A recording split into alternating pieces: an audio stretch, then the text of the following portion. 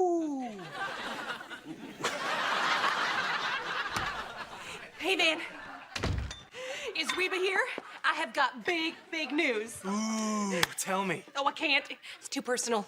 Too personal? Barbara Jean, you're my stepmother-in-law, partial grandmother to my child, the woman that I may one day have to put in a home.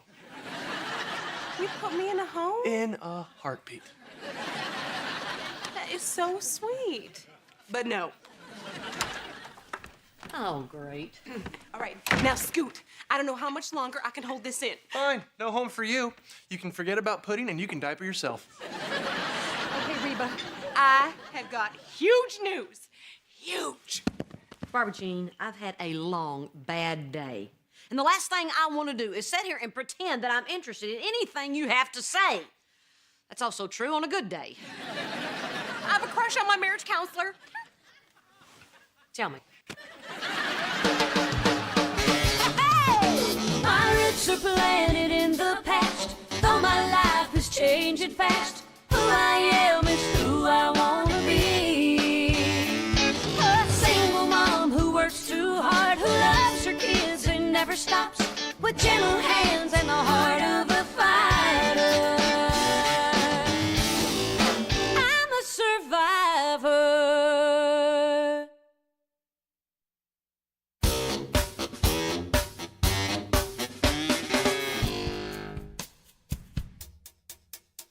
Barbara Jean has the hots for her marriage counselor. Shut up. No, you shut up. No, you shut up. I'm serious, they'll hear us. Oh, Reba, Dr. Morgan is so dreamy.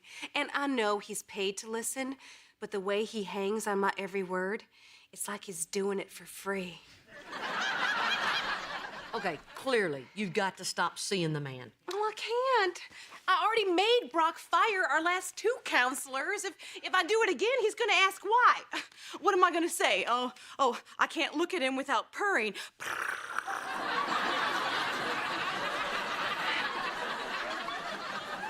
Talk it over with Dr. Morgan. I'm sure he's dealt with this kind of situation before. Okay, all right, I will. Will you go with me? No. Reba, please. I can't do this alone. I'm weak. People only think I'm strong because I'm tall. I understand. Just like they all think you're crazy, because you are.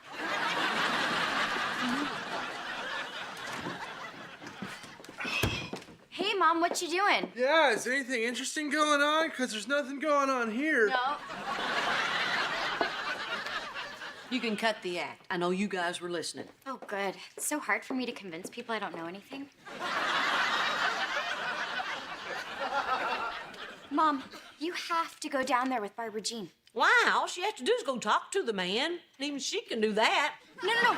Talking is exactly how you get yourself into trouble. Eventually, you run out of words and the clothes start flying. Mm-hmm. If we had better vocabularies, you wouldn't be a grandma. Nothing is going to happen between them. Well, maybe not, but what could happen is that Barbara Jean says it the wrong way and it somehow gets back to Dad. Their marriage is in a fragile place right now. Everything could be lost if Barbara Jean starts dating.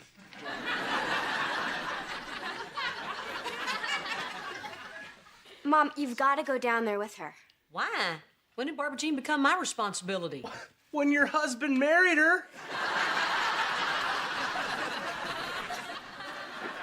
Look, Mom, Barbara Jean needs your help, and if you don't go down there with her, we will. Yeah, we will. And I can't promise you if things get heated up, I won't open up a can of whoop ass on Dr. Delicious.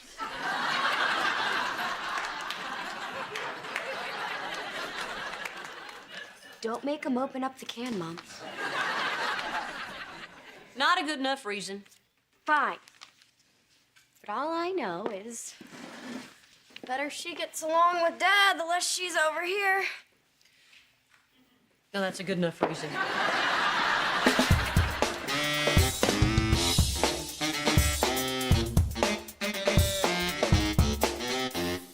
Is this weird?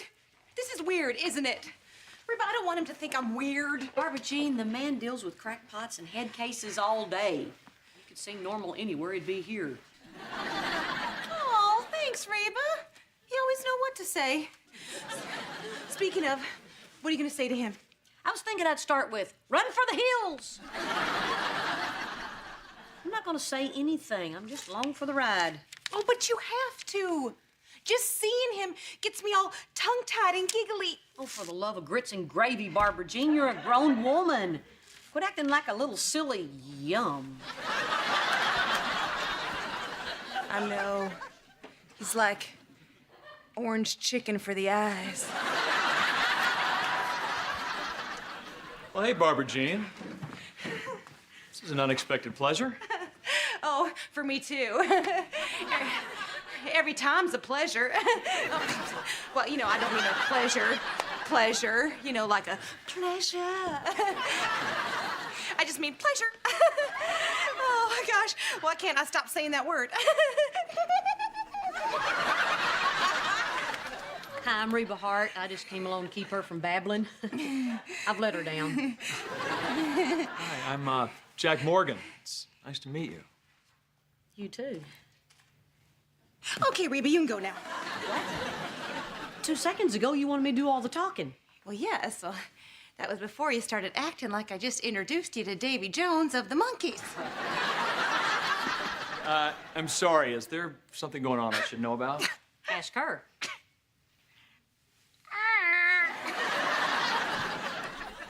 Oh, well, it's funny, really. You know. Beep-bop. I think you're. Oh God, you smell good. What she's trying to say is she has a problem because she is attracted to you. Oh, you do smell good.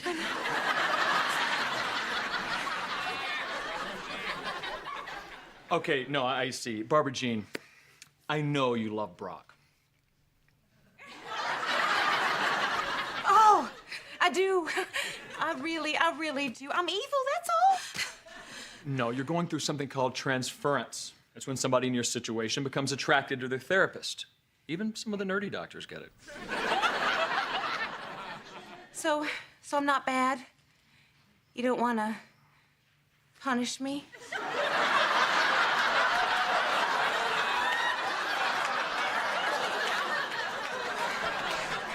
Trust me, no, you're a good person.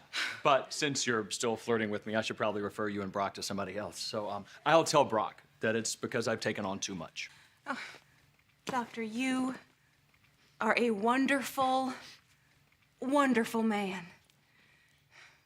Oh, God.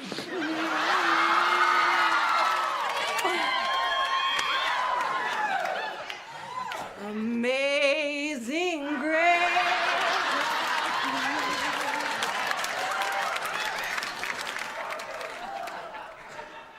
She took my gum.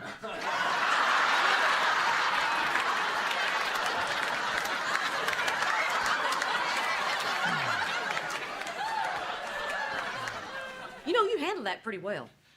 Well, thanks. It does happen to therapists quite a bit. I've had patients fall for me before.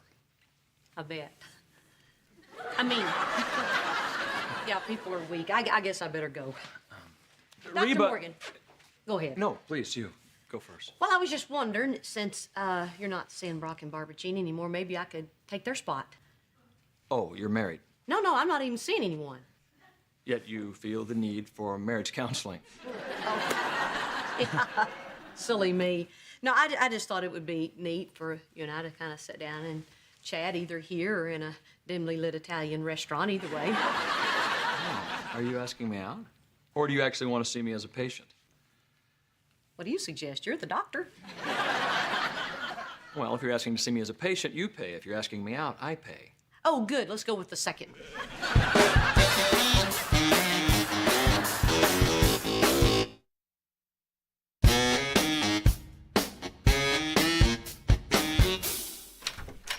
Oh, Cheyenne, there you are.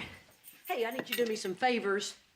I need you to switch the laundry, watch Jake tonight, and pick up some milk at the store. Why? Because I sold the cow for some magic beans. No.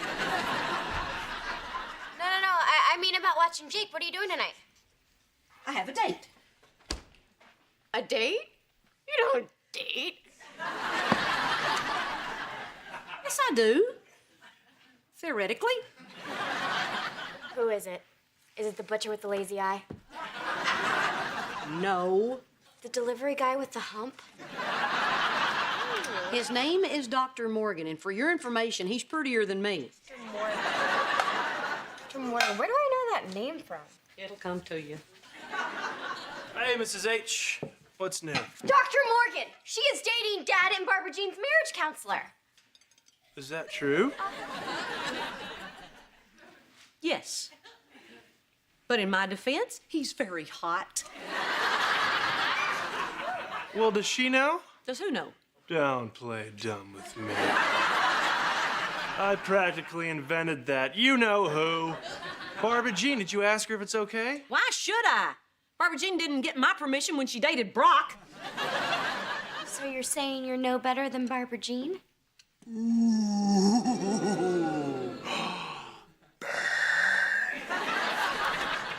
Try not asking her now. Fine, I'll do it. Wish I could trade you kids for some magic beans.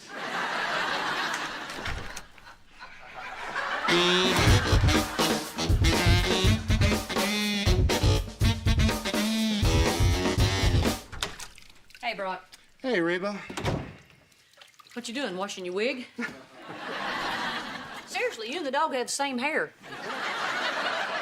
Oh, hey, Reba. Hey, Oh, don't they just look adorable? My little precious and my big precious. It was then he realized that masculine feeling would never return. So, Reba, what brings you by? well, I just wanted to come by and tell you something. I have a date. Oh, way to go, hot stuff. Is it the butcher with the lazy eye? No, Oh, Reba, it's not Harry the Hump. it's Dr. Morgan. Barbara Jean, are you okay? Yeah, I'm fine. I just lost the feeling in my head there for a second. You know how it does. So you okay with this? Oh, yeah, I mean, yeah, of course. I'm fine. Yeah. I mean, why would I care that you're gonna go out with my man? I mean, our man, you know, our counselor. There is just one tiny little problem, though. Yeah, what's that? He's gay. What? Oh, Brock, he's not gay. Of course not. Why would you say something stupid like that? Oh, please, look at the guy. Stylish haircut, killer smile, tan. Seems like a guy who's a little too into his appearance. Oh, great. Now my hands are all wrinkled from this stupid bath. So anyhow, I just wanted to come by and tell you about my date. Glad you don't have a problem with it. Brock, honey, I got a little headache. Could you give me some aspirin? Oh, yeah, sure, honey. Okay. I've got to get some hand cream anyway. Right. Well, so you finally got me, huh? You paid me back. I took your man, so now you're gonna take mine? I didn't take your man. You already have one. That's all you get. They're not collectibles. You were never my friend, were you? You know, you just wanted to keep me close until the day you could deliver your traitorous blow.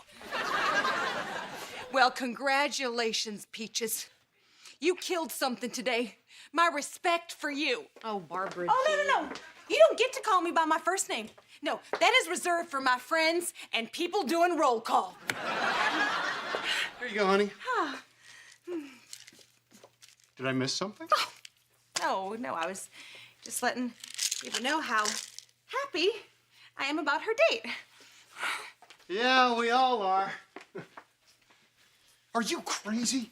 You can't go out with Dr. Morgan. Barbara Jean likes him. You knew? Well, of course I knew.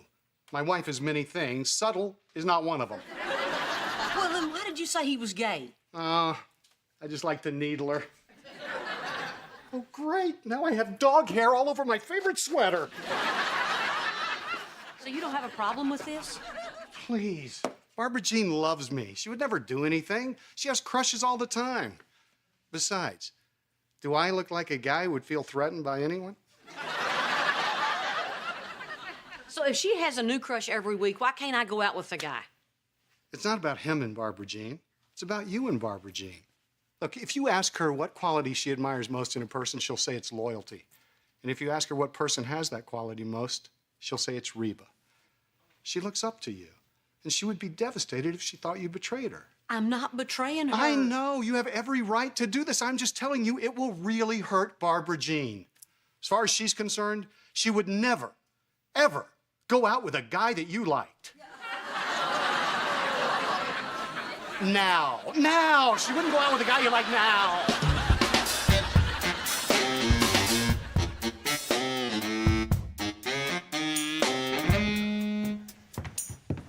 Got a beautiful house.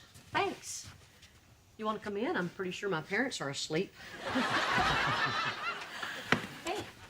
Looks like your mom waited up. Sweetheart, what are you doing here? I thought Cheyenne was babysitting. I don't know. She wanted me to cover for her and something about a sale at the mall and would I mind making up a story for Mom. So anyway, she's studying. Kira, this is Dr. Morgan. Hey, nice to meet you. Wow. Has Dad seen him? I used to be his marriage counselor. Someday I'm gonna write a book. Wow, that was a great restaurant you picked. Haven't had Chinese in a while. Ah, well, for some reason I had a craving for orange chicken. I had a terrific time tonight. Yeah, me too. Woo, that was just almost one of those kissing moments, wasn't it? I'm sorry, it was too fast. No, I should be sorry. I keep thinking about Barbara Jean.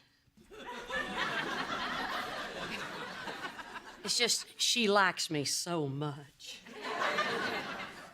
I like you too.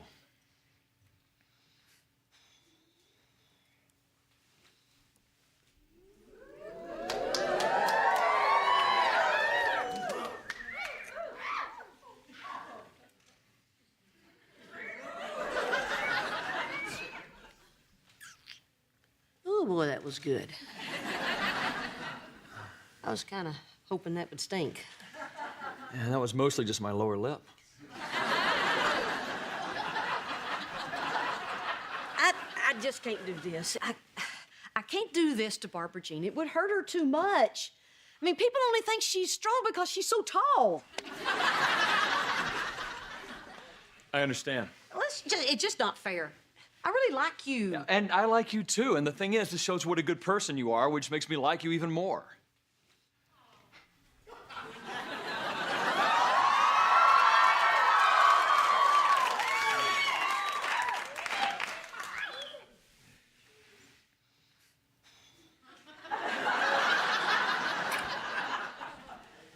Oh, I wish I was bad. Yeah, I do too. I had a great time tonight. Don't leave her! Barbara Jean? Reba, you can't break up with him. How long have you been in my kitchen? Well, since we got home from the restaurant. I've been following you all night. You realize that's not normal behavior. Hey, cowboy, we're not in your office. Reba, I'm so sorry I doubted our friendship. When I was in there eavesdropping on you, I realized how special our relationship is. So take the hunky doctor. You have my blessing. Are you sure? I'm sure. Well, that's very warped and generous of you, Barbara Jean. And you, if you hurt her, you are gonna have me to deal with. Oh, God.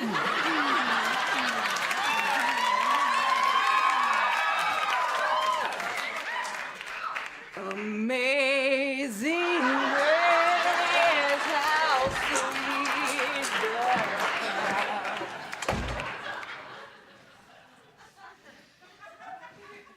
Well, I got my gum back.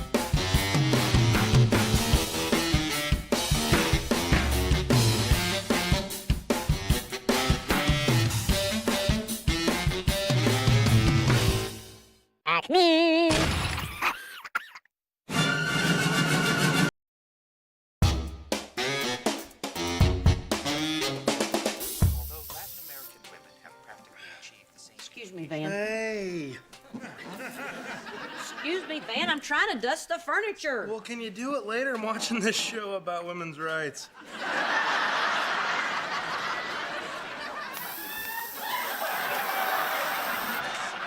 Now just rub your socks on the table. Well, all right, but this counts as one of my chores.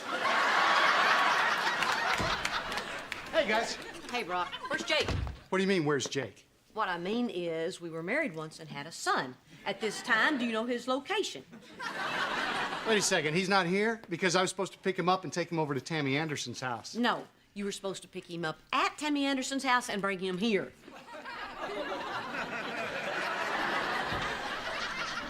Hey, Jake, how'd you get home?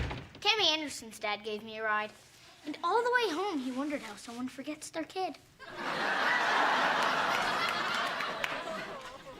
Me too. hey, I'm sorry, buddy. You know, your mom asked me to do it. I guess I kind of blew it. That's okay. Hey, Tammy's mom let us paint. Let's have a look. Oh, hey, did Elizabeth do that? No, honey, that was Jake. Recently? It's a boy waiting alone at a bus stop. I call it, "Where's Dad?" See you later, Dad. Yeah. Brock, you're a good father, but lately you just haven't been spending any time with the boy. I'm sorry, but I've been swamped. You know what? We're trying to get the dental practice back on its feet and juggling 2 families. Geez. I haven't even had any Brock time. As I recall, it's Brock time that got you 2 families. I'm just worried that it's starting to affect Jake. You know, she's right, Mr. H. You don't want to end up like that song about the boy and his dad with the dog and the cradle and the rubber spoon. You see, before you know it, he's gonna be grown, married with a kid of his own. Won't call as often as you like. Sorry. I got something in my eye. Great, now the other one's got it. What's up with Van? The same thing happened with him and his dad. They were never close. He doesn't really like to talk about it, but he's getting better now. Diane, I need you. Hold on, baby! Well, take your shoes off and ain't finish the table.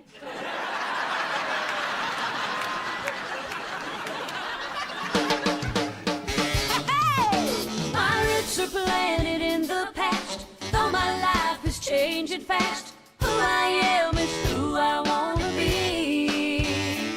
A single mom who works too hard, who loves her kids and never stops, with gentle hands and the heart of a fighter. I'm a survivor.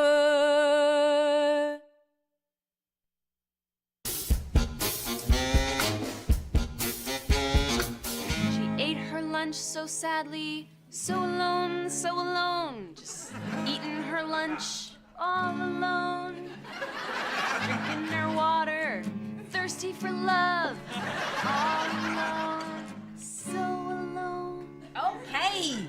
Get $20 out of my purse and go to the mall. Girl went to the mall because her mom said okay. Said okay. Get out. Yeah, she did.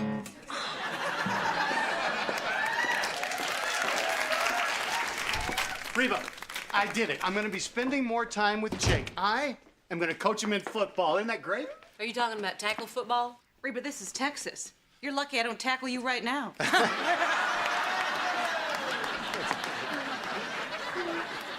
don't want him to play tackle football. He could get hurt. He's one of the smallest kids in his class. Reba does have a point.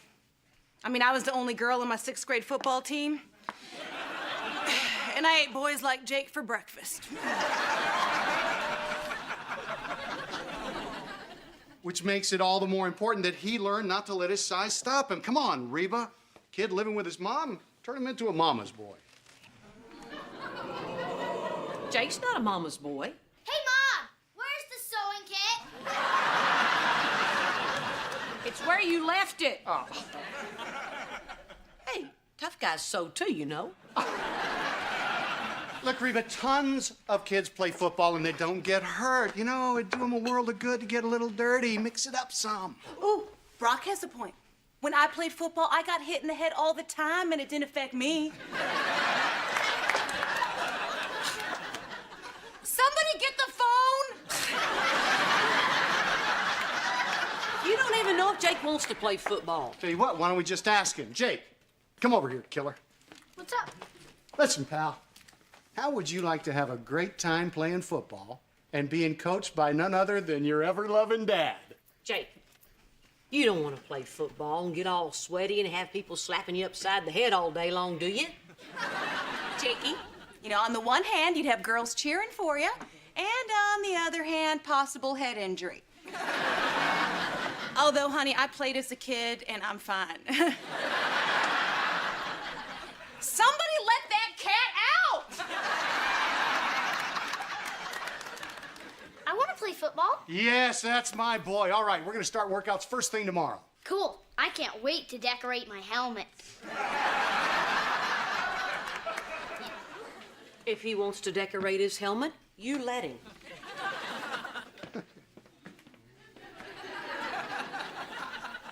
You're not the boss of me.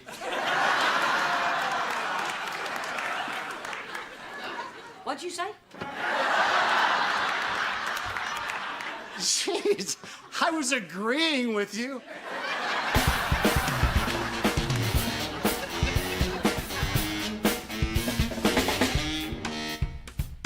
Oh, hey, Reba. Here's a sport Jake's not too small to play. Origami. The ancient Japanese art of folding paper. He folded a towel at our house once. Nobody got hurt.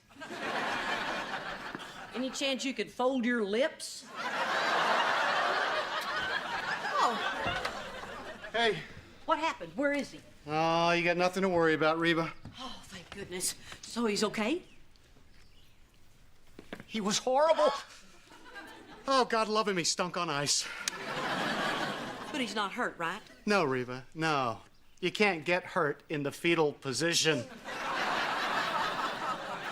To be honest, it was a little embarrassing. Oh, please tell me you didn't say that in front of him. Well, of course not. Did you roll your eyes? No, I didn't.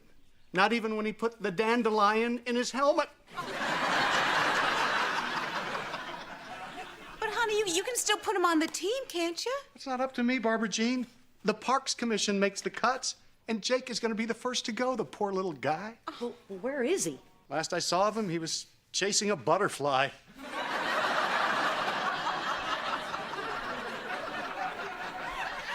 Or it was chasing him. I couldn't look.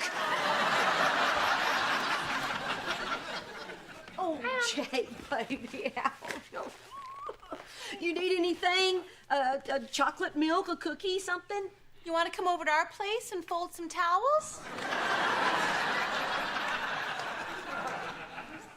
No thanks. Hey, Dad, I had a great time today. Yeah, me too, buddy. And the best part is, we get to spend every Saturday together for the rest of the season. Sure we will, Jakey. Sure we will. I'll see you at home, Barbara Jean. So, Jake, you really had a good time today, huh? Yeah. Really? I mean, you could just spend Saturdays with me. Don't be jealous, Mom. A boy has to spend time with his father, too. It doesn't mean I love you any less. This is horrible, Barbara Jean. I know. Because of me, that little old boy's heart's gonna be broken. Can't believe I'm gonna say this, but somehow or another, we gotta get that boy on the football team. Okay, Reba. I'll coach him. Not you, Barbara Jean. Somebody knows what they're doing. He's not trying out for mascot. I'm just saying, I think I feel so much better now that my dad and I have talked. Honey, driving by his house and honking your horn is not talking. He knows my honk. Van, I need you to coach Jake. I thought you didn't want to play in football. I didn't, but he feels it's very important to spend a lot of time with his dad. So you want me to teach him that the only way to win his father's love is by playing some silly game? Because let me tell you something, Mrs. H. You can run around all you want, and it's not gonna... I won't do it. Someone's gotta break the cycle. I think he's doing way better with this. Diane, I need you. Right behind you, baby. So, I bet someone who doesn't know what she's doing is looking pretty attractive right now. Oh, go answer the phone. Oh, I knew it.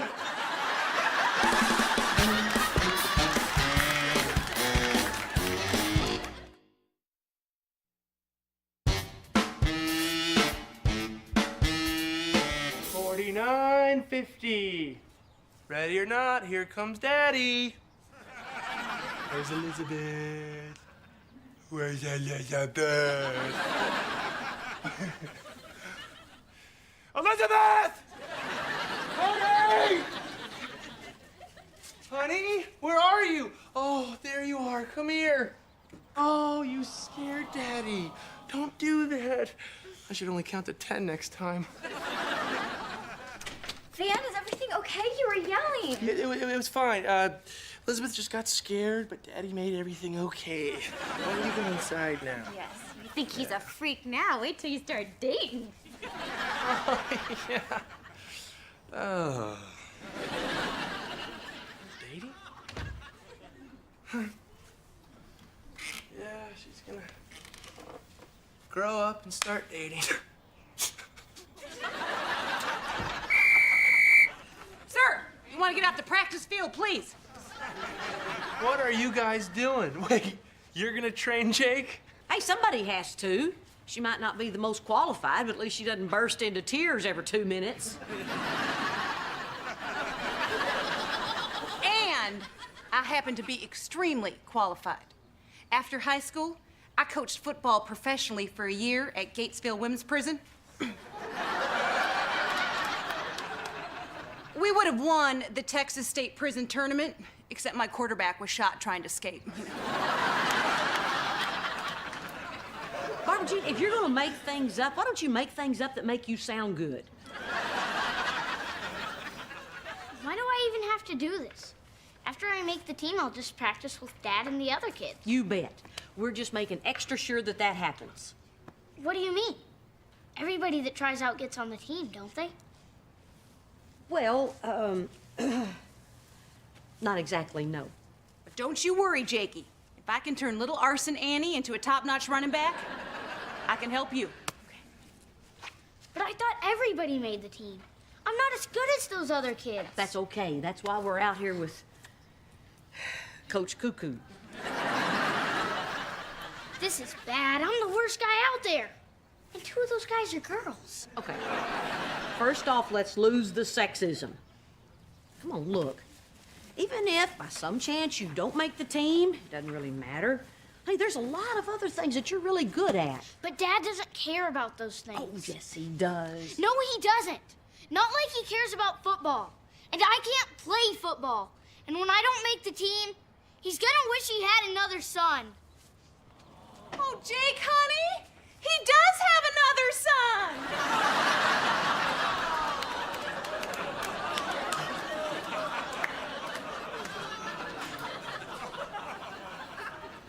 I know how the kid feels. Oh, knock it off. You don't know anything. Oh, yes, I do. I never had a relationship with my father either. You're unbelievable. You know that? You're so busy with your little pity party that you can't keep the same thing from happening to him. This is a sensitive issue for me. Okay, look, Van, I'm sorry what happened between you and your dad, but that was a long time ago. My little boy is hurting now. What do you want me to do about it? Help him! Help him make the team! Well, my dad never helped me. He never helped me make the team. Never came to the tryouts.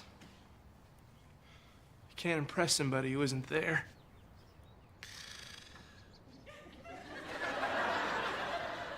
Be strong, man. Be strong. All right, dang it, I'll do it. But no halfway. That boy is mine. Thank you, Van. He's gonna need a new pair of shoes, lots of water, and a pan of fudge brownies. Brownies? No questions. I've got to turn a boy into a man, and I get hungry.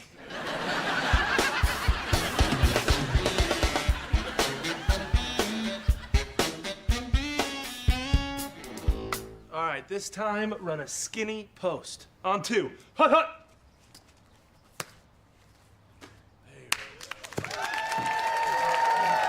Good Jake. Good Jake. It's birthday. It's birthday. Raise the roof.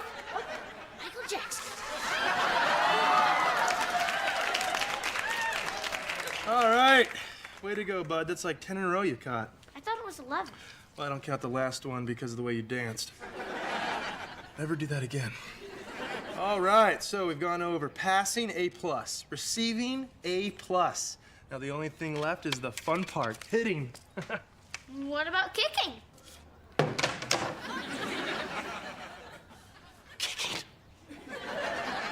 Kickers are little wimps who are afraid to get hit, Jake. I think I want to be a kicker. No, you don't. Didn't you hear me? Hitting is the fun part. Not when you're the one getting hit. Wait a minute. Is this why you did so bad the other day? You're afraid of getting hit? Yeah. I also don't want to be lit on fire. I'm weird. I bet you think I'm a big baby. No. Listen. When I was playing, I was afraid of getting hit, too. No, you weren't. Oh, yes, I was. Everybody's afraid of getting hit, but you can use that to your advantage. So you need to hit them first, so they get scared first. Now, we're going to do a play right now, but we're going to do it in slow motion. I want you to try to hit me before I hit you, okay? On go. Ready, set, go. Hey! You said slow motion. Oh, I'm sorry. Okay, I messed up. Let's try that again. Okay, here we go.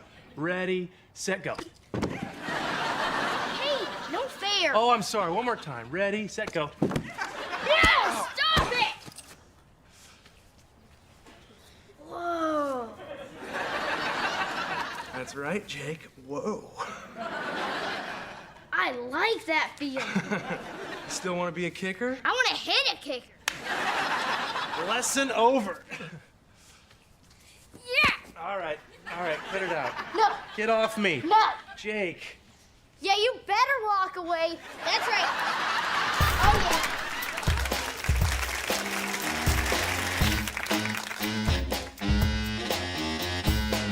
Snap. What's that? It's that little boy's leg. Crack. Oh my, it's that little boy's arm. Kira! Knock it off. You know what? You think you're so funny and you are so not. Yeah? Well, you think you're so pretty and you so are. Well, shut up, Kira.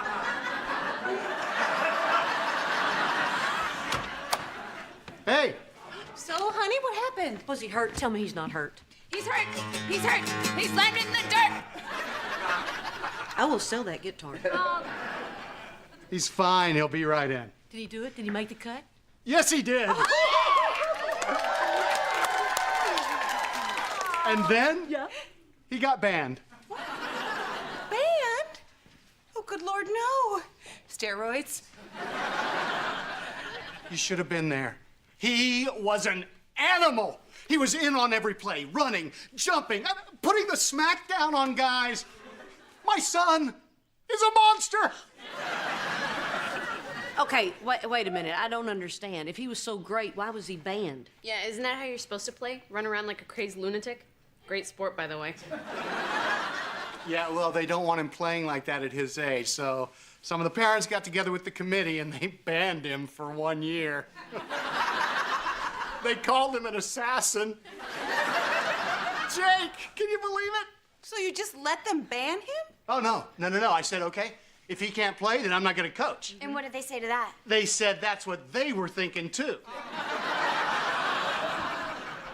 So they banned me. I can't coach for a year. Ladies and gentlemen, I give you the Assassinator. Stay very still, folks. He's trained to hit anything that moves. He's 75 pounds of ornery whoop-ass. But he's so cute. Watch it, cheerleader. Thanks for the help, Van. Hey, no problem, buddy. Helped me too. It gave me a chance to work through some of my feelings. I can't believe I spent all those years mad at my dad because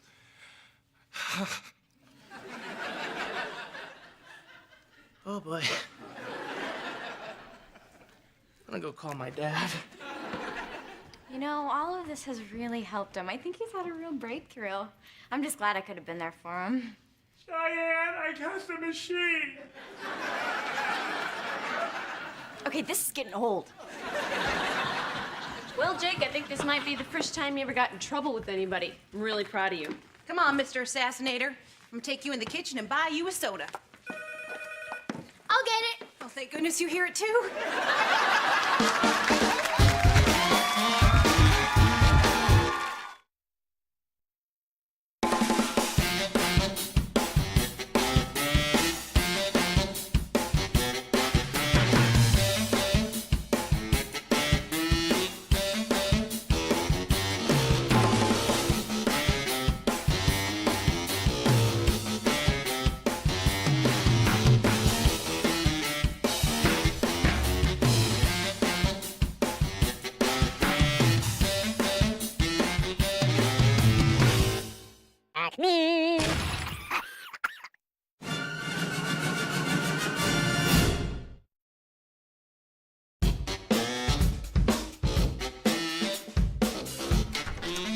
Hey, guys.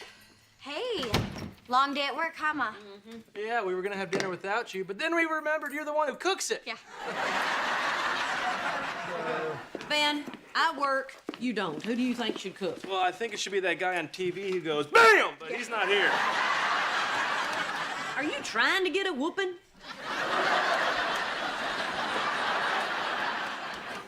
Something tells me you haven't found your assistant. You know, just make sure you check all those references, Mom. Well, I've talked to all their parole officers. Well, a bunch of people called here today. I've been on the phone all day. Boy, unemployed people are sure chatty. Well, I'm desperate. Does anybody sound interesting? Oh, tell her about that guy that called this afternoon. He sounded really good. He did? Yeah. Tell me. Well, let's see. He's in his early 20s, married, has a kid. Sounded like a pretty cool guy. He really wanted the job. Oh, my gosh, that's him. That's the guy. Oh, give me his number. Well, I don't think he left a number. What? He had to. Go check and see if he left a message. Okay, I'll go do that. Why don't you start shaking a pot?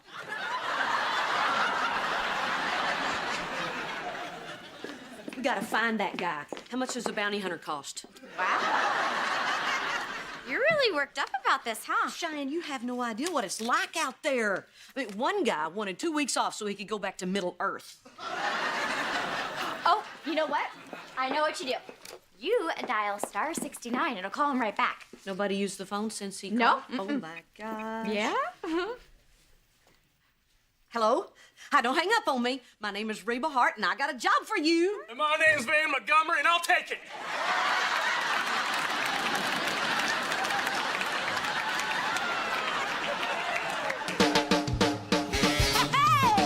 Pirates are planted in the past, though my life is changing fast. Who I am is who I wanna be. A single mom who works too hard, who loves her kids and never stops, with gentle hands and the heart of a fighter. I'm a survivor.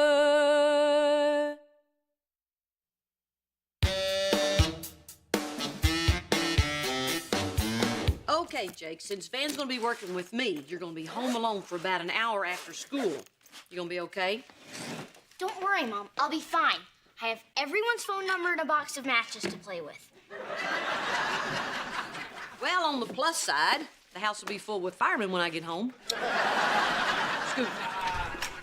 I'm gonna be alone in the house after school. Tell some of your girlfriends to stop by. Van, hurry up. We're gonna be late for work. You know the boss shouldn't have to say, get out of your pajamas. So it's true, Mom? You actually hired Van? Yes, I did. You know, maybe I should have thought about it for a moment more. But, you know, get the family a chance, right? Van's better than nothing. Right, Kira? You'd be better off putting a tie on a monkey and letting it loose in your office. Come on, Van, let's go. Van, come on. Van Montgomery at your service. Well, Hello, little lady. Would you like to buy a house? Seriously, Mom. Van, you're not selling houses. You're my assistant, who happens to be late for his first day of work. Oh, come on, I'm golden. I'm married to the boss's daughter. There he is. Hey, Van, I brought you a little something for your first day on the job. It's my very first briefcase. Wow. Yeah. Must be 100 years old.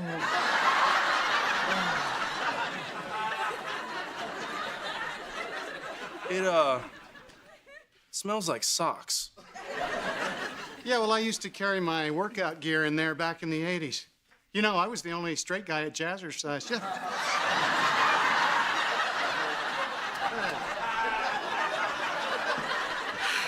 So, Reba, very smart.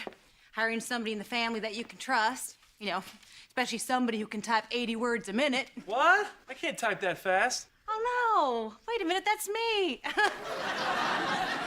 Van must be the person in the family who's taken several computer classes at the Y. Oh, shoot, no, that's me. CPR class, me. Licensed operator back home, me.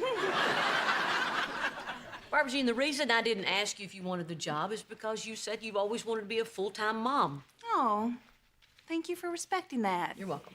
So that's the only reason you didn't hire me? Yes, that and the you being crazy thing. Well, you two have fun. I'm sure it'll be great. Oh, absolutely. Yeah. Unless somebody has a heart attack or needs me to dig a trench. Yeah. I'll keep my cell on. Yeah.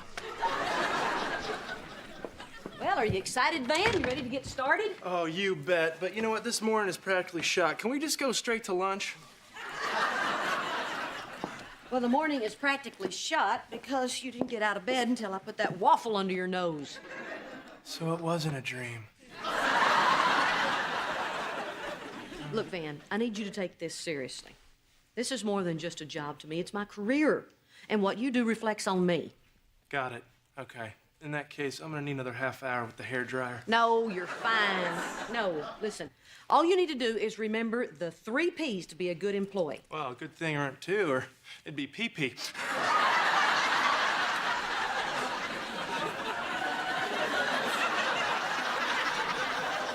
Punctuality, preparedness, and professionalism. Got it? Got it. Okay. No, I wasn't listening. I was still thinking about my hair.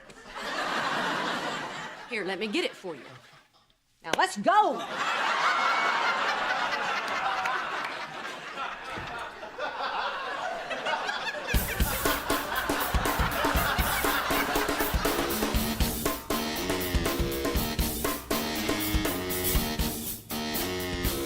Hey, Mom, I'm gonna ride my bike down the stairs.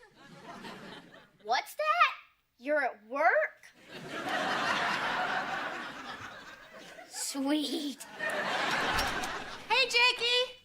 I thought since we were both alone, we could spend some time together. Now's not the best time, Barbara Jean. Jake, you are not gonna ride that bike down those stairs. It is too dangerous. That's what makes it fun. Haven't you ever done anything dangerous? Well, no. My parents are really strict and mean. They never let me do anything. I don't see your parents around.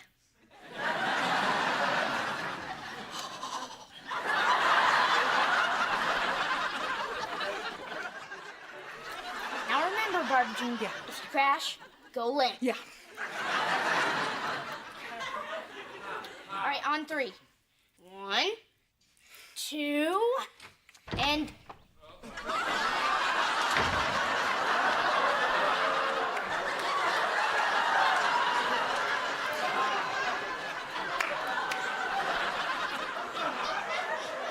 I tried to stop her.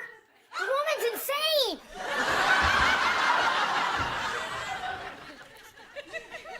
You want to go first? You know, that's the least crazy thing I've seen all day. Because I get to work with Van.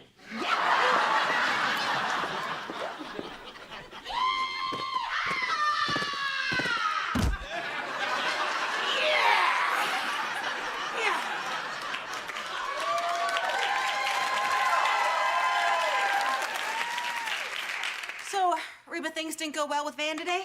Kira was right. I should have hired a monkey. Oh, Reba, you can't. The laws are so strict.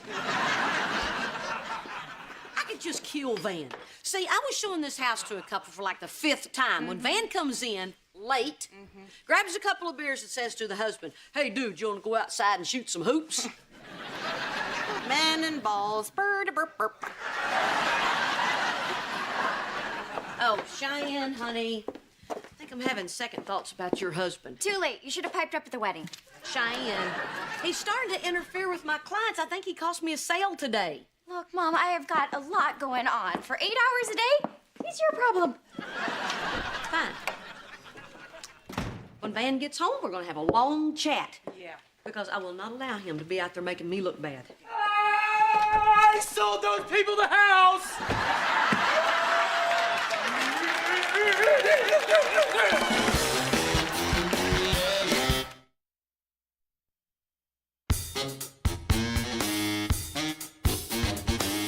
What did you say? I said I sold those people the house. Van, you couldn't have sold him that house. You were outside playing basketball. That's how I did it. I didn't want him just to buy the house. I wanted him to buy the neighborhood, the lifestyle. That's how that guy sold me the kayak. Well, that's just... Wow. Good for you. Good for us. I couldn't have done it without you distracting his wife. Well, maybe me showing the wife the house did have something to do with the decision, too. Nah, after you left, she was against buying, but then I showed Cindy the garden, and she was hooked. You see, Mrs. H, you gotta know your buyer. For Tony and Cindy, shooting hoop and having a few beers made that house feel like that could be their home. Home on the range. We were singing that. I'm still kind of buzzed. Oh, that's Tony and Cindy. Hey, talk to Big Daddy Van. Yeah. Reba, are you okay? Your face is starting to get all red. It's starting to match your hair. No, I'm fine. I'm happy for Van. I think it's great that he can just waltz in and make a sale without even trying after I've done all the groundwork for 2 weeks. Well, you don't sound happy. Hell, I am. Well, all I know is that if my son-in-law did this, well, which would be weird because, I only have a son, which would mean Henry'd have to be gay, I mean, I'd love him just the same, But I don't think he's gay. But he sure does know his colors. I'm gonna go home.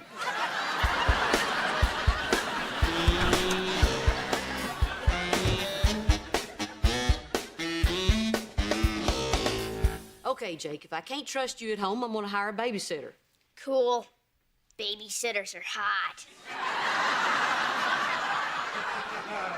I don't like this age. Going upstairs to your room. Howdy, partner. Hey, check this out. Montgomery Hart, because you gotta have Montgomery. See what I did there? You thought it was gonna read because you gotta have heart. I went the other way. Well, I would have gone the normal way, but then again, I'm normal. What's this for exactly? We could be partners. No, we really couldn't be partners because you really don't have your real estate license. Details. Not details, it's the law. That is what's so great. You know the law and I don't care. Van, being a real estate agent is hard. Not everybody can do it. Are you forgetting that I sold a house? Are you forgetting that I own the house you live in? Hey, Van. How'd work go? How many houses did you sell today? Oh, still just the one. But the big news is that Mrs. H and I are gonna be partners. Partners? I hope you're talking about fighting crime. No, and we're not going to be partners. But Mrs. H, we'll work so great together. You come in all stern and technical, like, grr, look at the closets, look at the square footage. And then I come in all cool. Hey, I'm Van. What's up? Want to buy a house? And they do. You show the house, I sell the house. You talk them to death, I sell the house. I talk them to death, Van? Like talking about the school systems and the plumbing and the roofing? She can go on like that for hours. Hey, Van, you may be misreading the situation. No, I'm not. Are you guys forgetting that I sold a house? No, because you won't let us forget it.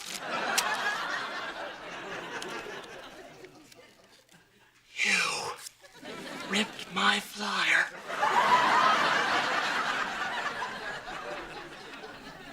We're not going to be partners. We're never going to be partners. In fact, I'm going the other way. You're fired. You're firing me? Well, this just came out of the blue. No, really, it didn't. I have it doodled all over my day planner. All right, fine. Fine, I'll get another job. Maybe I should find something that I'm not good at so no one gets upset.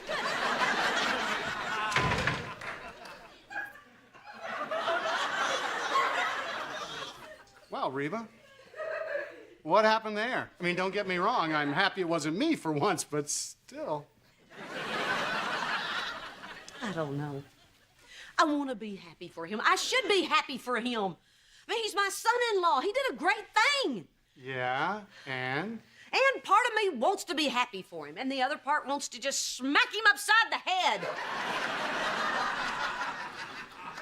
Look, it's totally understandable that you're a little bit jealous. I mean, he made a quick sale. He's young, he's good looking, eats like a pig, and stays in marvelous shape. I mean, if I weren't exactly like him, hey, I'd want to smack him too. So you don't think I'm a terrible person for feeling this way? No. It's just that it's so easy for him and so hard for me. I've got a lot riding on this. Sometimes I lie in bed at night wondering what's going to happen if this don't work out. Hey, you remember when I got out of college and we started the dental practice? Yeah. Boy, I was so nervous. I made a ton of mistakes, but you remember what happened? We got that malpractice insurance? No, I relaxed and everything worked out. Okay, you're just too uptight. I mean, Van sold that house because he was relaxed. He was just being himself, and people can sense that. So you think I ought to be more like Van? Well, yeah. Oh, come on, Brock. I got 3 important appointments tomorrow. I can't act like some surfer on cough medicine. No, you don't have to act like him. You just have to think like him. Come on, give it a try. No. Okay, fine, fine, don't change. Be all, grrr, look at the closets. Okay, fine. I'll think like Van. Ow, that hurts. Just make your mind go completely blank. Hi, I'm Barbara Jean.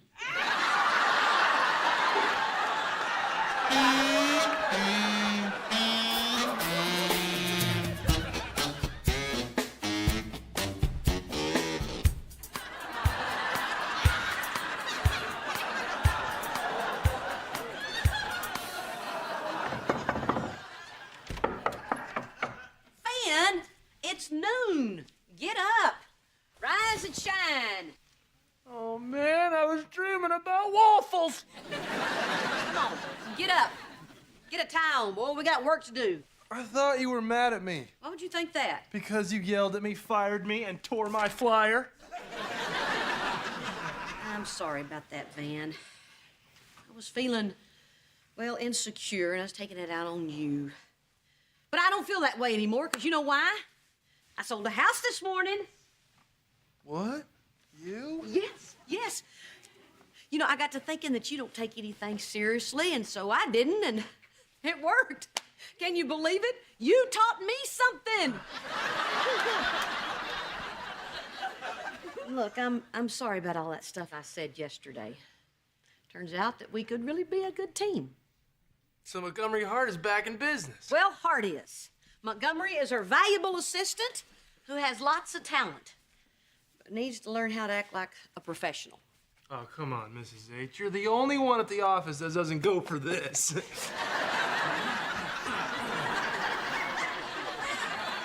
Van, look. You can have all the good times you want, but if you don't show up, act like you know what you're doing, and be prepared, none of that means anything. That's something you can learn from me. So get up, get dressed, and let's sail, sail, sail. We got a busy day today. We got 2 open houses, a caravan, and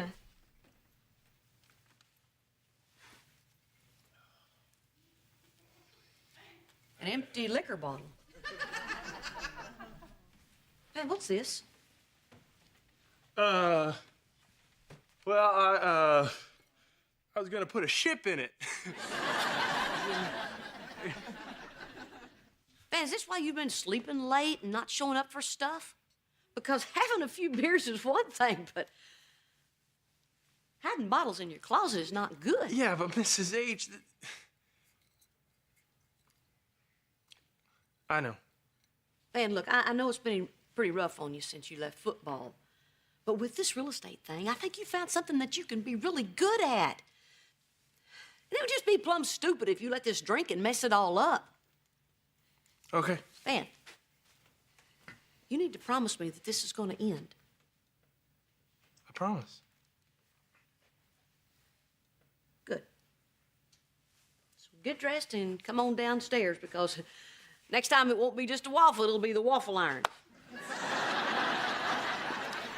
Hey, Ma. Hey, Cheyenne.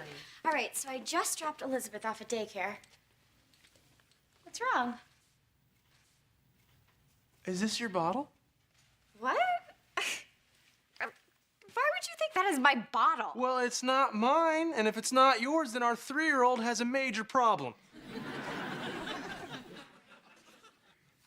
What's going on, Cheyenne?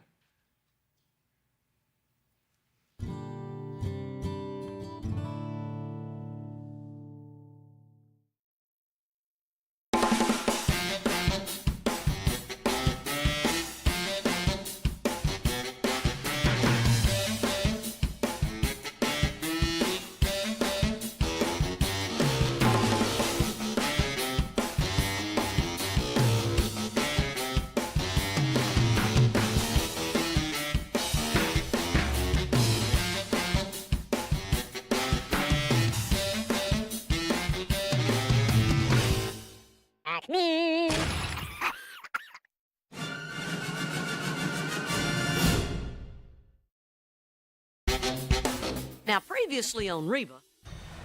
Man, what's this? Well, I was gonna put a ship in it. Man, you need to promise me that this is going to end. I promise. Is this your bottle? What? Why would you think that is my bottle? Well, it's not mine, and if it's not yours, then our 3-year-old has a major problem. What's going on, Cheyenne?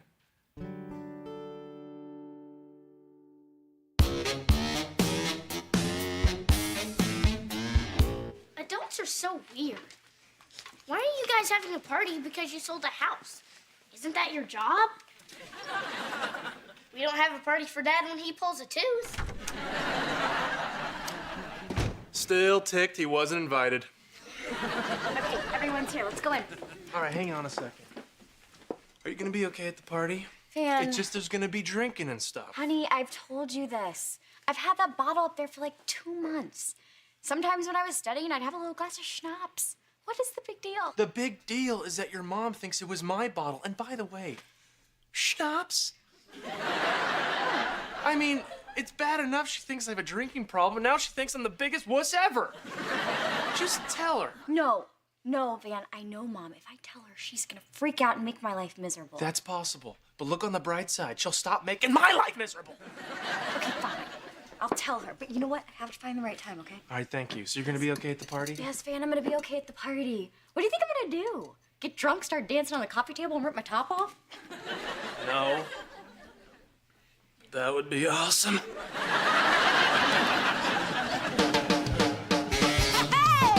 My roots are planted in the past, though my life is changing fast. Who I am is who I wanna be. A single mom who works too hard, who loves her kids and never stops, with gentle hands and the heart of a fighter. I'm a survivor.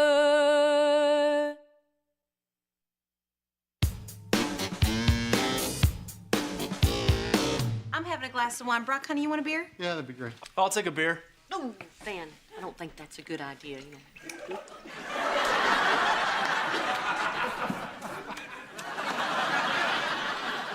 Soda? You on the wagon van? Yes, but they shouldn't call it a wagon because wagons are fun. Well, if I'm gonna be drinking a soda, I'm gonna need some cheese. Maybe I have a cheese problem too.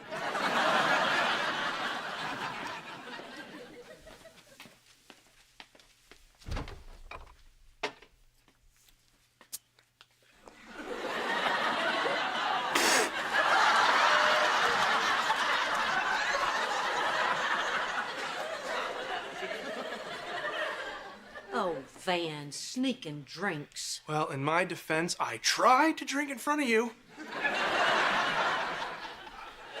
Look, I think you need to go to one of those meetings so you can talk to people who are dealing with the same thing you are.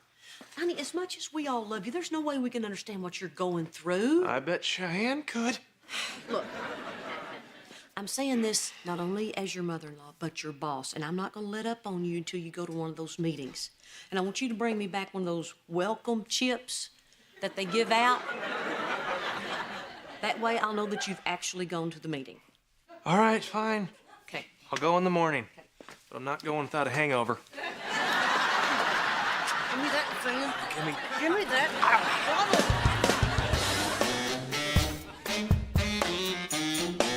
Ugh! That pinhead in the idiot registration office won't move my stupid anatomy lab to the stupid morning. Oh my gosh, did Barbara Jean get a job at the university? It is gonna wreck my whole schedule if I have lab in the afternoon. What am I gonna do? Cheyenne, Mom and I are doing something right now. She's helping me pick out the artwork for my band's demo CD. Oh, would you care? Why don't you just use a picture of a toilet because that's where your band's headed? Cheyenne. That's actually not a bad idea. Thanks, Cheyenne. Cheyenne, why don't you call back and politely ask to speak to a supervisor? Tell them you're a mom and you want to change the lab because of your child. I'll try, but it's so hard to get men to do what I want when they can't see me.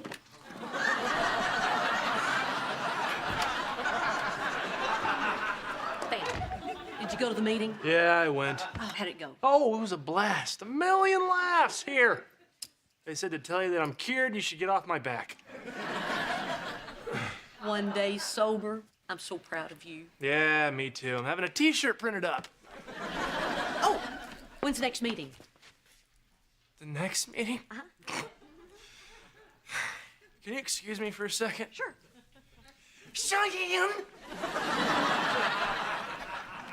Hey, honey. How was your meeting? It wasn't my meeting, Cheyenne. It was your meeting. Well, good. Now you've gone and Mom will get off your back. No, she won't. I'm telling you, she won't stop busting my hump until you tell her the bottle was yours. And then she can bust my hump. About what? Drinking a bottle of schnapps in 2 months? Just go to the meeting and tell her you went because you're being really careful and you can't say anything more because it's all anonymous. I don't know. Man, I think I'd feel really uncomfortable around all those people. If you want, I'll go with you. But come on, Cheyenne. This little misunderstanding has gotten way out of control. It's baseball season, honey. I need to drink beer.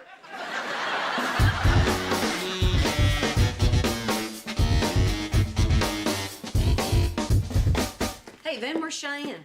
Oh, she went out for a little while. I thought I was the only one left at home.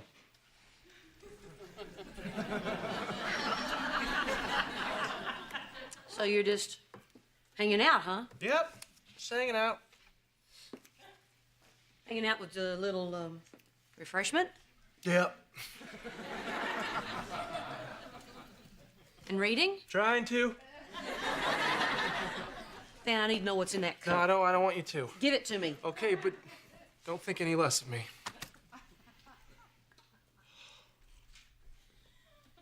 Ugh, what is that? Prune juice and vinegar.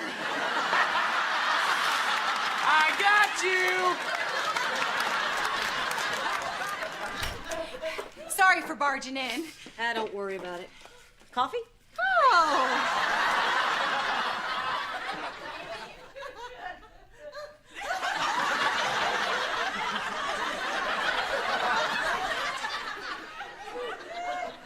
Yum.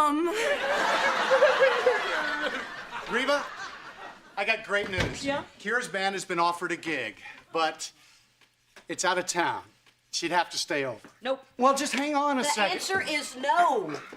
We talked about this, Brock, when Kira first got started with the band. No gigs on school nights and none out of town. But Reba, this is special. Enjoy your coffee.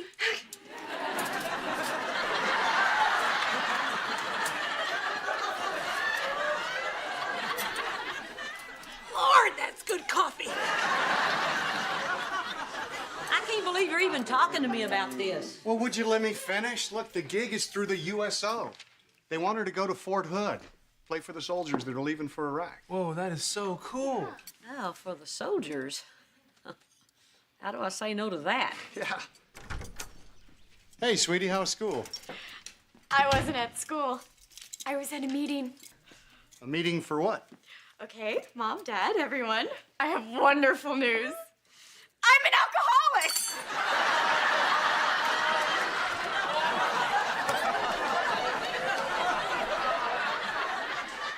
I'm having a beer.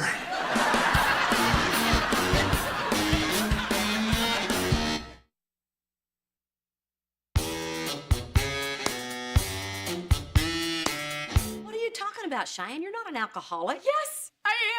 Remember that bottle that you found in our closet that you thought was Van's? It was mine. He was just taking the fall for me. My sweet, sweet enabler. See, Mrs. H, I told you I didn't have a drinking problem. So, honey, you've been drinking secretly? Yeah. Is it because of your mom's coffee? Well, for right now, it doesn't matter why I'm doing it. It just matters that I'm doing it. Little something I picked up at my meeting. I still can't believe this, Cheyenne. When I thought it was Van, it made sense. I mean, you know, the guy's got a helmet with 2 beer cans on it. But I've never seen you drunk. Oh, I know. Not only am I an alcoholic, I'm really good at it. Yeah. But honey, you're not really an alcoholic, right? You just went to the meeting so you can get Miss Dry County off my back? Oh. Well, that's what I thought at first, but then I learned that I really belong there. Wow. And like an idiot, I am standing here drinking a beer in front of you. Ah, well, no more. I'll be in the garage. Van! No. Pour it out. Okay. Van! Cheyenne thinks she's got a drinking problem, then we're all gonna be here to support her. From now on, this house is an alcohol-free zone. Yeah, our house too. I'm even gonna give up drinking coffee. No. You guys, you can't do that. That just creates a fake world. The problem is not alcohol. The problem is Cheyenne. I can't change the world, but I can change Cheyenne. You learned all that from one meeting? Yeah. Oh, okay, the meetings are the coolest. First of all, you get to talk about yourself for as long as you want. Yeah. And the people have to listen. They even clap for you when you're done. Oh, yeah, they even clap for the losers. And believe me, there are a few losers. Wow. So, listen, Cheyenne, honey, you're an amazing person. I know you're gonna beat this thing. Sure you will. Yeah, I know. It's just so heartbreaking to think of all the people who are out there still suffering. God, I remember what I was like before I got help. You mean an hour ago?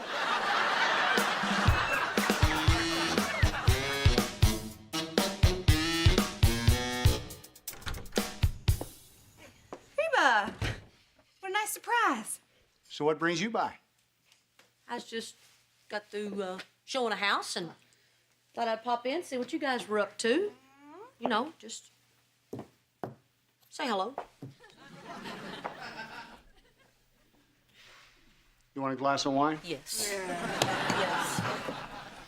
Things pretty tough over at your place, huh? Oh, my gosh. Look, I am completely, totally, 100% supportive of Cheyenne on this. That being said, dear Lord, that girl is driving me out of my flipping bird. tell me every morning I've got a new pamphlet on the windshield of my car, and it always has some guy sitting at a bar holding his head like this. Can I maybe say something that maybe I'm not supposed to say? Don't you always? Is it possible, just possible, mind you, that Cheyenne doesn't have a drinking problem? I don't know. She says she does, but I've never seen it. Me either. But apparently she's been drinking more than any of us knew. The scary thing is, she's been hiding it. It's just that Cheyenne has a bit of a tendency to jump on bandwagons. Remember when she wanted to change her name to Condoleezza?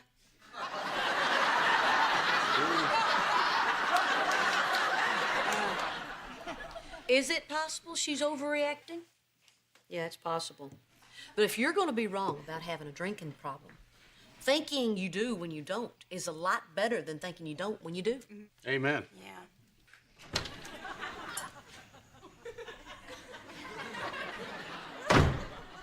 Hey, man, what's up?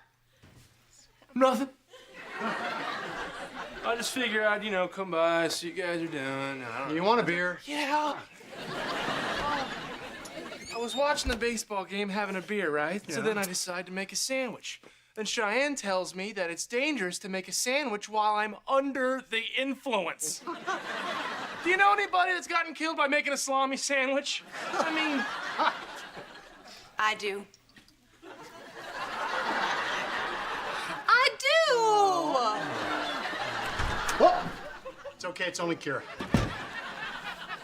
Well, since you're all loaded, maybe this is a good time to bring up the USO gig. Yeah, Reba, have you given any more thought to that? Yes, I have. And Kira, I think this is something you really ought to do. All right. Are you serious? You're letting me go? Yeah, but one of us need to go with you. Great. I believe Motley Crue also tours with a parent. Your mother's right, Kira. Listen, I'll rearrange my schedule. I'll go with her. Great. To Kira and the band. Kira and the band. To Cheyenne quitting drinking. Cheyenne quitting drinking. So, what you guys up to? Besides getting wasted. Honey, we're not getting wasted. We're just celebrating that Kira's band's gotten their first out-of-town gig. Oh, I see. What better way to celebrate good news than to drench your brains with poison? Cheyenne, relax. It's not like we're making sandwiches. Well, I'm glad that we're talking about Kira's band because I wanted to talk to her about that too. Can this wait? I want to go call the guys. No, it can't wait. Okay, I've been working on my 12-step program and I'm up to step 9, which is making amends with people. You've been working on your program for 2 days and you're already up to step 9? Well, I skipped a bunch of boring ones. Anyway, I realized that back when I was using, I said some really horrible things to you, Kira, about your band. It's cool. Don't worry about it. Kira, this isn't about you, okay? It's about me. All you really have to do is listen. You think you can handle that? Yeah. Anyway, even though you've said like 10 billion mean things to me and I've only said like 5 mean things to you, I just want you to know I'm sorry.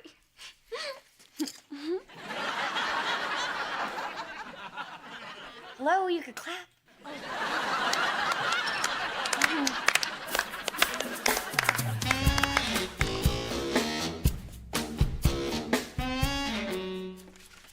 Be sure and call me when you get there, and before the show, and after the show, and to say goodnight, and in the morning. Why don't I just call you now and we can stay on the phone the whole weekend? I know you're joking, but that'd work for me. Mrs. H, you got nothing to worry about. She's just going to a military base with a rock and roll band. I mean, come on. Hey, Kira, I'm gonna talk to the people at my meeting about having your band play at one of our alcohol-free dances. Wouldn't that be fun? Gee, I don't know. We might already be booked at a barn raising. Cheyenne, I'm gonna go see them off. I'll be back later. Okay. Oh, Kira, tell the soldiers I know what they're going through. Fighting my own war.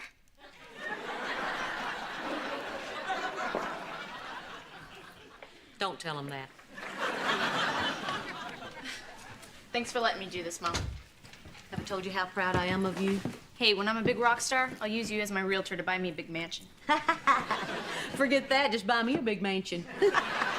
Oh, shoot, I forgot. I got your band some carrot sticks and juice boxes. Be right back. Carrot sticks.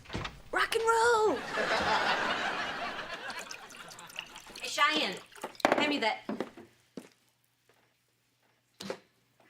What are you doing? What? Nothing. Oh, this? I'm just having a little glass of wine. Glass of wine?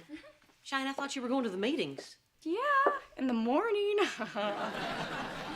You know, honey, I don't know much about this program you're going to, but isn't drinking between meetings a little bit of a no-no? Mom, I'm having a bad day, okay? The school won't change my stupid lab and I need a drink. You need a drink.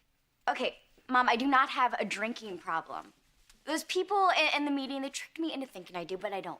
They just want me there because I'm fascinating and I bring great donuts. So you don't have a drinking problem? No, of course not. You're just the type of person that needs a drink when they have a bad day. I don't need it. You know, this is exactly why I used to drink in my room, because I didn't want some big speech. Oh, well, if you don't need a drink, give it to me. Hey, Mom, you know what? You don't know what the last year of my life has been like.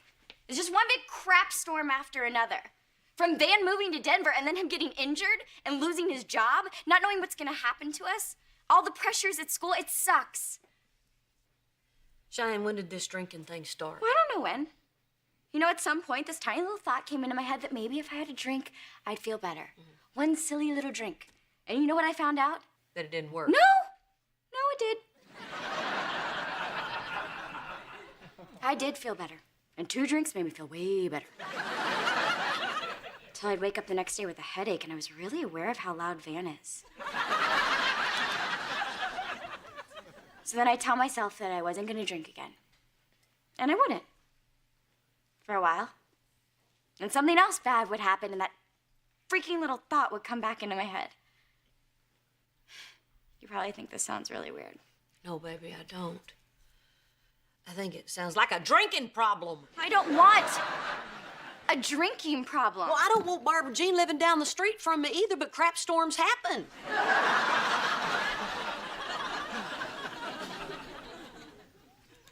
What am I gonna do? First thing you're gonna do is put the drink down. Right there.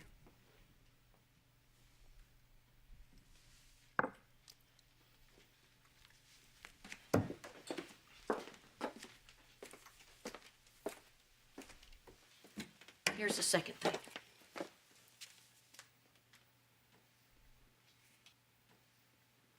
I'm scared, Mom. I really am. I know, babe.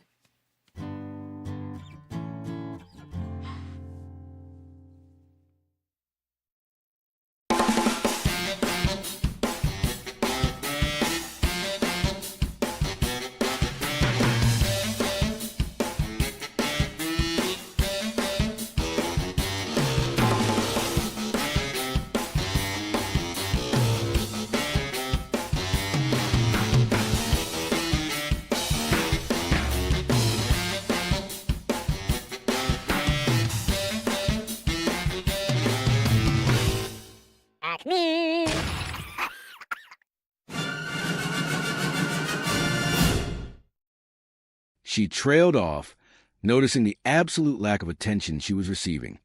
The entire table was captivated by Barbara Jean. Will you stop staring at her? What? One of the kids replied, blinking rapidly. We have been staring at her for, the past 2 hours. Well, she is pretty. Barbara Jean gasped, a hand flying to her chest. I am pretty. Well, of course you are, Reba said, trying to maintain her composure. You have always been pretty, but she is new pretty. Van chuckled. Oh, Van, that is such a funny story you can tell to your next wife. Van, you really think that I am new pretty? Barbara Jean asked, batting her eyelashes. Oh, yeah. Van nodded earnestly.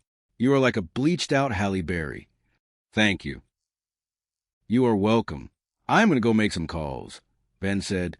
Standing up, he paused, turning back to Barbara Jean with a curious expression. So, Barbara Jean.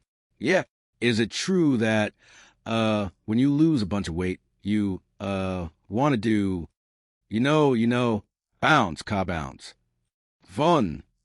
Cheyenne gasped, her face flushing a deep crimson. Van immediately panicked. Oh, Cheyenne, do not be upset. You are still hot. You are like a bleached out Jan Brady. January Jan Brady. I am Marcia, Cheyenne corrected, deeply offended. Marcia, Marcia, Marcia. As the younger couple bickered, Barbara Jean leaned over the counter toward Reba, her eyes sparkling with excitement. So, Reba, I got an idea. You should come down to the gym and meet Jordan, my trainer. Seriously, he will change your life. I mean, he is so much more than a personal trainer. He taught me how to work out and eat right. We go over the clothes I'm going to wear, the movies I'm going to see. Reba raised an eyebrow, the blender forgotten. Whoa, the movies you're going to see? What has that got to do with you getting in shape? Oh, nothing. Barbara Jean giggled softly. We just have the same sense of humor. That Tim Allen just kills us. I mean, whether he is playing a dog or Santa Claus, you just buy it. So you will come meet Jordan? No, Reba said flatly. Oh, come on, Reba. I want my best girlfriend to meet my best boyfriend. Boyfriend? Oh, whoops, that came out wrong. Barbara Jean laughed nervously, though a faint blush colored her cheeks. Oh, well, thanks anyway, but I am just going to be here with my smoothie. Reba took a sip of the green liquid and grimaced.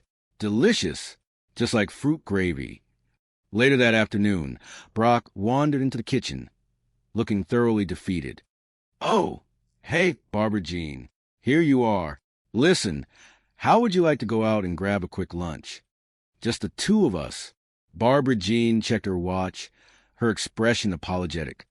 Oh, honey, I cannot. I am going to the gym. Well, cannot you skip it just this once? Come on. I will take you to that romantic French place you like so much. Really? Skip the gym and eat French food? No confondu, brah. With a bright wave, she was out the door. Brock slumped against the counter, staring at the space his wife had just occupied. Man, she blew me off again. All she wants to do is go down to the gym and spend time with Jordan, her trainer. Exactly, Brock sighed. Frankly, I like the new, but the new attitude, not so much. Reba, entering the room and catching into the conversation, rolled her eyes.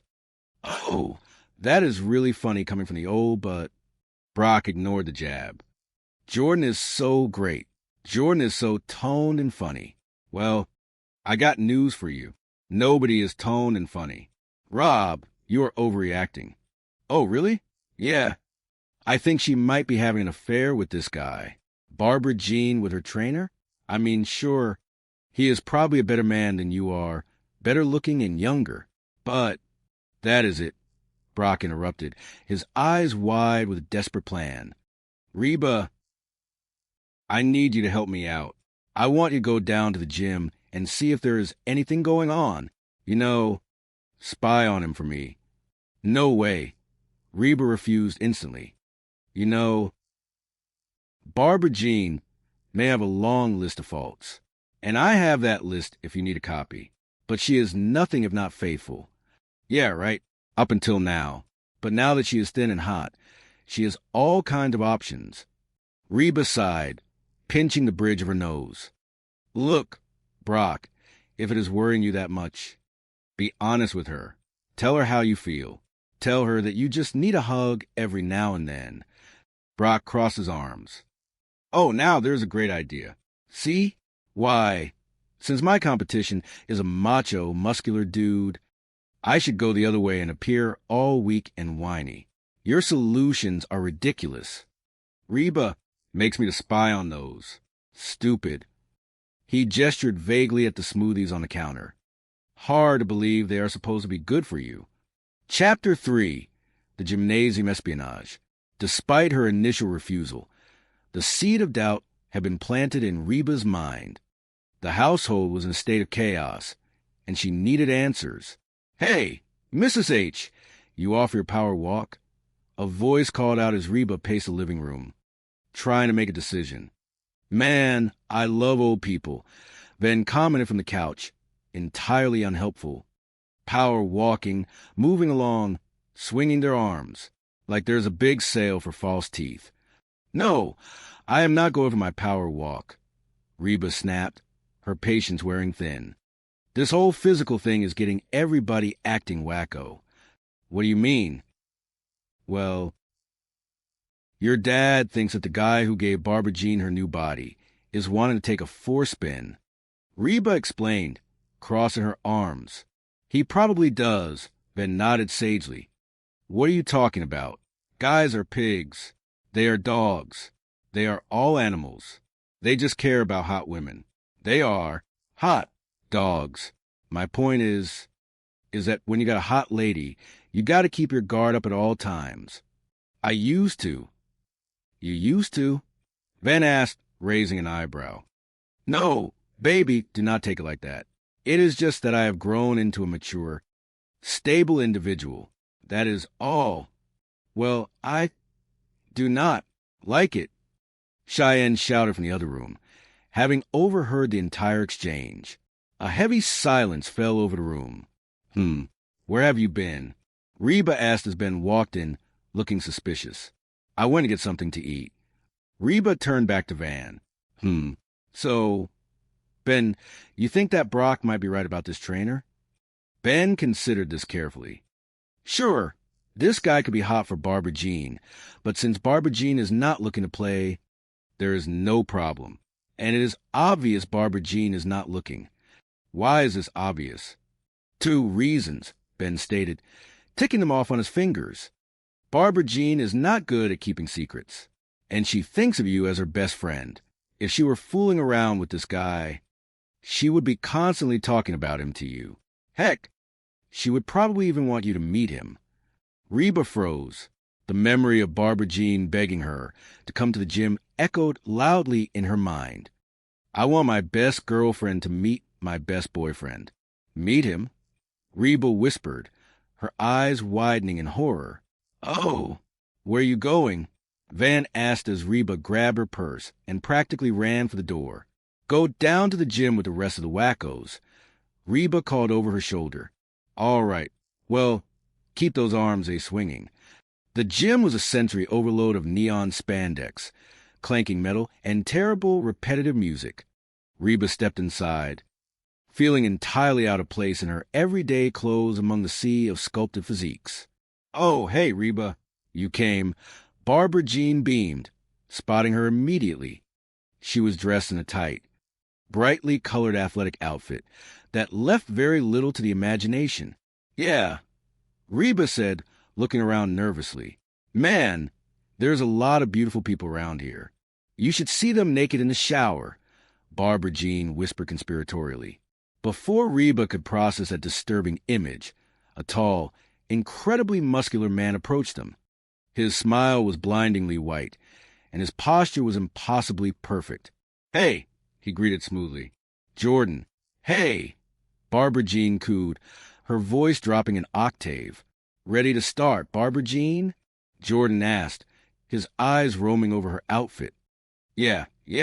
Hey, you look great in that outfit. Oh. Well, you know, the other woman is getting kind of baggy. Barbara Jean laughed, a bright, tinkling sound that grated on Reba's nerves. Can you believe her? She did the impossible. She lost all that weight and kept these fellas. Oh. Reba stared impure, un adulterated shock. Okay, Jordan, Barbara Jean finally said, catching her breath.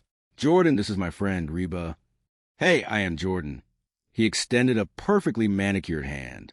I am Reba, she replied cautiously, giving his hand a quick, firm shake. So, you gonna join us, Reba? Jordan asked, his smile never faltering. Oh, I do not know. I just think that, me and my, fellows will just watch for a while. Well, Reba, you're not going to get into shape by just watching, Jordan advised, his tone practically dripping with condescending encouragement. You need to sweat a little. Yeah, but you guys gotta understand, it has been a while since I've been in a gym like this. And I do not think. Reba's words died in her throat as Jordan suddenly lunged forward. Hello, there, Barbara Jean, you really are getting limber. To Reba's absolute horror, Jordan was currently twisting Barbara Jean into a position that defied both physics and common decency. Remember when you could not put your leg over my head? Jordan asked cheerfully. Remember when I did not want to? Barbara Jean laughed, seemingly unbothered by the intimate proximity. Is that illegal? Reba stammered, her face burning. I mean necessary? It is critical to stretch the muscles out before you exercise them, Jordan explained, utterly oblivious to Reba's distress. Yeah, otherwise, you could really hurt something. Turn over. Reba wanted to run, but she was paralyzed by the bizarre spectacle unfolding before her. Reba, you need to watch this one, Barbara Jean called out from her position on the mat. This one is my favorite. Jordan repositioned himself. All right, now, this gives a good stretch to the back and chest muscles. Really should do this once a day. Oh, I would do it all day if I could, Barbara Jean sighed happily. Reba fanned herself with her hand. You know, is this one of these, gyms that has the heat on real high? I am sweating. Okay. Oh, wow. Mercifully, Jordan released Barbara Jean. Time for some weightlifting. Oh, good. Reba breathed a sigh of relief. That is enough of that stretching. Hello. Okay.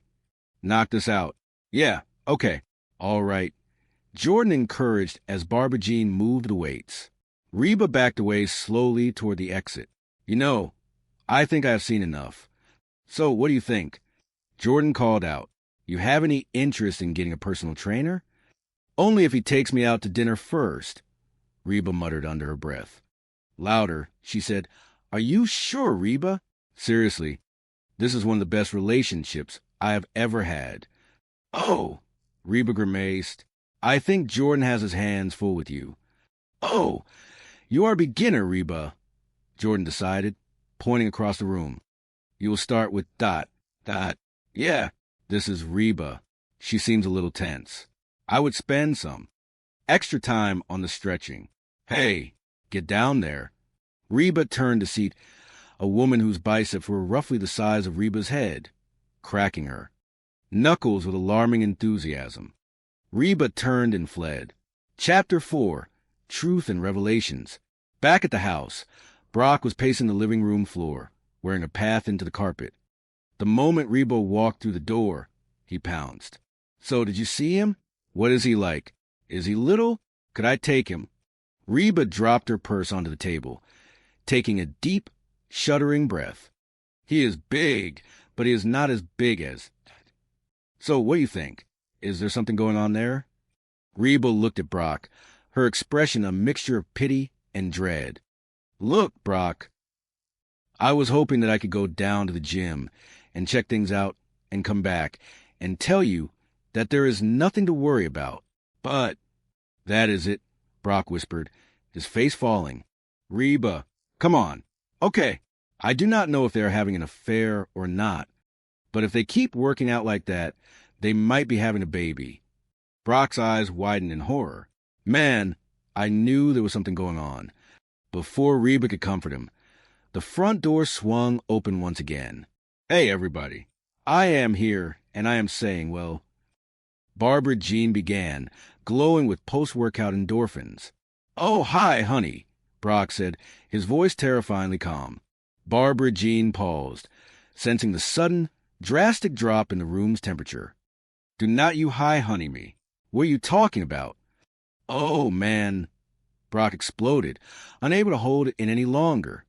Did you honestly think that I would not find out about you and Jordan? Barbara Jean looked genuinely bewildered. What? We were working out. It was perfectly innocent. Brock turned to Reba. Reba, tell him what you saw. I do not want to get involved, Reba said, taking 2 large steps backward. She said you are having an affair, Brock accused, his voice trembling with hurt. Any more than I already am. Barbara Jean stared at him, aghast. Then she let out a loud, incredulous laugh. Okay, Jordan and I are not having an affair. He is gay. The room went completely silent. What? Brock squeaked. Barbara Jean crossed her arms, looking from Brock to Reba with righteous indignation.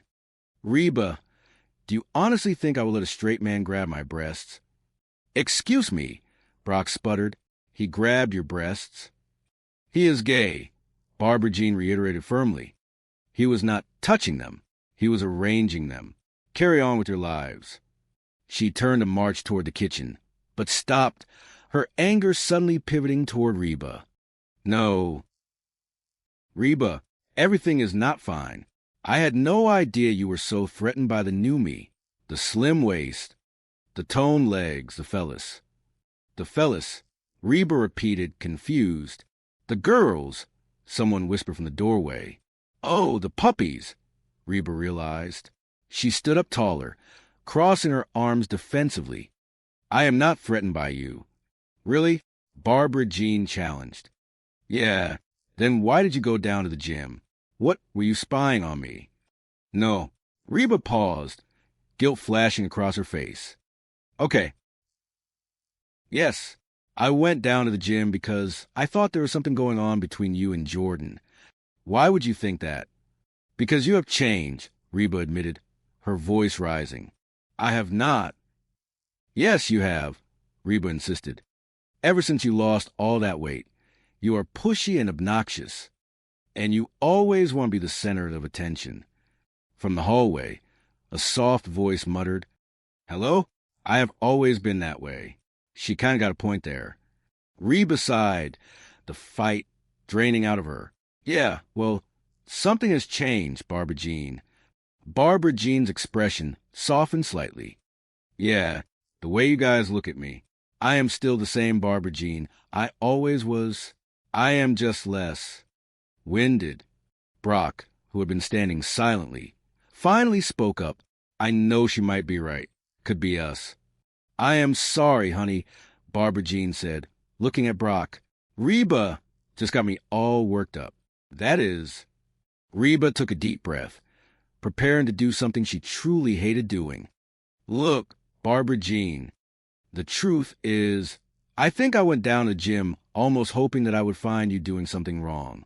You know, anything, so I could feel superior to you and your skinny butt. So, I am sorry. Barbara Jean's eyes widened. Saw the... Yeah. A massive, radiant smile broke across Barbara Jean's face. This is great. For the first time since we have known each other, you want to be me. I do not want to be you, Reba groaned. I know. It is even better. You want to look like me. Barbara Jean squealed, clapping her hands together. Hey, where you going? Just go grab something to eat. Reba called over her shoulder as she headed for the front door. I will see you next year. Chapter 5, The True Meaning of Pretty. While the adults navigated their complicated web of jealousy and reassurance downstairs, a different kind of reconciliation was happening in the upper rooms of the house. Hey, buddy, a young voice echoed down the hall. What are we watching? No, we are not. Want a rock, paper, scissor for it? Let us go. You're going to pick scissors, are not you? Get out. In the master bedroom, Cheyenne stood in front of the mirror, nervously adjusting something on her head. The door creaked open, and Van walked in, looking exhausted but happy to see her. Hey, honey, Cheyenne greeted softly. Hey, baby, Van replied, stepping into the room. I need to talk to you. Van sighed playfully. Oh, honey, I just got the television. Cheyenne turned around, and Van stopped dead in his tracks. Sitting atop Cheyenne's familiar, comforting features was a bright, starkly unnatural wig. It was a jarring change, and she looked incredibly nervous. Well, Cheyenne began, her voice trembling slightly. I started thinking that maybe you do not think of me as new pretty, because I do not do enough to keep your interest. Van's expression softened instantly. The playful demeanor vanished, replaced by profound earnestness. No, honey, you're way hot. Guilty. But anyway, Cheyenne continued, looking down at her hands. I thought that maybe I should, change my look every now and then just to keep things fresh. So, I bought a wig. Van walked over to her, reaching out to gently touch her shoulder. Cheyenne, put that down. Listen to me. I think it is a good thing that when I look at you, I do not see the beautiful girl with the killer bod. Cheyenne looked up, tears welling in her eyes. I see my wife, Ben said softly, his gaze locked onto hers. And I am attracted to her, whether she is all dressed up, ready to go out, or just sitting on the couch wearing those washed-up flannel pajamas. Cheyenne sniffled, a small smile breaking through her insecurities. Really? Yeah, Van nodded, stepping closer and wrapping his arms around her waist. You are beautiful to me because of who you are. Cheyenne leaned her head against his chest. I feel kind of stupid. Van kissed the top of the terrible wig gently. That is also who you are, and I love it. Come on, you. Where are we going? Cheyenne looked up at him, her smile widening into something genuinely happy and relieved. Oh, we're going upstairs. Hold on. Van teased, pulling her closer. I thought you did not want me to leave you alone. Sometimes, Cheyenne whispered, pulling the wig off and tossing onto a nearby chair. I want to feel new pretty. The house, filled with its chaotic blend of insecurities, misunderstandings, and fierce love, finally settled into a quiet evening. The dietary fads would undoubtedly fade, the gym memberships would likely collect dust, and the empty pantry would eventually be restocked. But as the lights flicked off one by one, the underlying truth remained steadfast. Beneath the surface-level panic of physical changes and new prettiness, the enduring bonds of family and acceptance held them all together, perfectly imperfect as they were. The transformation of Mrs. Hart.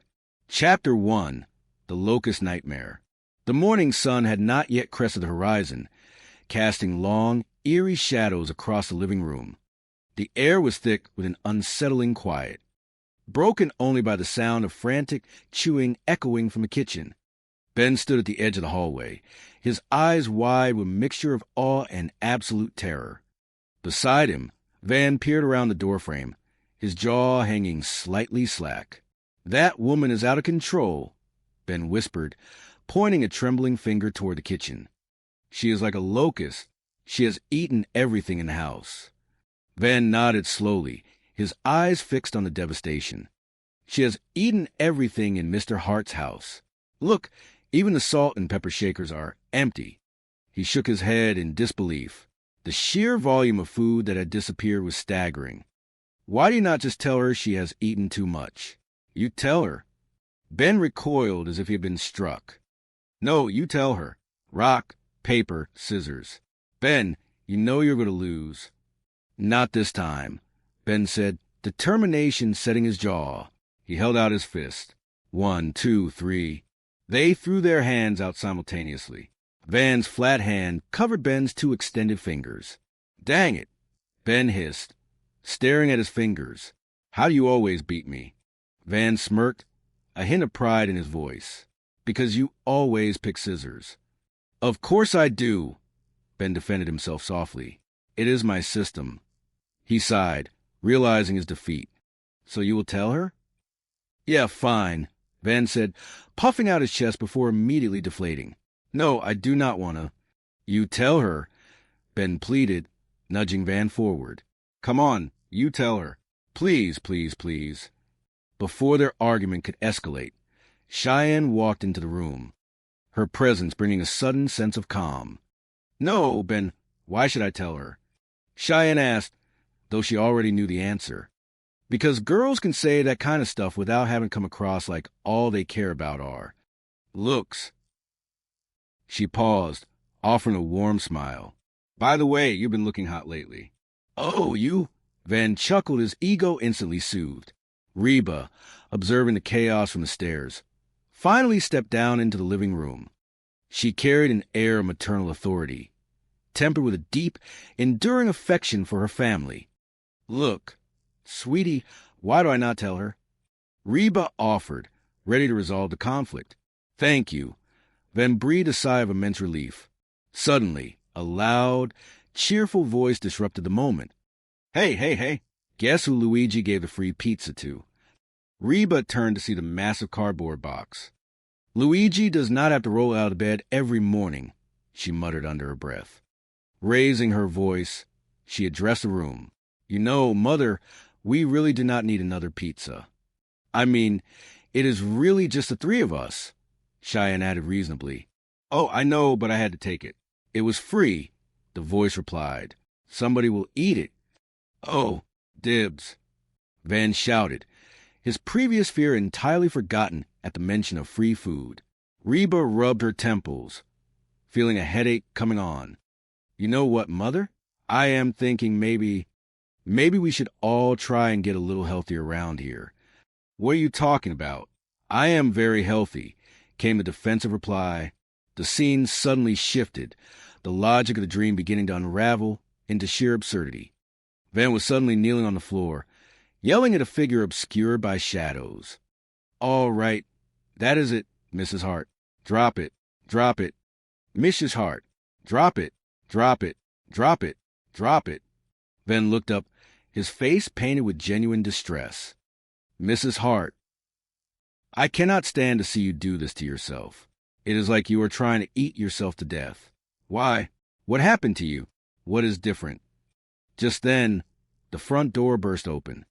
A blinding light poured in, silhouetting a remarkably slender figure. Yoo-hoo! I am here, and I am thin. Van squinted at the radiant apparition. Yeah, thin as a stick and dumb as one. Yikes, Ben muttered, staring at the strange sight. What is eating Cooper grape? Look at that. They look like the number 10. Reba gasped, her eyes flying open. She was in her own bed, the morning sunlight filtering gently through the curtains.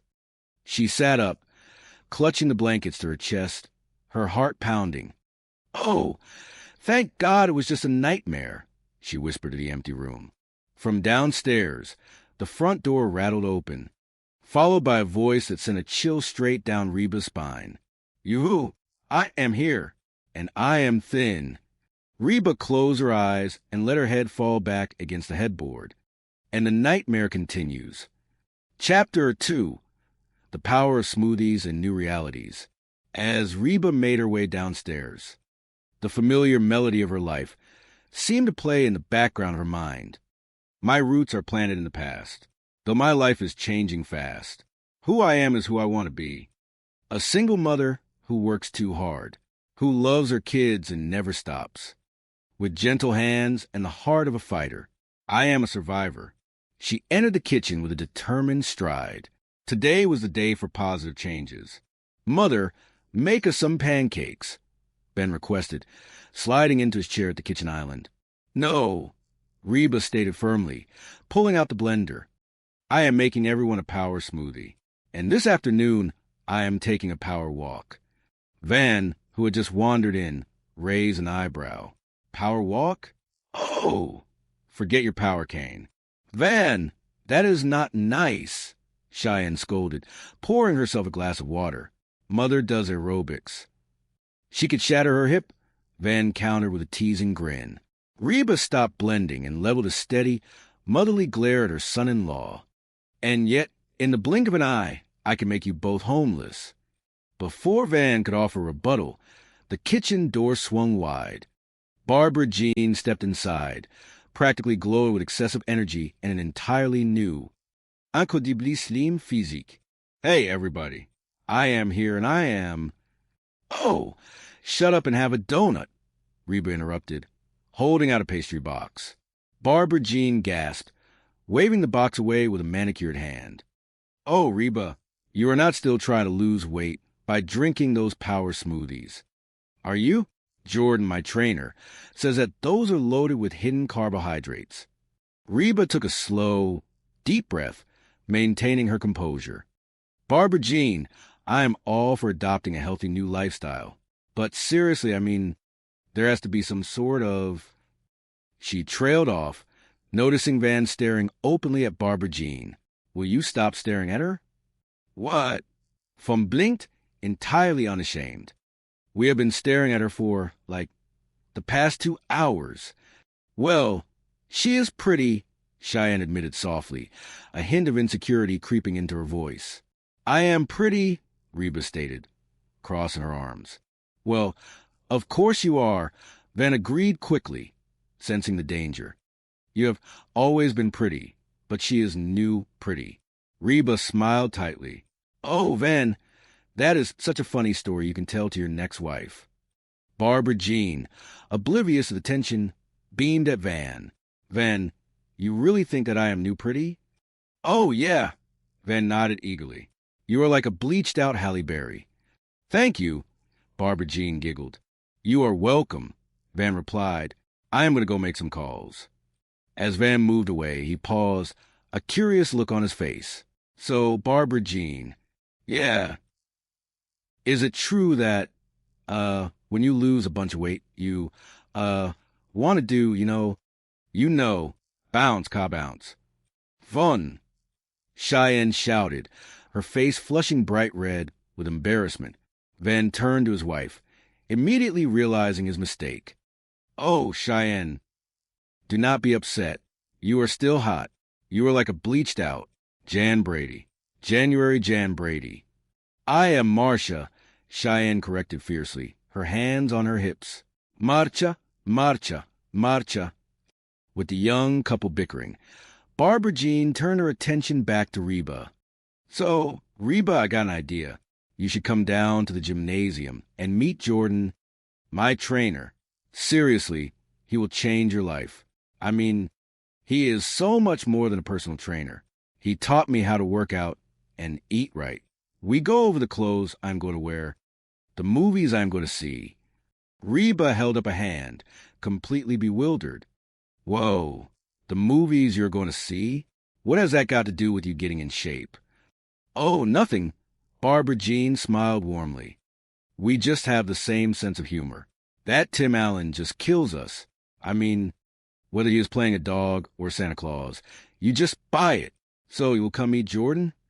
No, Reba said flatly, taking a sip of her green drink.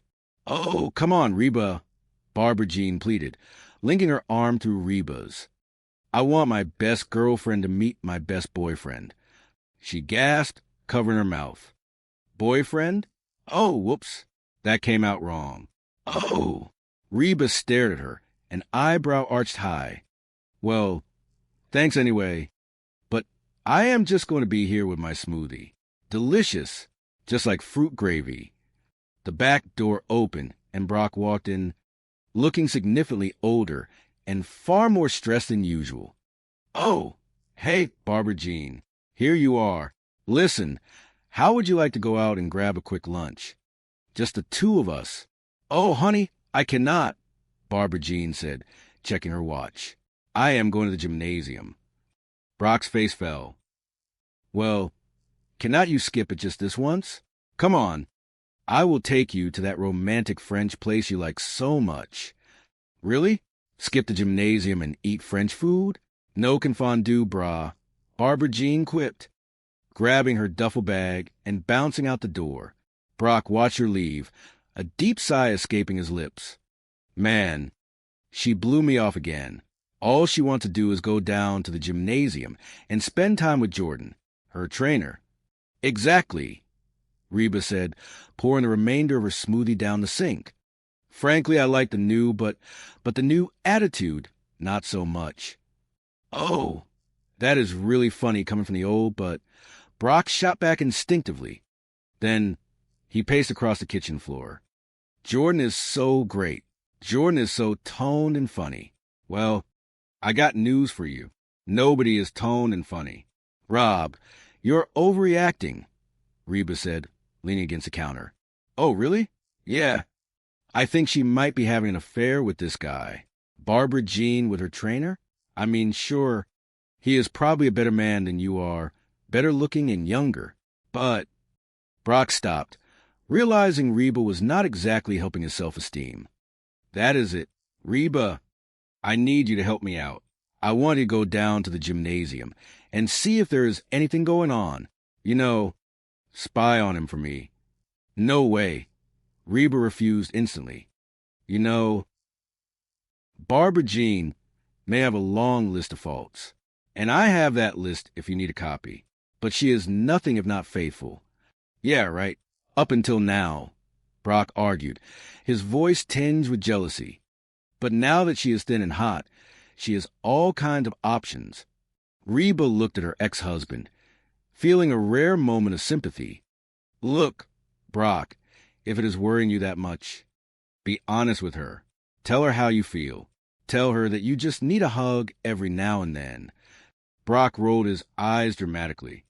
Oh, now there's a great idea. See? Why, since my competition is a macho, muscular dude, I should go the other way and appear all weak and whiny. Your solutions are ridiculous. Reba makes me to spy on those. Stupid. He glared at the blender on the counter. Hard to believe they are supposed to be good for you. As Brock stormed out to the living room, he nearly collided with Van, who was stretching his legs near the sofa. Hey, Mrs. Hart, you off for your power walk? Van asked brightly. Man, I love old people. Power walking, moving along, swinging their arms, like there's a big sale for false teeth. No, I am not going for my power walk. Reba sighed, following Brock into the room. This whole physical thing is getting everybody acting crazy. What do you mean? Van asked, stopping his stretches. Well, your father thinks that the guy who gave Barbara Jean her new body is wanting to take a forespin. He probably does, Van nodded sagely. What are you talking about? Guys are pigs. They are dogs. They are all animals. They just care about hot women. They are hot dogs. My point is that when you got a hot lady, you got to keep your guard up at all times. Cheyenne walked in just in time to hear this. I used to, Van continued. You used to? Cheyenne asked, her voice dangerously quiet. No, baby, do not take like that. Van backpedaled quickly, his hands raised in surrender. It is just that I have grown into a mature, stable individual. That is all. Well, I do not like it. Cheyenne turned on her heel and marched upstairs. Van hummed, looking at Reba for help. Where have you been? I went to get something to eat, Reba replied drily. Brock returned from the kitchen, looking even more frantic. So, Ben, you think that Brock might be right about this trainer? Reba asked her son as he walked by. Ben shrugged. Sure, this guy could be hot for Barbara Jean, but since Barbara Jean is not looking to play, there is no problem. And it is obvious Barbara Jean is not looking. Why is this obvious? Brock demanded. 2 reasons, Ben explained calmly. Barbara Jean is not good at keeping secrets, and she thinks of you as her best friend. Reba, if she were fooling around with this guy, she would be constantly talking about him to you. Heck, she would probably even want you to meet him. Reba froze. The words echoed in her mind. I want my best girlfriend to meet my best boyfriend. Meet him? Reba said aloud, panic starting to rise. Oh, where are you going? Brock asked as Reba grabbed her keys. Go down to the gymnasium with the rest of the crazy people. Brock pumped his fist. All right. Well, keep those arms a-swinging. Chapter 3, The Gymnasium Espionage. The local gymnasium was a cavern of echoing music, clanking metal, and the unmistakable scent of exertion. Reba walked through the glass double doors, feeling entirely out of place in her casual denim and cotton top. Everywhere she looked, people were lifting, running, and stretching in brightly colored spandex. Oh, hey, Reba. You came. Barbara Jean called out from across the room, waving enthusiastically. Reba navigated through the maze of treadmills and weight benches. Yeah, man, there's a lot of beautiful people around here. You should see them naked in the shower. A tall, incredibly muscular young man with a blindingly white smile stepped forward. He radiated health and vitality. Hey, Jordan. Hey, Reba replied, sizing him up. He was exactly the kind of man Brock would be terrified of. Ready to start, Barbara Jean? Jordan asked, his voice smooth and encouraging. Yeah, Yeah. Barbara Jean smiled back. Hey, you look great in that outfit. Jordan chuckled modesty. Oh, well, the other woman is getting kind of baggy. Barbara Jean leaned toward Jordan, gesturing to Reba. Can you believe her? She did the impossible. She lost all that weight and kept these fellows, oh. Okay, Jordan, this is my friend, Reba. Hey, I am Jordan. I am Reba. Jordan looked Reba up and down, offering professional, evaluating nod. So, you'd join us, Reba? Oh, I do not know, Reba stammered, stepping back. I just think that, me and my, fellows will just watch for a while. Well, Reba, you're not going to get into shape by just watching, Jordan advised cheerfully. You need to sweat a little. Yeah, but you guys got to understand, it has been a while since I've been in a gymnasium like this, and I do not think... Hello, there, Jordan interrupted, moving behind Barbara Jean to assist her with her form. Barbara Jean, you really are getting limber, Jordan praised as he adjusted her stance. Remember when you could not put your leg over my head? Barbara Jean laughed brightly. Remember when I did not want to? Reba watched, her eyes widening in horror as Jordan moved closer to help stretch Barbara Jean's arms back. Is that legal? I mean necessary. It is critical to stretch the muscles out before you exercise them, Jordan explained calmly, completely focused on the physical mechanics of the stretch. Yeah, otherwise, you could really hurt something. Turn over. Barbara Jean happily complied, flipping onto her stomach on the blue mat. Reba, you need to watch this one. This one is my favorite. Jordan knelt beside her, placing his hands firmly on her mid-back. All right, now, this gives a good stretch to the back and chest muscles. Really should do this once a day. Oh, I would do it all day if I could. Barbara Jean sighed in pure bliss. Reba began to fan her face with her hand. The visual was simply too much for her conservative sensibilities. Is this one of these, gymnasiums that has the heat on real high? I am sweating. Okay. Oh, wow. Time for some weightlifting, Barbara Jean announced, springing to her feet. Oh, good. Reba muttered, profoundly relieved. That is enough of that stretching. Hello. Okay, Jordan said, moving toward the dumbbell rack. Knock this out. Yeah. Okay. All right. Reba backed toward the exit. I think I have seen enough. So, what do you think? Jordan asked, turning back to Reba. You have any interest in getting a personal trainer? Only if he takes me out to dinner first. Reba shot back, her defense mechanism of sarcasm kicking in fully. Are you sure, Reba? Barbara Jean asked, completely missing the tension. Seriously, this is one of the best relationships I have ever had. Oh, I think Jordan has his hands full with you, Reba said, edging closer to the door.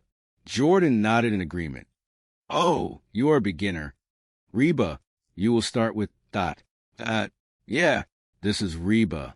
She seems a little tense. I would spend some extra time on the stretching. A massive, stern-looking woman named Dot approached, cracking her knuckles. Reba swallowed hard. Hey, get down there, Dot commanded, pointing at the mat. Chapter 4, The Truth Revealed. Back at the house, Brock was pacing a hole into the living room rug. The moment Reba walked through the front door, he pounced. So, did you see him? What is he like? Is he little? Could I take him? Reba dropped her keys on the table, exhausted and deeply uncomfortable with the entire situation. He is big, but he is not as big as... Brock frowned, confused.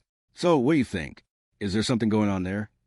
Reba sighed heavily, sitting down on the sofa.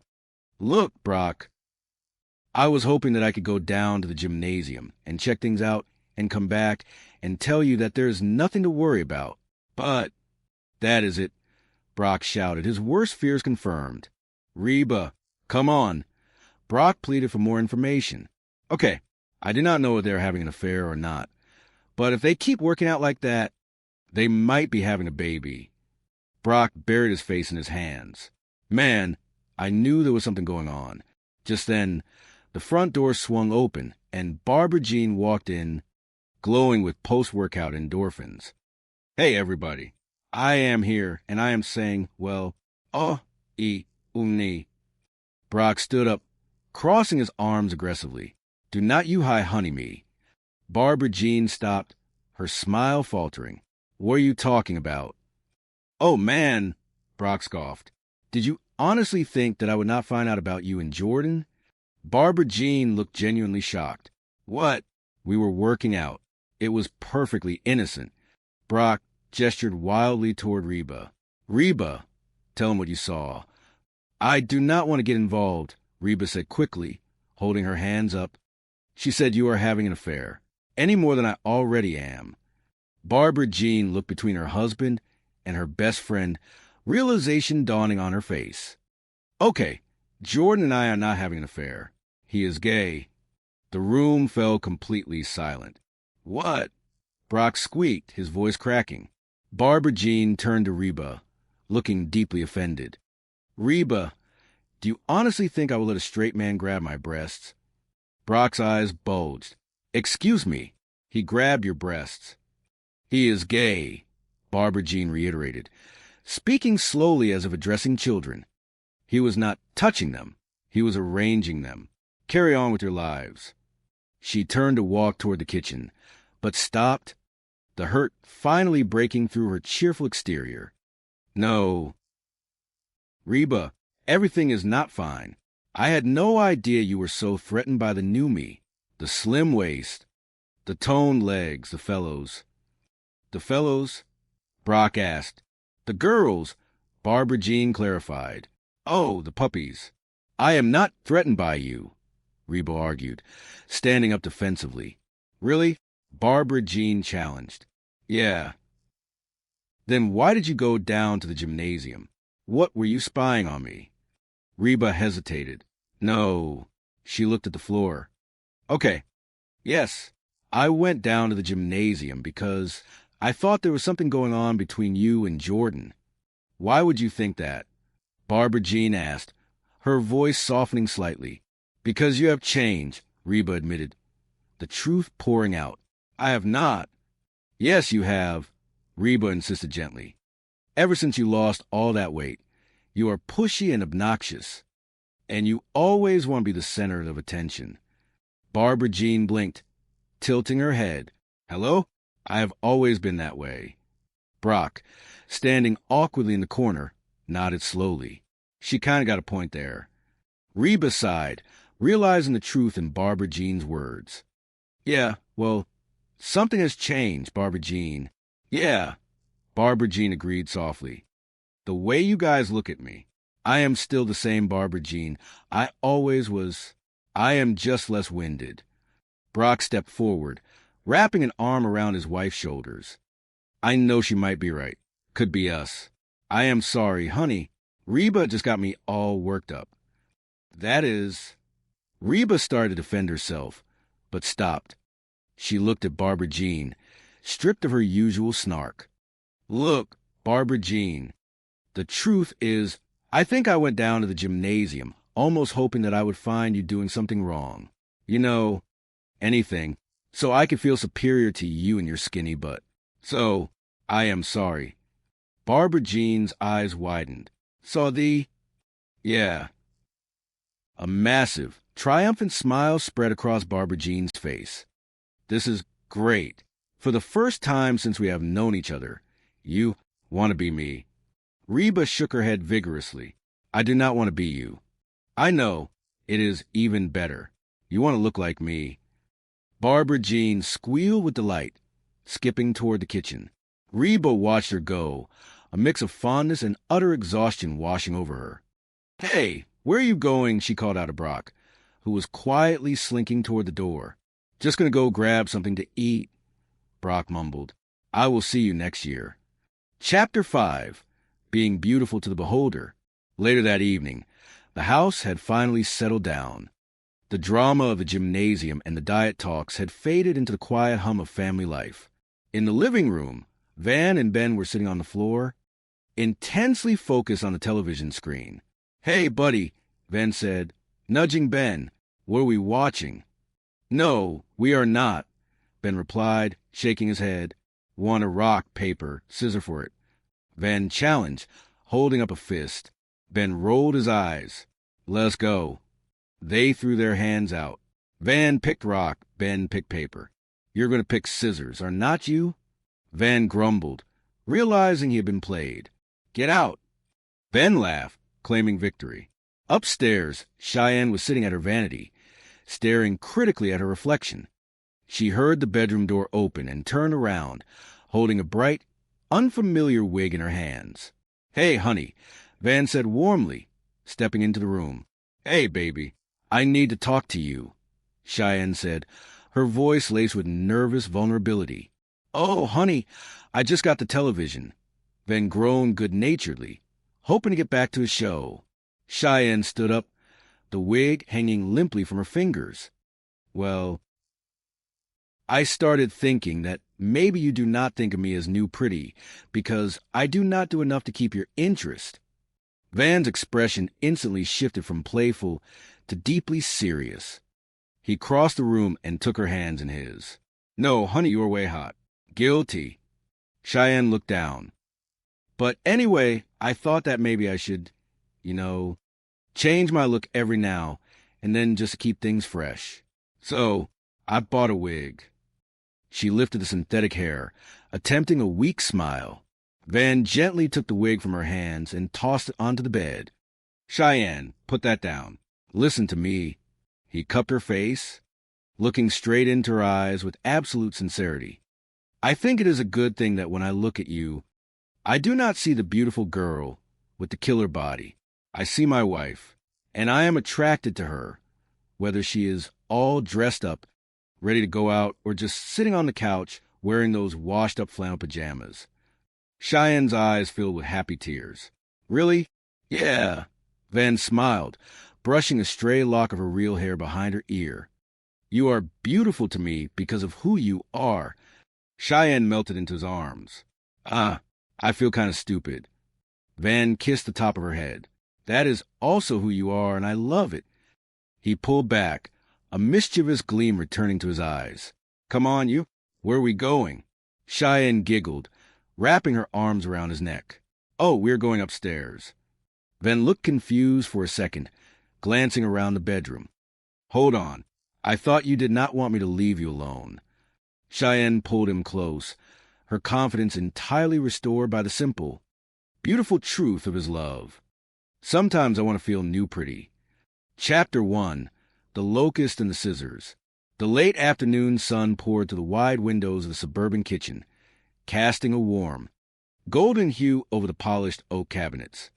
However, the serene atmosphere was completely shattered by the sheer state of devastation inside the pantry.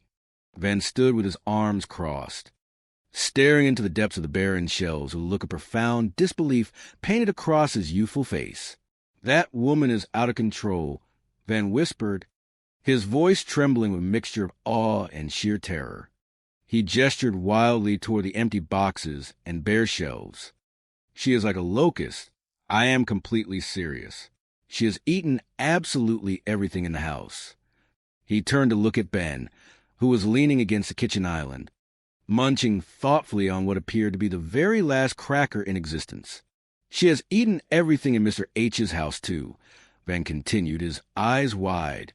He reached over to the dining table and picked up 2 small glass containers, holding them up to the light for Ben to see. "Look at this. Even the salt and pepper shakers are completely empty. Who eats straight pepper? Why? Do you not just tell her she has eaten too much?" Ben swallowed his cracker and shook his head, taking a step back as if the empty pepper shaker might explode. "You tell her." "No, you tell her," Van insisted, leaning forward. "We will settle this like men. Rock, paper, scissors." Ben rolled his eyes, a knowing smirk forming on his face. "Ben, you know you're going to lose." "Not this time," Ben replied with sudden, unearned confidence. He raised his fist, ready for the ultimate battle of wits. 1, 2, 3. They threw their hands down simultaneously. Ben held his hand flat like a piece of paper, while Ben presented 2 fingers extended like a pair of scissors. Wait, no. Ben threw rock and Van threw scissors. The eternal struggle. Dang it! Ben shouted, staring at his defeated hand. How you always beat me. Because you always pick scissors, Van said, his chest puffing out with pride. Of course I do. It is my foolproof system. So you will tell her? Ben sighed, his shoulders slumping in defeat. Yeah, fine. No, actually, I do not want to. You tell her, Van pleaded, his brave facade crumbling instantly. Come on, you tell her. Please, please, please. Ben crossed his arms, standing his ground. No, Van, why should I tell her? Because girls can say that kind of stuff without having come across like all they care about are looks. Van argued, his logic twisting into a strange pretzel of suburban philosophy. He paused, looking at his friend with a sudden realization. By the way, you've been looking hot lately. Ben smiled softly, blushing just a little. Oh, you? Just then, Reba walked into the kitchen, carrying the weight of the world, and a large cardboard box that smelled heavily of melted cheese and baked dough. She took one look at the 2 boys arguing over the empty pantry and sighed. Look, sweetie, why do I not just tell her? Reba offered, setting the heavy box down on the counter. Thank you. Van breathed a massive sigh of relief. Reba clapped her hands together, forcing a bright smile onto her face. Hey, guess who Luigi gave the free pizza to? Luigi does not have to roll it out of bed every morning. Cheyenne walked into the room, her hair perfectly styled, looking at the greasy cardboard box with a mixture of longing and disdain. You know, Mom, we really do not need another pizza. I mean, it is really just the 3 of us. Oh, I know, Reba said, opening the box to reveal a perfectly baked pepperoni masterpiece. But I had to take it. It was completely free. Somebody will eat it. Oh, dibs, Van shouted, immediately lunging for a massive slice. Reba pulled the box away slightly, a look of sudden determination crossing her features. You know what, Mom? I am thinking maybe, just maybe, we should all try and get a little healthier around here. Cheyenne looked at her mother in confusion. What are you talking about? I am very healthy. Before Reba could answer, the front door swung open with a dramatic flare. Everyone turned to look. Chapter 2, The Arrival of the Stick. All right, that is it, Mrs. H. Drop it, drop it. Mrs. H, drop it, drop it, drop it. A voice echoed from the hallway. Reba rushed toward the foyer, her eyes wide with concern. Drop it, Mrs. H. I cannot stand to see you do this to yourself. It is like you are trying to eat yourself to death. Why? What happened to you? What is different? Suddenly, the voice was replaced by a bright, melodic trill. You, I am here, and I am thin. Barbara Jean stepped into the light of the living room, completely transformed. The woman who had once loved every carbohydrate in the tri-state area was now impossibly slender, wrapped in bright, form-fitting exercise clothes that seemed to radiate an aura of unbearable peppiness. Reba blinked, her jaw slightly slack. Yeah, thin as a stick and dumb as one. Van leaned over to Ben, whispering loudly. Yikes! What is eating Cooper grape? Look at that. They look like the number 10. Reba pinched the bridge of her nose, closing her eyes tight.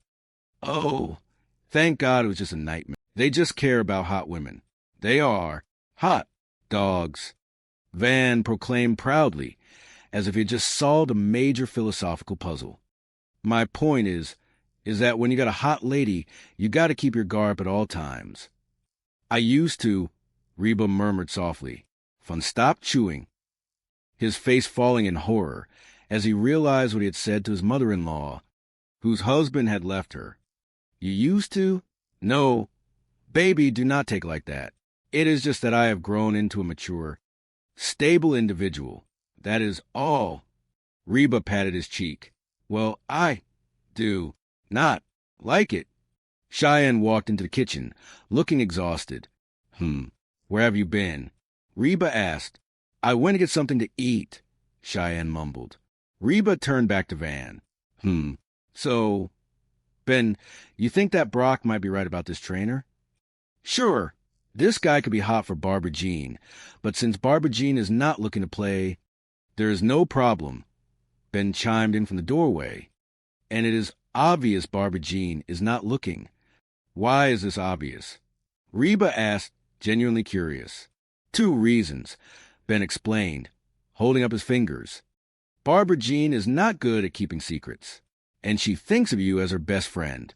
If she were fooling around with this guy, she would be constantly talking about him to you. Heck, she would probably even want you to meet him. Reba froze. A cold chill ran down her spine. Meet him? Oh!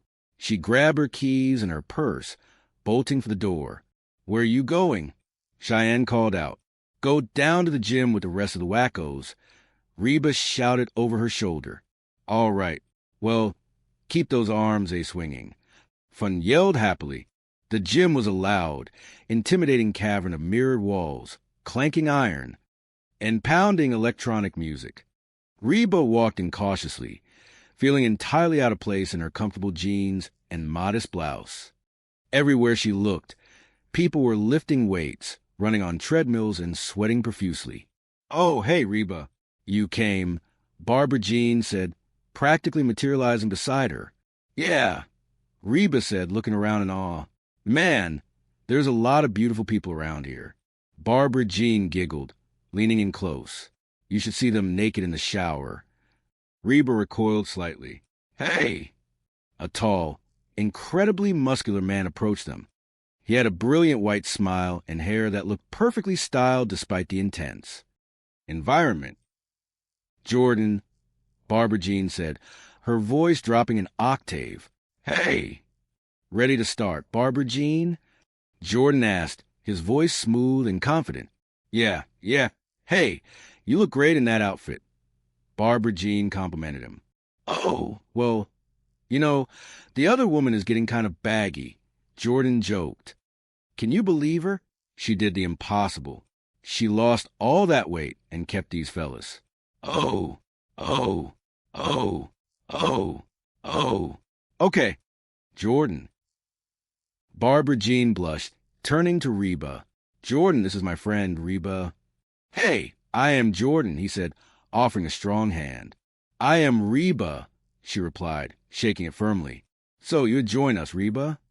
Jordan asked, gesturing to the open floor mats. Oh, I do not know.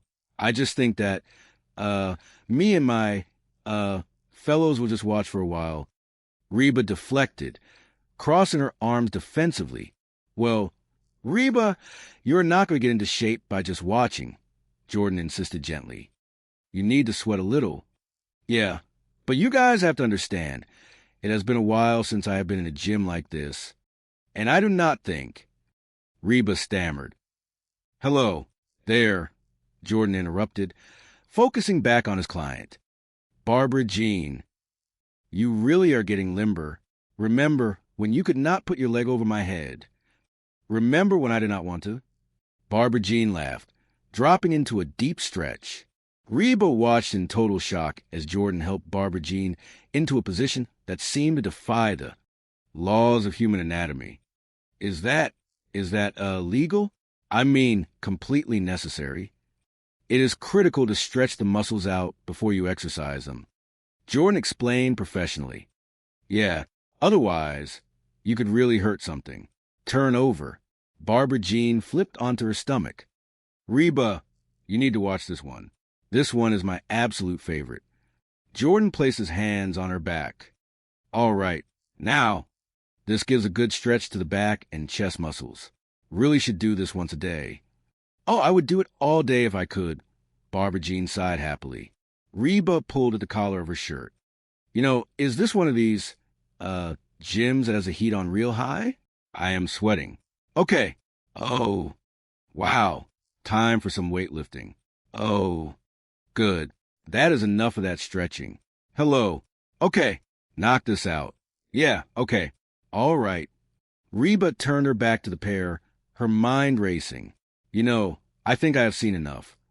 Barbara Jean sat up, looking disappointed. So, what do you think? You have any interest in getting a personal trainer? Only if he takes me out to dinner first, Reba muttered. Are you sure, Reba? Seriously, this is one of the best relationships I have ever had, Barbara Jean said earnestly. Oh, I think Jordan has his hands full with you, Reba said, trying to make a graceful exit. Oh, you are a beginner, Reba. You will start with that, Jordan announced brightly. He cupped his hands to his mouth. Yeah, this is Reba. She seems a little tense. I would spend some extra time on the stretching. A massive, imposing woman with shoulders like a linebacker stepped out from the shadows of the free weight section. She cracked her knuckles. Hey, get down there, Doc commanded, pointing at the mat. Reba swallowed hard, realizing she was in for a very long afternoon. Chapter 5, Truth, Trust, and Flannel Pajamas. Later that evening, Reba limped back into the house, every single muscle in her body protesting the cruel and unusual punishment inflicted upon her by Brock was pacing a hole into the living room rug, waiting for her.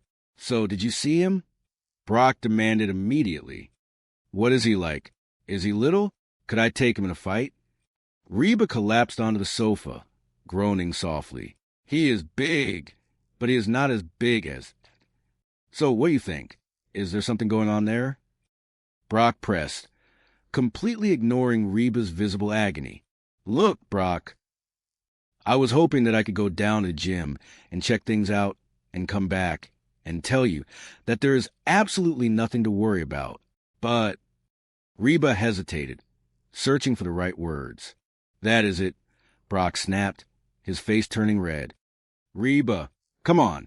Okay, I do not know if they are having an affair or not, but if they keep working out like that, they might be having a baby. Brock buried his face in his hands. Man, I knew there was something going on. Before Reba could comfort him, the front door opened, and Barbara Jean practically danced into the house, glowing with post-workout endorphins. Hey, everybody. I am here, and I am saying, well... Barbara Jean started. Oh, hi, honey, Brock said, his voice dripping with forced sarcasm. Do not you hi honey me, Barbara Jean said, instantly sensing the tension in the room. What are you talking about? Oh, man, did you honestly think that I would not find out about you and Jordan? Brock accused, standing up to face her. Barbara Jean looked genuinely confused. What? We were working out. It was perfectly innocent. Reba, tell him what you saw. Reba held her hands up in surrender, shrinking back into the couch cushions. I do not want to get involved. She said you are having an affair, Brock shouted. Any more than I already am, Reba mumbled under her breath. Barbara Jean crossed her arms, a look of utter disbelief on her face. Okay, Jordan and I are not having an affair. He is gay. The living room went dead silent. What? Brock squeaked, all of his righteous anger deflating instantly. Reba, do you honestly think I will let a straight man grab my breasts? Barbara Jean asked, appalled. Reba choked on her own saliva. Excuse me, he grabbed your breasts? He is gay. He was not touching them. He was arranging them. Barbara Jean clarified with total sincerity. Carry on with your lives. Brock sat back down, a massive wave of relief washing over his face. But Barbara Jean was not finished. She turned her intense gaze toward Reba. No, Reba, everything is not fine. I had no idea you were so threatened by the new me being sharp lately. Ben smiled, momentarily distracted by the compliment. Oh, you? Before the boys could continue their debate over who would sacrifice themselves to the wrath of the hungry Barbara Jean, the back door swung open. Reba stepped into the kitchen, carrying a large, flat cardboard box that radiated the savory, comforting aroma of baked dough and melted cheese. Look, sweetie, why do I not tell her? Reba said, catching the tail end of their conversation with the seasoned intuition only a mother possessed. Thank you. Hey, Reba announced, setting the box down on the counter. Guess who Luigi gave the free pizza to? Luigi does not have to roll it out of bed every Morning. Van looked at the pizza box, his stomach giving a small rumble despite the early hour. You know, Reba, we really do not need another pizza. I mean, it is really just the three of us right now. Reba waved a hand dismissively, opening the box to reveal a perfectly golden, cheese-covered masterpiece. Oh, I know, but I had to take it. It was free. Somebody will eat it. The moment the words left her mouth, Van's hand shot into the air. Dibs. Reba closed the box and leaned against the counter, her expression turning uncharacteristically serious. She looked at Van, then at Ben, and sighed a deep, thoughtful sigh. You know what, guys? I am thinking maybe we should all try and get a little healthier around here. Van froze, a slice of pizza halfway to his mouth. What are you talking about? I am very healthy. Just then, a loud, energetic voice echoed from the hallway. All right, that is it, Mrs. H. Drop it. Drop it. Mrs. H. Drop it. Drop it. Drop it. Brock stepped into the kitchen, looking exhausted and exasperated, clutching a half-empty bag of potato chips that he had clearly wrestled away from his wife. Drop it, Mrs. H. I cannot stand to see you do this to yourself. It is like you are trying to eat yourself to death. Why? What happened to you? What is different? Before anyone could answer Brock's frantic questioning, the front door burst open. The energy in the room shifted instantly as Barbara Jean practically skipped into the living room and spun around to face the kitchen. Yoo-hoo! I am here. Barbara Jean sang out, throwing her arms wide open. She was glowing, radiant, and noticeably transformed. And I am thin. Van choked slightly on his bite of pizza, staring at her in shock. Yeah, thin as a stick and dumb as one, he mumbled under his breath. Yikes, Ben whispered, equally stunned by the sheer volume of her announcement. What is eating her? Van nudged Ben, pointing subtly toward Barbara Jean and Reba standing near each other. Look at that. They look like the number 10.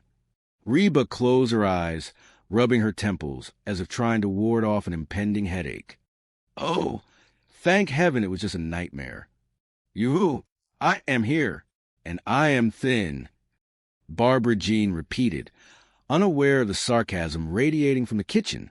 Reba sighed heavily, opening her eyes, and the nightmare continues. Chapter 2, The Power of the Smoothie. The following morning, the kitchen had transformed from a place of chaotic snacking into a laboratory of supposed wellness. Reba stood over the blender, a look of grim determination on her face as she tossed in handfuls of kale, spinach, and what looked suspiciously like grass clippings, but was in fact wheatgrass. The blender roared to life, violently pulverizing the greens into a thick, intimidating sludge. Ben walked into the kitchen, his eyes immediately drawn to the terrifying green vortex. Mom, make us some pancakes, he pleaded, his voice laced with hope. Reba pressed a button to stop the blender and poured the thick liquid into 3 tall glasses. No, I am making everyone a power smoothie, and this afternoon I am taking a power walk. Van ambled into the room, still wearing his sleep clothes, and eyed the green glasses with absolute suspicion. Power walk? Oh! Forget your power cane. Reba, that is not a good idea. Ben nodded in agreement. Van, that is not nice, but Mom doing aerobics? She could shatter her hip. Reba crossed her arms, fixing her son and son-in-law with a look that could melt steel. And yet, in the blink of an eye, I can make you both homeless. Drink your smoothies. Just as Van tentatively reached for a glass, the door swung open, and Barbara Jean glided into the room. She was wearing a bright, form-fitting athletic outfit that looked entirely too energetic for the early hour. Hey, everybody. Barbara Jean chimed, her voice bouncing off the walls. I am here, and I am... Oh, shut up and have a donut, Reba interrupted, sliding a powdered pastry across the counter toward her friend. Barbara Jean gasped, taking a dramatic step back as if the donut were coated in poison. Oh, Reba, you are not still trying to lose weight by drinking those power smoothies, are you? Jordan, my trainer, says that those are loaded with hidden carbohydrates. Reba looked down at her green sludge, then back at Barbara Jean's bright, beaming face. Barbara Jean, I am all for adopting a healthy new lifestyle. But seriously, I mean, there has to be some sort of limit. Reba paused, noticing that Van had completely abandoned his smoothie and was staring unblinkingly at Barbara Jean. Will you stop staring at her? Van blinked rapidly, snapping out of his trance. What? We have been staring at her for, like, the past 2 hours. Well, she is pretty. Reba sighed, picking up her glass. I am pretty. Well, of course you are. Van backpedaled quickly, eager to keep his place in the household. You have always been pretty, but she is new pretty. Reba shot him a withering glare. Oh, Van, that is such a funny story you can tell to your next wife. Barbara Jean, however, was glowing under the praise. She stepped closer to Van, batting her eyelashes playfully. Van, you really think that I am new pretty? Oh, yeah. Van said, nodding enthusiastically. You are like a bleached-out Halle Berry. Barbara Jean touched her hair, clearly flattered. Thank you. You are welcome, Van replied, proud of his observation. I am going to go make some calls. He turned and headed toward the hallway, leaving the women in the kitchen. Cheyenne, who had been sitting quietly at the dining table nursing a cup of tea, suddenly spoke up. Her voice was quiet, laced with a hint of insecurity that had been building over the past few weeks. So, Barbara Jean. Yeah, Barbara Jean asked, turning her bright smile toward Cheyenne. Cheyenne hesitated, tracing the rim of her teacup with her finger. Is it true that, when you lose a bunch of weight, you, want to do, bounce? Kabones. Van, who had just re-entered the room to grab his abandoned smoothie, froze. Fun! Cheyenne cried out, her cheeks flushing a deep red. Oh, do not be upset. You are still beautiful. Van rushed over to his wife, wrapping an arm around her shoulders. Oh, Cheyenne, do not be upset. You are still hot. You are like a bleached-out Jan Brady. Cheyenne stared at him, mortified. Yanuari Jan Brady. I am Marcia. Marcia, Marcia, Marcia. She buried her face in her hands, dramatically lamenting her newfound status as the middle sister of the beauty hierarchy. Barbara Jean chuckled, completely oblivious to the marital tension she had just inadvertently sparked. She turned her attention back to Reba, her eyes sparkling with excitement. So, Reba, I got an idea. You should come down to the gymnasium and meet Jordan, my personal trainer. Reba took a slow, agonizing sip of her green smoothie and grimaced. No, thank you. Seriously, he will change your life, Barbara Jean insisted, leaning over the counter. I mean, he is so much more than a personal trainer. He taught me how to work out and eat right. We go over the clothes I'm going to wear, the movies I'm going to see. Reba raised an eyebrow. Her curiosity mildly piqued despite her best efforts. Whoa, the movies you're going to see? What has that got to do with you getting in shape? Barbara Jean waved her hand dismissively, giggling like a schoolgirl. Oh, nothing. We just have the same sense of humor. That Tim Allen just kills us. I mean, whether he is playing a dog or Santa Claus, you just buy it. His acting is superb. She clapped her hands together. So, you'll come meet Jordan? No, Reba stated flatly, putting her glass down. Oh, come on, Reba, Barbara Jean whined, her lower lip jutting out in a pout. I want my best girlfriend to meet my best boyfriend. The kitchen fell dead silent. Reba stared at Barbara Jean, her eyes widening in alarm. Cheyenne looked up from her tea, her tears of insecurity momentarily forgotten. Boyfriend, Reba echoed, the word hanging heavily in the air. Barbara Jean's face instantly flushed crimson. She slapped a hand over her mouth, her eyes darting around the room as if searching for an escape route. Oh, whoops, that came out wrong. Oh my goodness. Reba crossed her arms, sensing a disaster brewing on the horizon. Well, thanks anyway, but I am just going to be here with my smoothie. Delicious.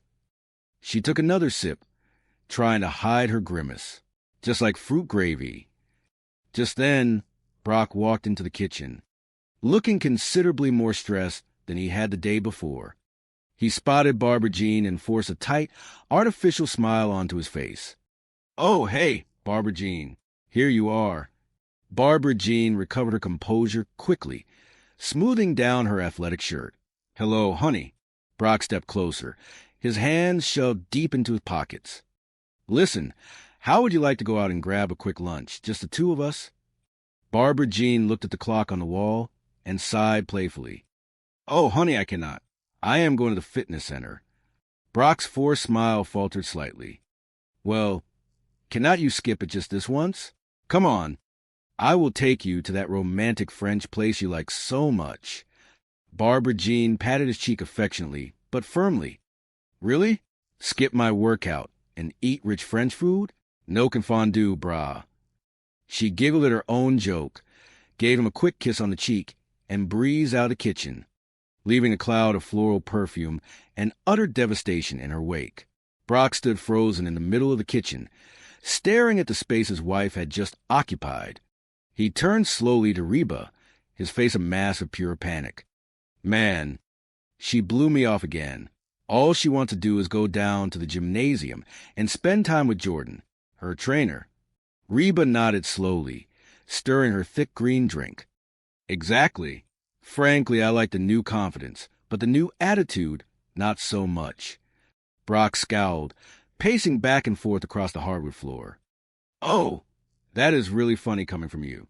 Jordan is so great. Jordan is so toned and funny. Well, I have got news for you. Nobody is toned and funny at the same time." Reba set her spoon down, adopting a calming tone. "Brock, you're overreacting." "Oh, really?" Brock stopped pacing and leaned over the kitchen island, his voice dropping to an urgent whisper. "Yeah, I think she might be having an affair with this guy." Reba let out a sharp laugh of disbelief. "Barbara Jean with her trainer? Come on, Brock." Brock's shoulders slumped, his insecurities bubbling to the surface. "I mean, sure, he is probably a better man than I am, better looking and younger, and stronger. But—" He trailed off, his eyes pleading. "That is it. Reba, I need you to help me out." Reba took a step back, her hands raised in surrender. "Oh, no, do not drag me into this. I want you to go down to the fitness center and see if there is anything going on," Brock begged, clasping his hands together. "You know, spy on him for me." "No way." Reba refused adamantly. "You know, Barbara Jean may have a long list of faults, and I have that list right here in my head if you need a copy. But she is nothing if not faithful." Brock shook his head stubbornly. "Yeah, right, up until now. But now that she is thin and attractive, she has all kinds of options. She is getting attention from everyone." Reba sighed, recognizing the genuine pain in her ex-husband's eyes. Despite everything, she still cared about his well-being. "Look, Brock, if it is worrying you that much, be honest with her. Tell her how you feel. Tell her that you just need a hug every now and then." Brock scoffed, waving his hands in the air. "Oh, now there's a great idea. See? Why, since my competition is a macho, muscular dude, I should go the completely other way and appear all weak and whiny. Your solutions are ridiculous. Reba." He turned on his heel and stormed out of the kitchen, muttering under his breath about muscles and French food. Reba watched him go, feeling a mix of pity and exasperation. She looked down at her green smoothie, deciding that dealing with other people's relationship drama was far worse than drinking liquefied lawn clippings. She picked up the glass and forced herself to swallow the rest of the sludge, shuddering as it went down. "Makes me spy on those stupid. Hard to believe they are supposed to be good for you," she mumbled, slamming the empty glass onto the counter. Chapter 3, Paranoia and Protein. Later that afternoon, the living room was quiet. Reba was sitting on the couch, flipping through a magazine, trying to ignore the lingering taste of wheatgrass in her mouth.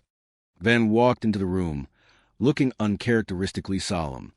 He collapsed into the armchair across from Reba, staring blankly at the unlit fireplace. "Hey, Van," Reba said, putting her magazine down. "You off your power walk?" Van sighed, shaking his head. "Man, I love old people. Power walking, moving along, swinging their arms, like there's a big sale for false teeth at the pharmacy." Reba chuckled softly. "No, I am not going for my power walk. This whole physical fitness thing is getting everybody acting wacko." Van nodded vigorously, leaning forward in his chair. "What do you mean?" "Well, Brock thinks that the guy who gave Barbara Jean her new body is wanting to take a forespin. He probably does." Reba raised an eyebrow. "What are you talking about?" "Guys are pigs," Van declared with absolute certainty. "They are dogs. They are all animals. They just care about hot women. They are hot dogs." He seemed quite proud of his profound analogy. Reba suppressed a smile. "Is that so?" "My point is," Van continued, his tone turning serious, "is that when you have a hot lady, you have to keep your guard up at all times. You have to fight off the competition." Reba looked at him, confused. "I used to." Van waved his hands frantically, realizing his misstep. "No, baby, do not take it like that. It is just that I have grown into a mature, stable individual. That is all. Well, I do not like it." He stood up quickly, his face flushed, and hurried out of the living room just as Ben walked in from the hallway. "Where have you been?" Reba asked her son, grateful for the distraction from Van's chaotic philosophy. "I went to get something to eat," Ben replied, rubbing his stomach. "The pantry is still a disaster zone." Reba patted the space beside her on the couch. "So, Ben, you think that Brock might be right about this personal trainer? About Jordan?" Ben sat down, his young face adopting an expression of deep analytical thought. "Sure. This guy could be hot for Barbara Jean. She looks great. But since Barbara Jean is not looking to play around, there is no problem. And it is obvious Barbara Jean is not looking." Reba tilted her head, impressed by his logic. "Why is this obvious?" "2 reasons," Ben stated, holding up a finger. 1, Barbara Jean is not good at keeping secrets. She physically cannot do it. He held up a second finger. 2, she thinks of you as her best friend.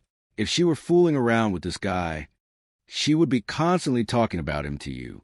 Heck, she would probably even want you to meet him." Reba's eyes widened as the memory of the morning's conversation slammed into her mind. "I want my best girlfriend to meet my best boyfriend." The words echoed in her ears like an alarm bell. She abruptly stood up from the couch, dropping her magazine onto the floor. "Meet him? Oh!" Reba gasped, the puzzle pieces rapidly locking into place. Ben looked up at her, startled by her sudden movement. "Where are you going?" Reba grabbed her purse from the entryway table, her face set in a mask of determination. "I am going to go down to the gymnasium with the rest of the wackos." Ben smiled, leaning back on the couch. "All right. Well, keep those arms a-swinging." Chapter 4, The Fitness Center Reconnaissance. The atmosphere inside the local fitness center was a stark contrast to Reba's quiet suburban home. The air was thick with the scent of rubber mats, metallic iron, and an overwhelming amount of citrus-scented cleaning spray. Loud, rhythmic dance music pumped through the overhead speakers, masking the collective grunts and heavy breathing of dozens of people pushing their physical limits. Reba stood near the entrance, feeling entirely out of place in her casual jeans and comfortable blouse. She watched as a group of incredibly fit individuals jogged past her on the treadmills, their faces glistening with a seemingly perfect cinematic sheen of sweat. "Man, there are a lot of beautiful people around here," Reba muttered to herself, clutching her purse tightly against her side. A passing male gym member, overhearing her, winked playfully. "You should see them naked in the shower." Reba's eyes widened in horror, and she quickly shuffled deeper into the facility, desperate to find Barbara Jean and complete her unwanted espionage mission. She navigated through a maze of complex-looking weight machines and intimidating racks of iron, dumbbells until she spotted a familiar flash of bright blonde hair in the stretching area. It was Barbara Jean, and she was not alone. Standing over her was a tall, incredibly muscular young man with perfectly styled hair and a brilliant smile. He wore a tight athletic shirt that left very little to the imagination regarding his physique. This, Reba deduced, must be the infamous Jordan. "Hey," Reba heard Jordan say, his voice smooth and encouraging. "Ready to start, Barbara Jean?" Barbara Jean practically giggled, lying back on a blue exercise mat. Yeah. Hey, you look great in that outfit." Jordan chuckled, stretching his arms. "Oh, well, the other woman is getting kind of baggy." Reba crept closer, hiding behind a large, fake potted palm tree to observe. She could not believe her ears. The other woman? Can you believe her? Barbara Jean said loudly, clearly talking to Jordan about someone else. She did the impossible. She lost all that weight and kept these fellas. Reba gasped quietly as she watched Jordan lean down and adjust Barbara Jean's posture, his hands briefly hovering near her chest. Oh. Reba accidentally squeaked, stepping out from behind the palm tree in her shock. Barbara Jean looked up, and her face broke into an enormous, brilliant smile. "Okay, Jordan. Jordan, this is my friend, Reba." Jordan stood up straight, offering Reba a warm, dazzling smile and extending a large, chalk-dusted hand. "Hey, I am Jordan." Reba took his hand tentatively, feeling the overwhelming strength in his grip. "I am Reba. So, are you enjoying us, Reba?" Jordan asked, gesturing to the empty mat beside Barbara Jean. Reba quickly took a step back, shaking her head vigorously. "Oh, I do not know. I just think that, me and my, fellows would just watch for a while." Jordan frowned slightly, placing his hands on his hips. "Well, Reba, you're not going to get into shape by just watching. You need to sweat a little."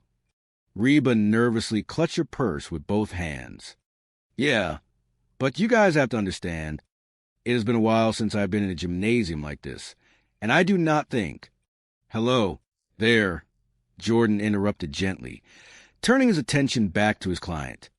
"Barbara Jean, you really are getting limber." Reba watched in mounting horror as Jordan gently took Barbara Jean's leg and lifted it high into the air, guiding it toward his own shoulder to stretch her hamstring. "Remember when you could not put your leg over my head?" Jordan asked pleasantly. "Remember when I did not want to?" Barbara Jean replied with a bright laugh. Reba's jaw practically hit the rubberized floor. Is that legal?" she stammered. "I mean, is it necessary?" Jordan looked over at Reba, his expression completely professional. "It is critical to stretch the muscles out before you exercise them. Yeah, otherwise, you could really hurt something." He patted Barbara Jean's knee. "Turn over." Barbara Jean rolled onto her stomach. "Reba, you need to watch this one. This one is my favorite." Jordan knelt beside Barbara Jean, placing his hands firmly on her upper back and shoulders. "All right, now, this gives a good stretch to the back and chest muscles. You really should do this once a day." Barbara Jean let out a sigh of pure contentment. "Oh, I would do it all day if I could." Reba felt a bead of sweat roll down her forehead. The atmosphere felt suddenly incredibly thick and uncomfortable. Is this one of these, health clubs that has the heat turn on real high? I am sweating. Okay. Oh, wow. Jordan finished the stretch and stood up, clapping his hands together briskly. Time for some weightlifting. Reba exhaled a massive sigh of relief. "Oh, good. That is enough of that stretching. Hello. Okay." Jordan moved over to a bench press station, loading a modest amount of weight onto the barbell. "Knock this out," he encouraged Barbara Jean. "Yeah, okay. All right." Barbara Jean agreed, lying down on the bench. Reba watched for another moment, feeling completely overwhelmed by the entire situation. The physical proximity, the intimate stretching, the easy banter. Brock's paranoia suddenly did not seem so unfounded. You know, I think I have seen enough. Jordan turned back to Reba, wiping his brow with a towel. So, what do you think? Do you have any interest in getting a personal trainer? Reba forced a polite, tight smile. Only if he takes me out to dinner first. Barbara Jean sat up on the bench, looking at Reba with genuine concern. Are you sure, Reba? Seriously, this is one of the best relationships I have ever had. Reba swallowed hard, the word relationship ringing in her ears. Oh, I think Jordan has his hands full with you. Jordan laughed, shaking his head. Oh, you're a beginner, Reba. You will start with ... he bellowed across the room. From the far corner of the weight room, an incredibly large, muscular woman with arms the size of tree trunks turned around. She dropped a heavy barbell onto the floor with a deafening crash and stomped over to them. Yeah, grunted, her voice low and gravelly. Jordan smiled, gesturing to Reba. This is Reba. She seems a little tense. I would spend some extra time on the stretching. That looked Reba up and down with intense, predator-like eyes. Hey, get down there. Reba looked at the mat, then and instantly decided that espionage was a young person's game. Without a single word of farewell, she turned on her heel and practically sprinted out of the fitness center, the sound of heavy metal weights crashing echoing behind her. Chapter 5, The Confrontation. Reba practically burst through the front door of her house, panting slightly from the adrenaline and the brisk walk to her car. Brock was waiting in the living room, pacing back and forth like a caged tiger. He stopped dead in his tracks the moment he saw her. So, did you see him? Brock demanded, rushing over to her. What is he like? Is he little? Could I take him in a fight? Reba dropped her purse onto the entryway table and leaned against the wall, catching her breath. He is big, Brock, but he is not as big as... Brock waved his hand dismissively, entirely uninterested in whoever it was. So, what do you think? Is there something going on there? Reba looked at Brock, her expression grave. She took a deep breath, trying to formulate her words carefully. Look, Brock, I was hoping that I could go down to the gymnasium and check things out and come back and tell you that there's absolutely nothing to worry about. But Brock's face fell, the color completely drained from his cheeks. That is it. Reba, come on. Okay. Reba continued, holding up a hand to pause his impending panic attack. I do not know if they're having an affair or not, but if they keep working out like that, they might be having a baby. Brock collapsed into the nearest armchair, burying his face in his hands. Man, I knew there was something going on. I just knew it. Before Reba could offer any words of comfort, the front door swung open again. Barbara Jean bounced into the house, her face flushed and glowing from her workout. She carried a gym bag over her shoulder and a bottle of water in her hand. Hey, everybody. Barbara Jean called out cheerfully. I am here, and I am saying, well... Brock shot up from his chair, his eyes blazing with a mixture of betrayal and anger. Oh, une... Barbara Jean stopped in her tracks, her cheerful demeanor faltering at the tone of his voice.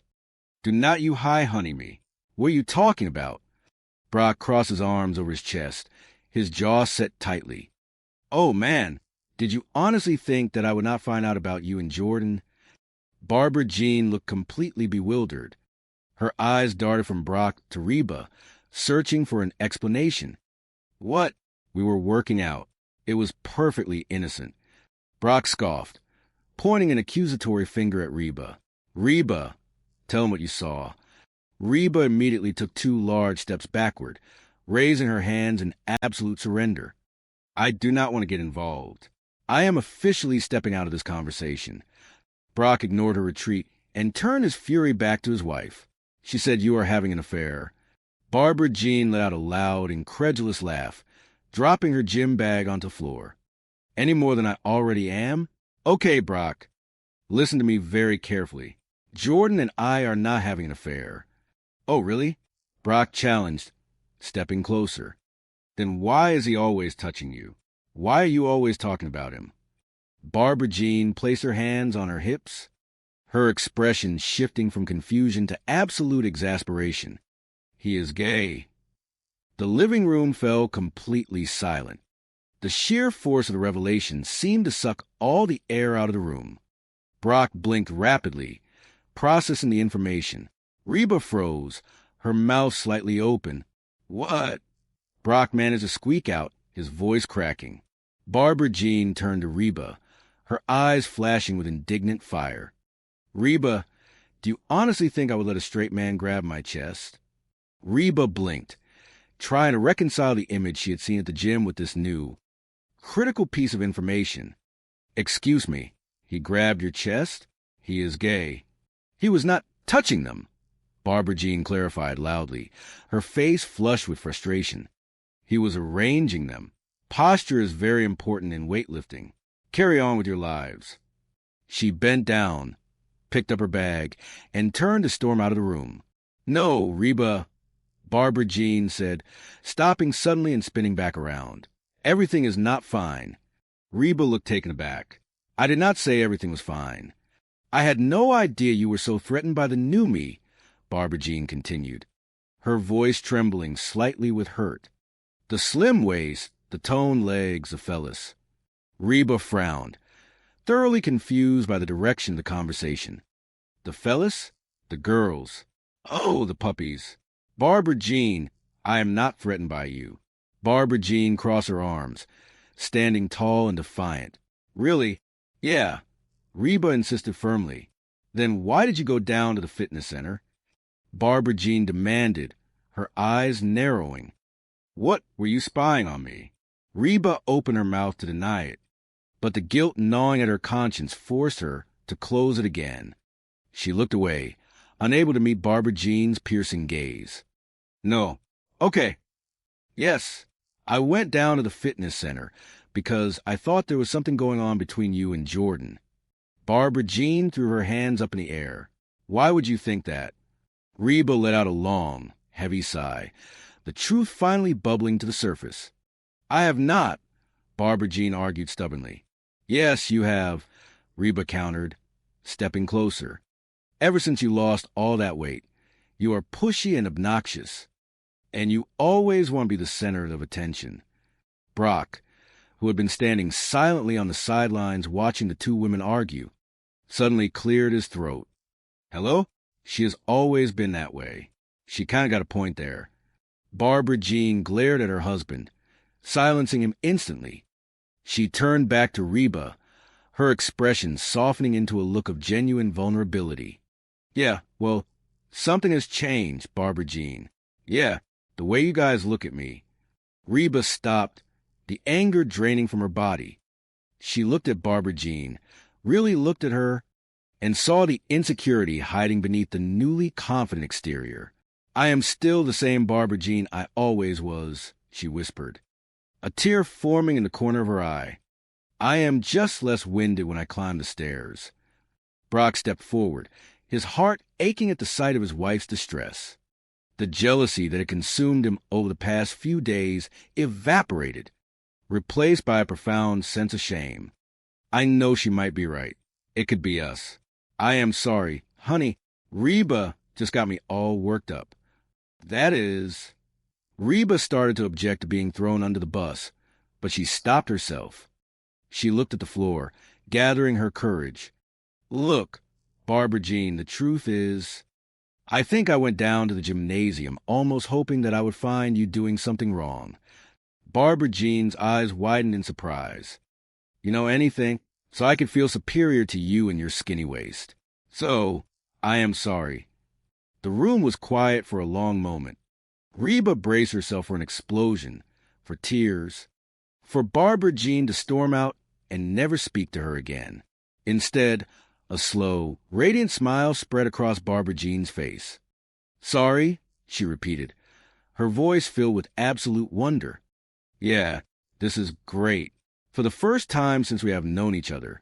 You want to be me? Reba blinked, thoroughly confused by this deduction. I do not want to be you. Barbara Jean clapped her hands together in sheer delight. I know. It is even better. You want to look like me. Without another word, she spun on her heel, her sadness entirely forgotten, and marched toward the kitchen. Brock watched her go, entirely bewildered. Hey, where you going? Just gonna go grab something to eat. Barbara Jean called back cheerfully over her shoulder. I will see you next year. Reba stood in the living room, a small, genuine smile playing on her lips.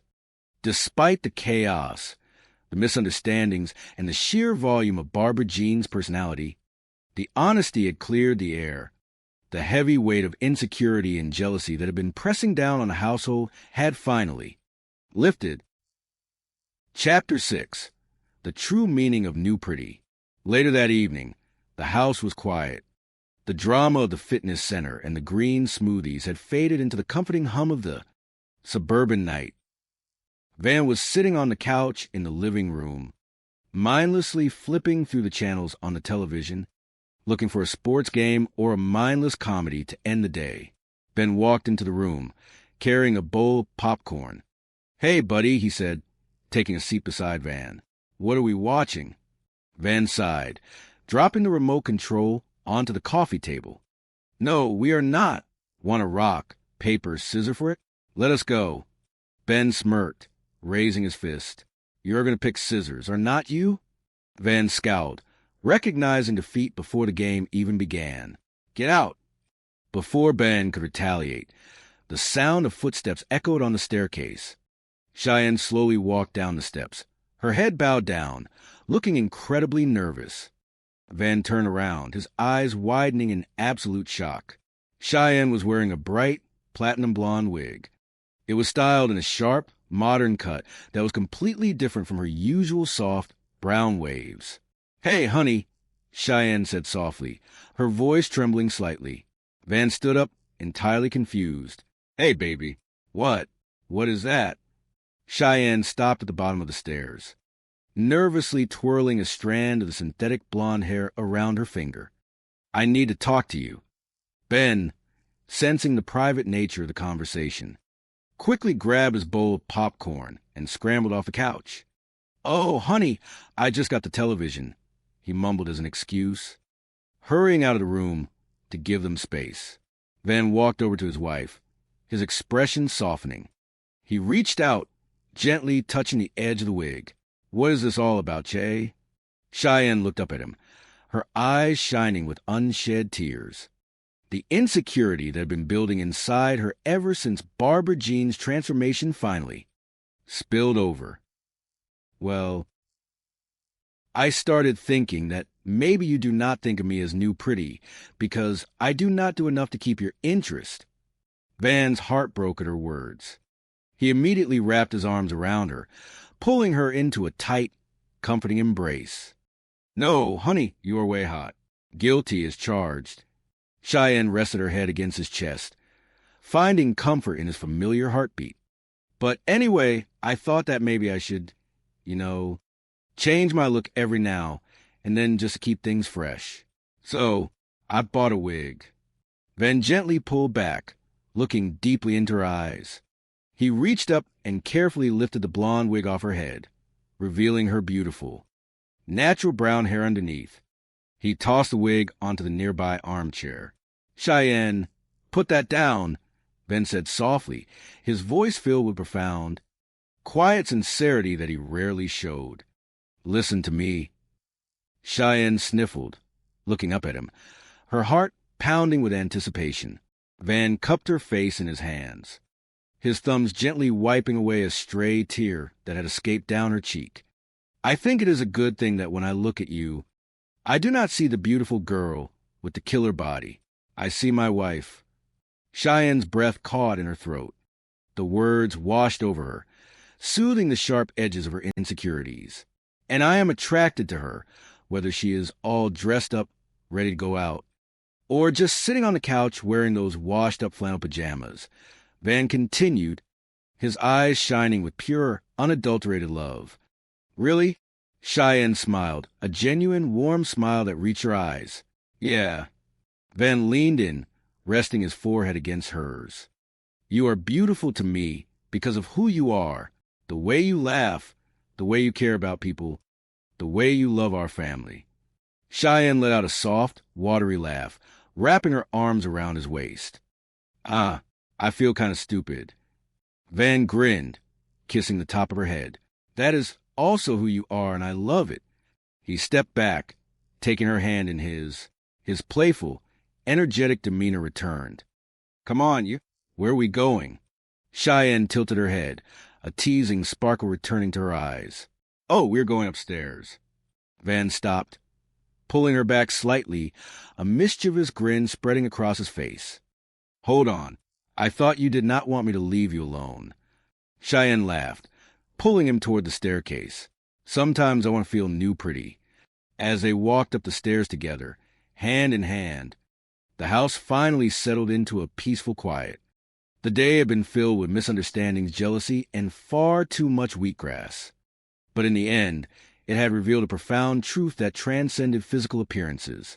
Whether it was Barbara Jean finding confidence in her new strength, Reba learning to confront her own hidden jealousies, Brock realizing the depth of his devotion, or Cheyenne discovering that true beauty lay in the unwavering love of her husband, they had all learned a valuable lesson. True beauty was not found in the reflection of a mirror, the number on a scale, or the praise of a stranger in a fitness center. It was found in the quiet moments of acceptance, in the shared laughter over a free pizza, and in the steadfast loyalty of the people who loved you exactly as you were. And as the moonlight filtered through the windows, casting a gentle glow over the quiet suburban home, it was clear that despite their flaws, their chaotic arguments, and their occasional bouts of profound absurdity, this family was, in their own unique way, entirely and flawlessly beautiful.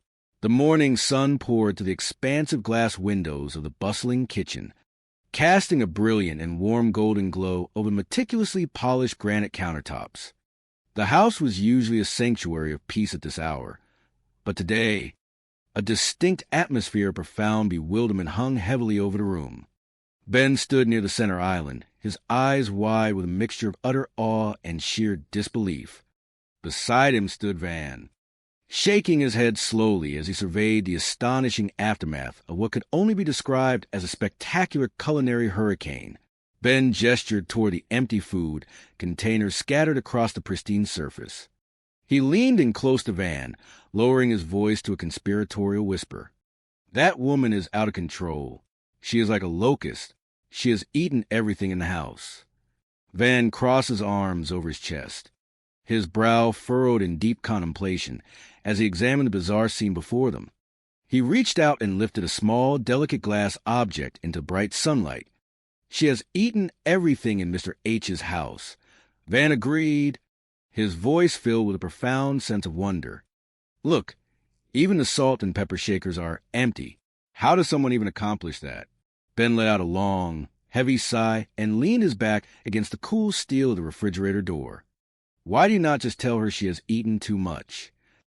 Ben suggested, looking at Van with hopeful eyes.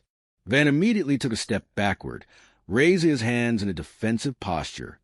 "You tell her," Van countered smoothly, entirely unwilling to take on such a monumental and perilous task. "No, you tell her," Ben insisted, his competitive spirit suddenly flaring to life. He raised his right hand and formed a tight fist, ready to settle the matter in the most traditional way known to mankind. "Rock, paper, scissors." Van chuckled softly, a confident smile playing on his lips. "Ben, you know you're going to lose." "Not this time," Ben replied with fierce determination. 1, 2, 3. They both threw their hands forward. Ben revealed a flat palm representing paper, while Van proudly displayed 2 extended fingers representing scissors. "Dang it!" Ben exclaimed, throwing his hands up in the air in total frustration. "How you always beat me." Van grinned, feeling a deep sense of satisfaction. "Because you always pick scissors." Ben thought about this for a moment, nodding slowly as the undeniable logic washed over him. "Of course I do. It is my system," Ben admitted, accepting his strategic flaw. He then looked up at Van with a pleading expression. "So you will tell her?" Van immediately realized he had trapped himself. The confident smile faded from his face. "Yeah, fine," he muttered reluctantly. Then, shaking his head vigorously, he quickly changed his mind. No, I do not want to. You tell her. Ben pushed, sensing Van's hesitation. Come on, you tell her. Please, please, please. Van looked at Ben, trying to formulate a solid excuse. No, Ben, why should I tell her? Van asked, looking for a way out. Because girls can say that kind of stuff without having come across like all they care about are looks. Van paused, looking at Ben with a sudden, genuine appreciation. By the way, you've been looking hot lately. Ben smiled warmly, genuinely touched by the unexpected compliment. Oh, you? Just as the two young men were locked in their gentle negotiation, the kitchen door swung open, and the matriarch of the household stepped inside. She carried an air of familiar grace and authority, instantly bringing a sense of order to the chaotic kitchen. Van turned to her immediately, his eyes lighting up with hope. Look, sweetie, why did not I tell her? Van asked, realizing that handing the responsibility over was the smartest move. Thank you, Ben whispered, deeply relieved that he was spared from the awkward conversation. Before anyone could take another step, the front door burst open with a sudden burst of joyous energy. Another mother figure entered the room, her face glowing with triumph as she held a large, flat cardboard box high above her head like a magnificent trophy. Hey, hey, hey, she announced cheerfully. Guess who Luigi gave the free pizza to? Luigi does not have to roll it out of bed every morning. The room fell silent for a brief moment as everyone stared at the massive pizza box. Reba stepped forward, her expression a mixture of gentle concern and practical wisdom. You know, Mom, we really do not need another pizza, Reba said softly, trying to inject a voice of reason into the morning routine. I mean, it is really just the three of us. The mother dismissed the concern with a wave of her free hand, setting the heavy box down on the kitchen island. Oh, I know, but I had to take it. It was free. Somebody will eat it. Almost immediately, a voice called out from the hallway with eager anticipation. Oh, dibs. Reba watched the interaction with a thoughtful gaze. She walked over to the counter, gently resting her hands on the cool stone.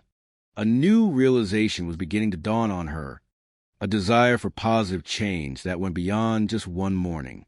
You know what, Mom? Reba began, her voice steady and full of purpose. I am thinking maybe we should all try and get a little healthier around here. Her mother looked at her as if she had just spoken a foreign language. What are you talking about? I am very healthy. Suddenly, the peaceful atmosphere was shattered by the sound of Mr. H entering the room. He looked frantic, his eyes darting around the kitchen as if searching for an invisible enemy. He pointed an accusatory finger toward the living room. All right, that is it, Mrs. H, he shouted, his voice echoing loudly. Drop it, Mrs. H, drop it, drop it, drop it, drop it. He paused to catch his breath, his expression shifting from anger to a deep, profound sadness.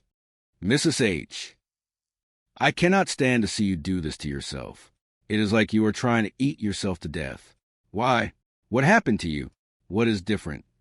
Before anyone could process his dramatic outburst, the front door swung open once again, and a voice rang out with absolute, undeniable confidence. You, I am here, and I am thin. It was Barbara Jean, but it was not the Barbara Jean they all remembered. She stood in the doorway, radiating a brilliant, healthy energy. She wore a perfectly tailored exercise outfit that highlighted her remarkable transformation. She looked vibrant, joyful, and completely revitalized. Reba stared at her in shock, unable to formulate a proper sentence. Someone in the room muttered under their breath, Yeah, that list if you need a copy. But she is nothing if not faithful. Yeah, right, Mr. H scoffed, crossing his arms stubbornly. Up until now. But now that she is thin and hot, she has all kind of options. Reba sighed softly, putting her glass down. She looked at Mr. H with a gentle, educational patience, hoping to teach him a valuable lesson about communication in relationships.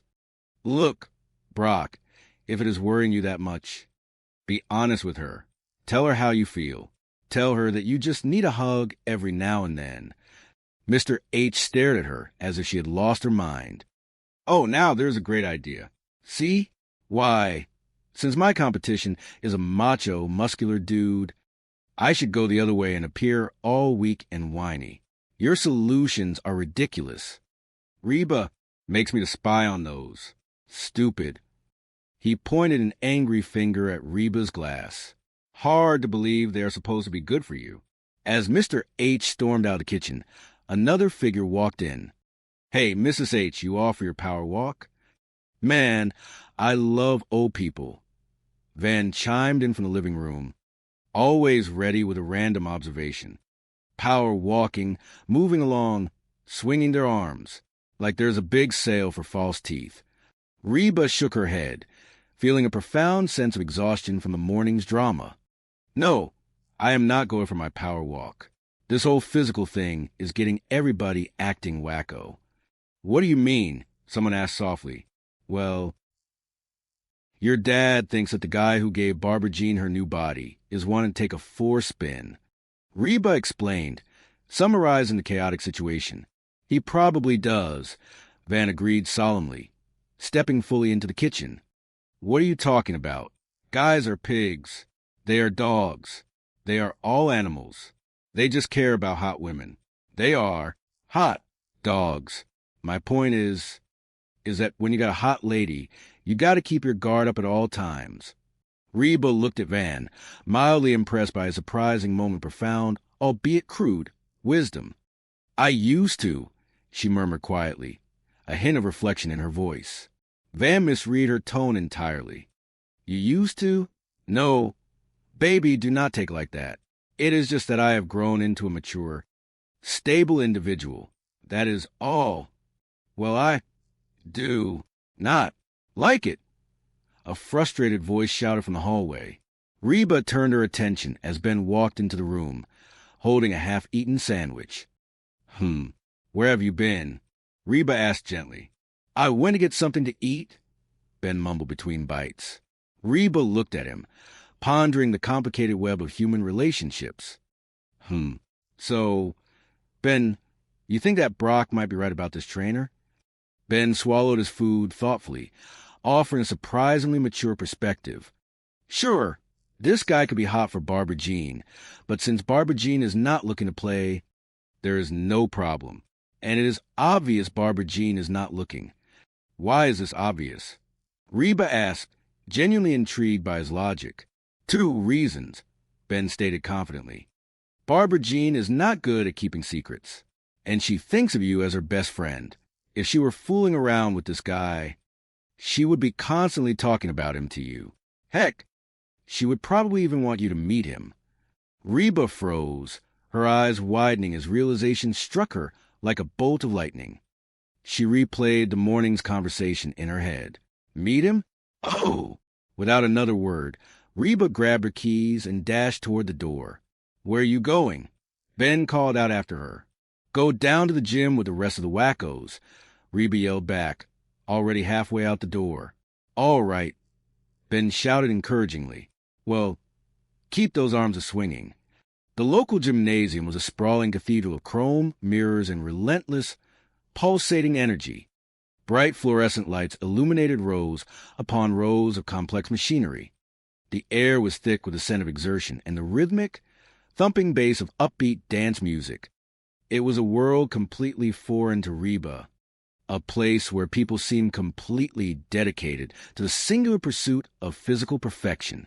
Reba stepped through the glass doors, feeling entirely out of place in her casual clothing. She scanned the busy room, her eyes darting past incredibly fit individuals lifting heavy metal plates and running endlessly on moving belts. Oh, hey, Reba, you came. A bright voice called out from near a stretching mat. Reba turned to see Barbara Jean waving enthusiastically. Reba walked over slowly, trying not to stare at the intense environment around her. Yeah, man, there's a lot of beautiful people around here. You should see them naked in the shower. Barbara Jean laughed loudly, pulling a handsome, extremely muscular man forward. Hey, Jordan. Hey, Reba replied cautiously, examining the man who was causing so much household distress. Ready to start Barbara Jean? Jordan asked, his voice smooth and professional. Yeah, Barbara Jean replied eagerly. Hey, you look great in that outfit, Jordan complimented her warmly.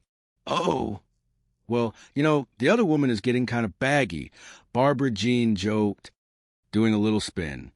Can you believe her? She did the impossible. She lost all that weight and kept these fellas. Oh. Reba watched the bizarre display, feeling increasingly uncomfortable. Okay, Jordan. Jordan, this is my friend, Reba. Hey, I am Jordan, the trainer said, flashing a bright, perfect smile. I am Reba, she replied, shaking his firm hand. So, you join us, Reba? Jordan asked, gesturing toward the open exercise floor. Reba immediately backed away, raising her hands in surrender. Oh, I do not know. I just think that me and my fellows will just watch for a while. Jordan shook his head gently, offering an encouraging, motivating tone. Well, Reba, you're not going to get into shape by just watching. You need to sweat a little. Yeah, but you guys have to understand, Reba explained, her voice tinged with genuine nervousness. It has been a while since I've been in a gym like this, and I do not think. Before Reba could finish her sentence, Jordan turned his attention fully back to his client. Hello, there, Barbara Jean, you really are getting limber. Reba watched in stunned silence as Jordan and Barbara Jean began a series of incredibly complex and seemingly intimate stretching routines. Remember when you could not put your leg over my head? Jordan asked pleasantly, helping Barbara Jean balance. Remember when I did not want to? Barbara Jean replied, giggling playfully. Reba's jaw dropped slightly. She could hardly believe what she was seeing. Is that legal? Reba stammered, pointing a shaking finger at the pair. I mean necessary? Jordan looked over at Reba, his expression completely serious and educational. It is critical to stretch the muscles out before you exercise them.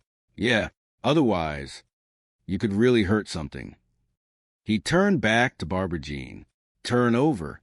Reba, you need to watch this one. Barbara Jean called out happily from Matt. This one is my favorite. Jordan positioned himself to assist Barbara Jean with another deep stretch. All right, now, this gives a good stretch to the back and chest muscles. Really should do this once a day.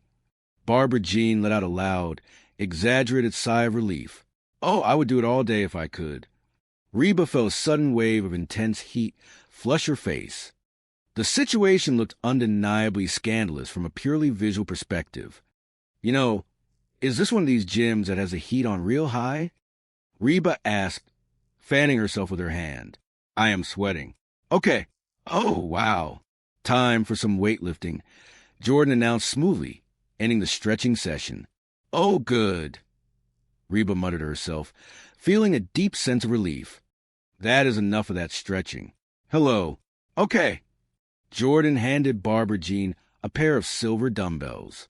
Knock this out. Yeah. Okay. Barbara Jean agreed, starting her repetitions with perfect form. All right. Reba took a deep breath, having gathered more than enough visual evidence to report back. I think I have seen enough. Barbara Jean paused her workout, looking at Reba with bright, hopeful eyes. So, what do you think? You have any interest in getting a personal trainer? Only if he takes me out to dinner first. Jordan laughed, placing a gentle hand on Reba's shoulder. Are you sure, Reba? Seriously, this is one of the best relationships I've ever had, Barbara Jean added, beaming with absolute sincerity. Reba swallowed hard, eager to escape the confusing environment.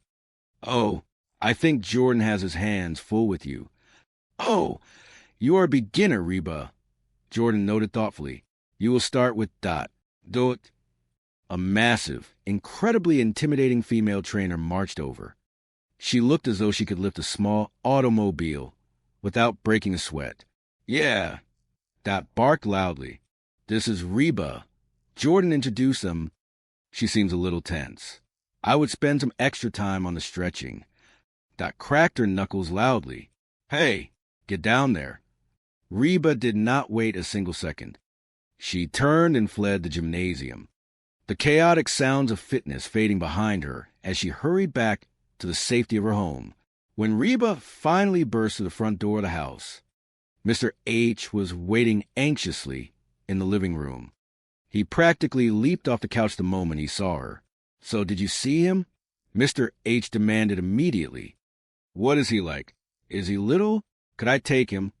Reba took a deep breath, trying to steady her racing heart. She looked at Mr. H with a mixture of pity and absolute honesty. He is big, but he is not as big as... Mr. H ignored the confusing reference to the... entirely focused on his primary concern. So, what do you think? Is there something going on there? Reba sighed heavily, walking over to the couch and sitting down. She wanted to deliver the news as delicately as possible, but the images from the gym were still vividly burned into her mind. Look, Brock, I was hoping that I could go down to the gym and check things out and come back and tell you that there is nothing to worry about. But that is it, Mr. H declared, his worst fears instantly confirmed. Reba, come on, Mr. H pleaded, needing to hear the entire unfiltered truth. Okay, Reba admitted slowly, choosing her word with extreme care. I do not know if they're having an affair or not, but if they keep working out like that, they might be having a baby. Mr. H's face turned completely pale. He stumbled backward slightly, clutching his chest. Man, I knew there was something going on. Before the conversation could go any further, the front door swung open once again. Barbara Jean bounced into the room, fresh from her workout and glowing with tremendous vitality. Hey, everybody, Barbara Jean sang out cheerfully. I am here, and I am saying, well... She stopped, noticing Mr. H's dark expression. Oh, une. Mr. H glared at her, completely consumed by jealousy and betrayal. Do not you high honey me.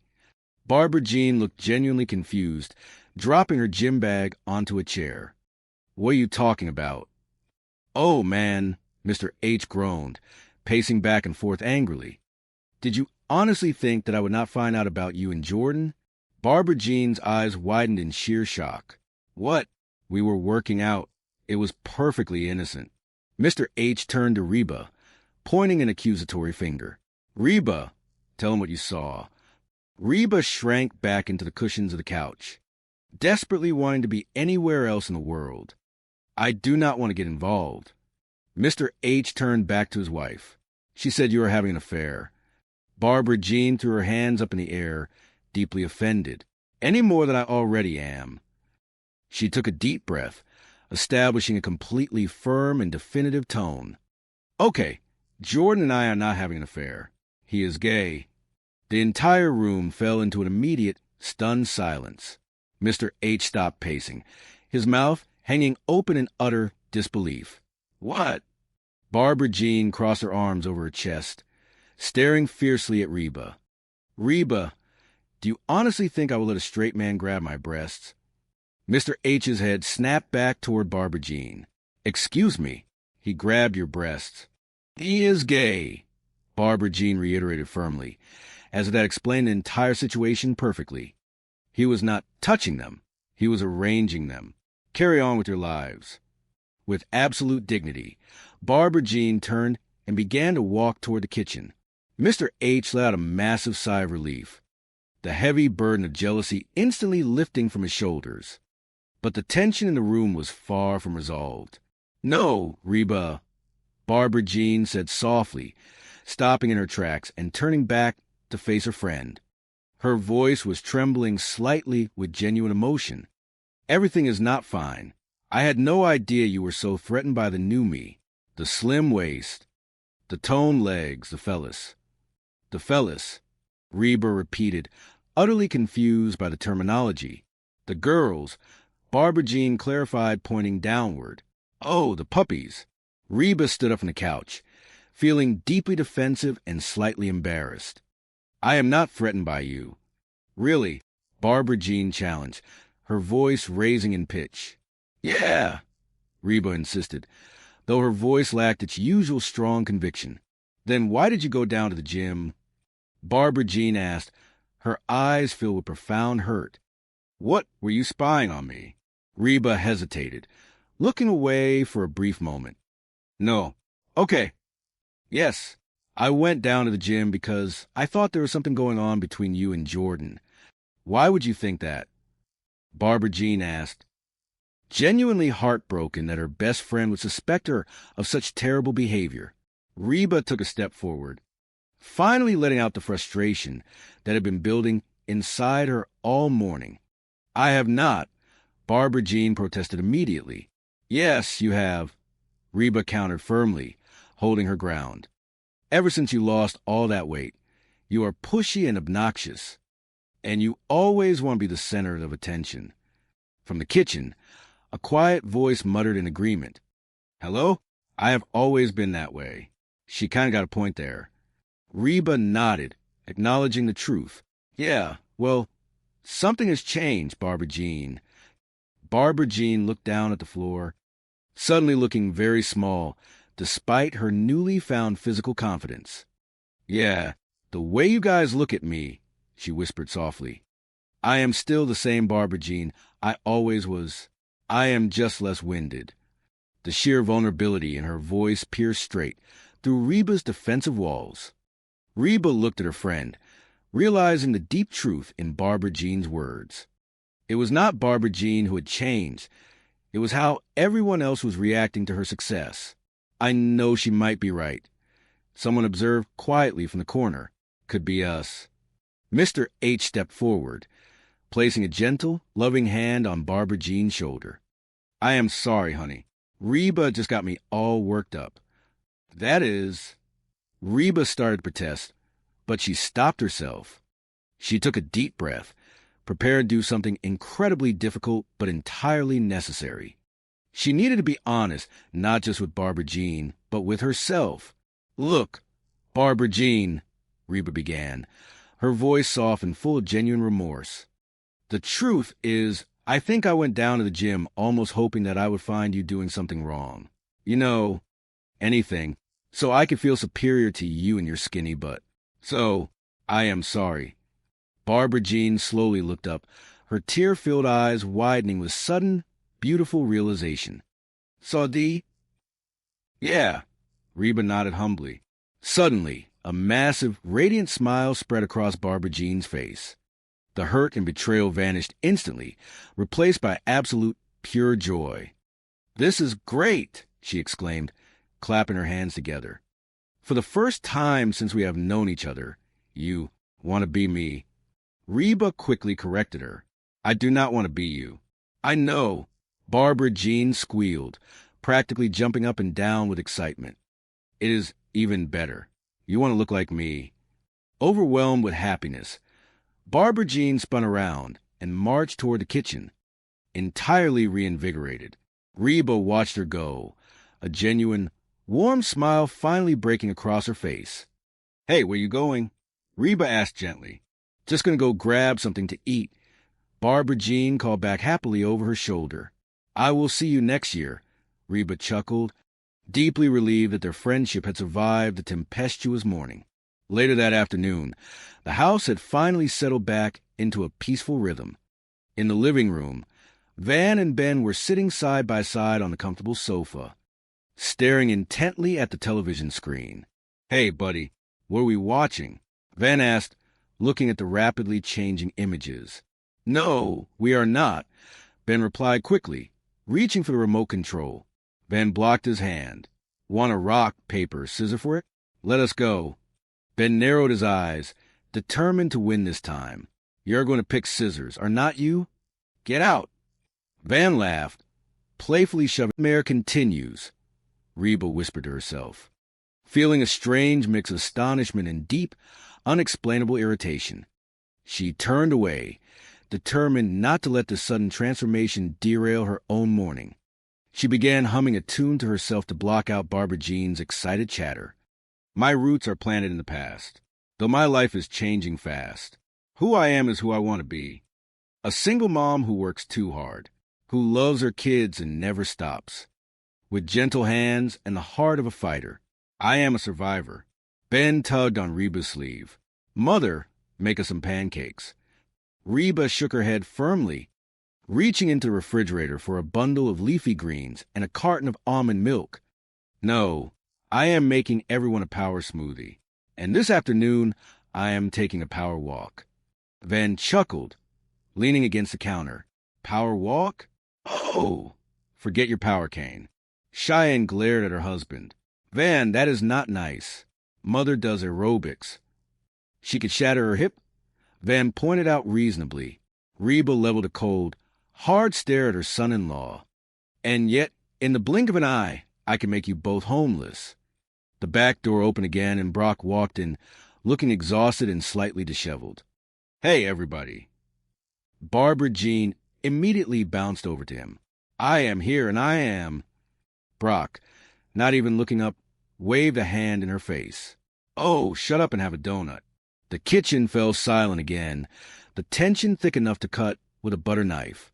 Reba focused intently on the blender, tossing in spinach, bananas, and an alarming amount of protein powder. The machine roared to life, drowning out the awkward silence. When the blender finally stopped, Barbara Jean leaned over the counter, peering into the green sludge. Oh, Reba, you are not still trying to lose weight by drinking those power smoothies. Are you? Jordan, my trainer, says that those are loaded with hidden carbohydrates. Reba poured the thick green liquid into a glass, forcing a tight smile. Barbara Jean, I am all for adopting a healthy new lifestyle. But seriously, I mean, there has to be some sort of... She paused, noticing that Van and Ben were staring at Barbara Jean with their mouths slightly open. Will you stop staring at her? Van blinked, snapping out his trance. What? We have been staring at her for, like, the past 2 hours. Well, she is pretty, Ben said, shrugging. Barbara Jean beamed, fluffing her hair. I am pretty, Reba sighed, taking a tentative sip of her smoothie. Well, of course you are. You have always been pretty, but she is new pretty. Oh, Van, Cheyenne said, her voice dripping with sarcasm as she glared at her husband. That is such a funny story you can tell to your next wife. Van, oblivious to the danger, turned to Barbara Jean. Van, you really think that I am new pretty? Barbara Jean asked, batting her eyelashes. Oh, yeah, Van said enthusiastically. You are like a bleached-out Halle Berry.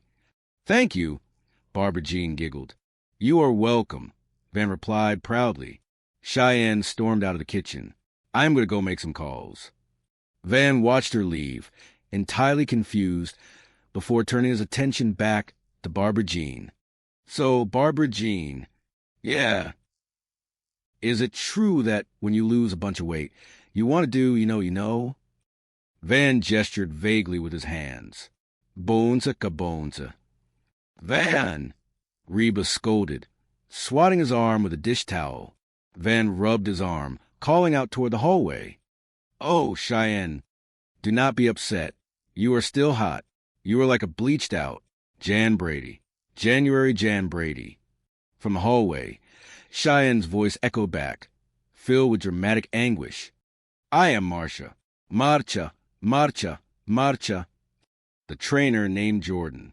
The kitchen eventually cleared out, leaving just Reba, her green smoothie, and an incredibly energetic Barbara Jean. So, Reba, I got an idea, Barbara Jean said, leaning forward and resting her elbows on the counter. You should come down to the gym and meet Jordan, my trainer. Reba took another sip of her smoothie, trying not to grimace at the taste of pureed kale. I do not think so, Barbara Jean. Seriously, he will change your life, Barbara Jean insisted, her eyes shining with absolute devotion. I mean, he is so much more than a personal trainer. He taught me how to work out and eat right. We go over the clothes I'm going to wear, the movies I'm going to see. Reba choked slightly on her drink, setting the glass down with a thud. Whoa, the movies you're going to see? What does that have to do with you getting in shape? Barbara Jean waved a manicured hand in the air, dismissing the concern. Oh, nothing. We just have the same sense of humor. That Tim Allen just kills us. I mean, whether he is playing a dog or Santa Claus, you just buy it. So you will come meet Jordan? No, Reba said flatly. Oh, come on, Reba. Barbara Jean pleaded, pouting her lips. I want my best girlfriend to meet my best boyfriend. Reba raised an eyebrow. Boyfriend. Barbara Jean quickly covered her mouth, her eyes widening. Oh, whoops. That came out wrong. Oh, well, thanks anyway. But I am just going to be here with my smoothie. Reba looked down at her glass. Delicious, just like fruit gravy. Brock walked back into the kitchen, looking nervously between the two women. Oh, hey, Barbara Jean, here you are. Listen, how would you like to go out and grab a quick lunch? Just the two of us. Barbara Jean looked at the clock on the wall and gasped. Oh, honey, I cannot. I am going to the gym. Brock's face fell, a look of profound disappointment washing over his features. Well, cannot you skip it just this once? Come on. I will take you to that romantic French place you like so much. Really? Skip the gym and eat French food? Barbara Jean laughed, a bright, chiming sound that seemed foreign in the Reba household. No confondu, brah. She grabbed her gym bag, blew a kiss at the room, and practically skipped out the back door. Brock stared at the closed door for a long moment before turning to Reba, his shoulders slumped. Man, she blew me off again. All she wants to do is go down to the gym and spend time with Jordan, her trainer. Reba nodded slowly. Exactly. Brock paced across the kitchen floor. Frankly, I like the new, but the new attitude, not so much. Oh, that is really funny coming from the old, but Reba retorted, wiping down the counter. Brock ignored the insult, his anxiety taking over. Jordan is so great. Jordan is so toned and funny. Well, I have got news for you. Nobody is toned and funny. Brock, you're overreacting, Reba said, trying to inject some reason into the conversation. Oh, really? Brock stopped pacing and looked at Reba with wild, desperate eyes. Yeah, I think she might be having an affair with this guy. Barbara Jean with her trainer? I mean, sure, he is probably a better man than you are, better looking and younger, but... Reba crossed her arms, fixing him with a stern look. That is it. Reba, I need you to help me out. I want you to go down to the gym and see if there is anything going on. You know, spy on him for me. No way, Reba said, instantly rejecting the absurd proposal.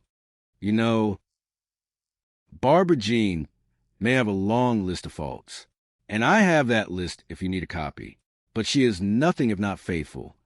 Yeah, right, Brock scoffed, running a hand through his hair.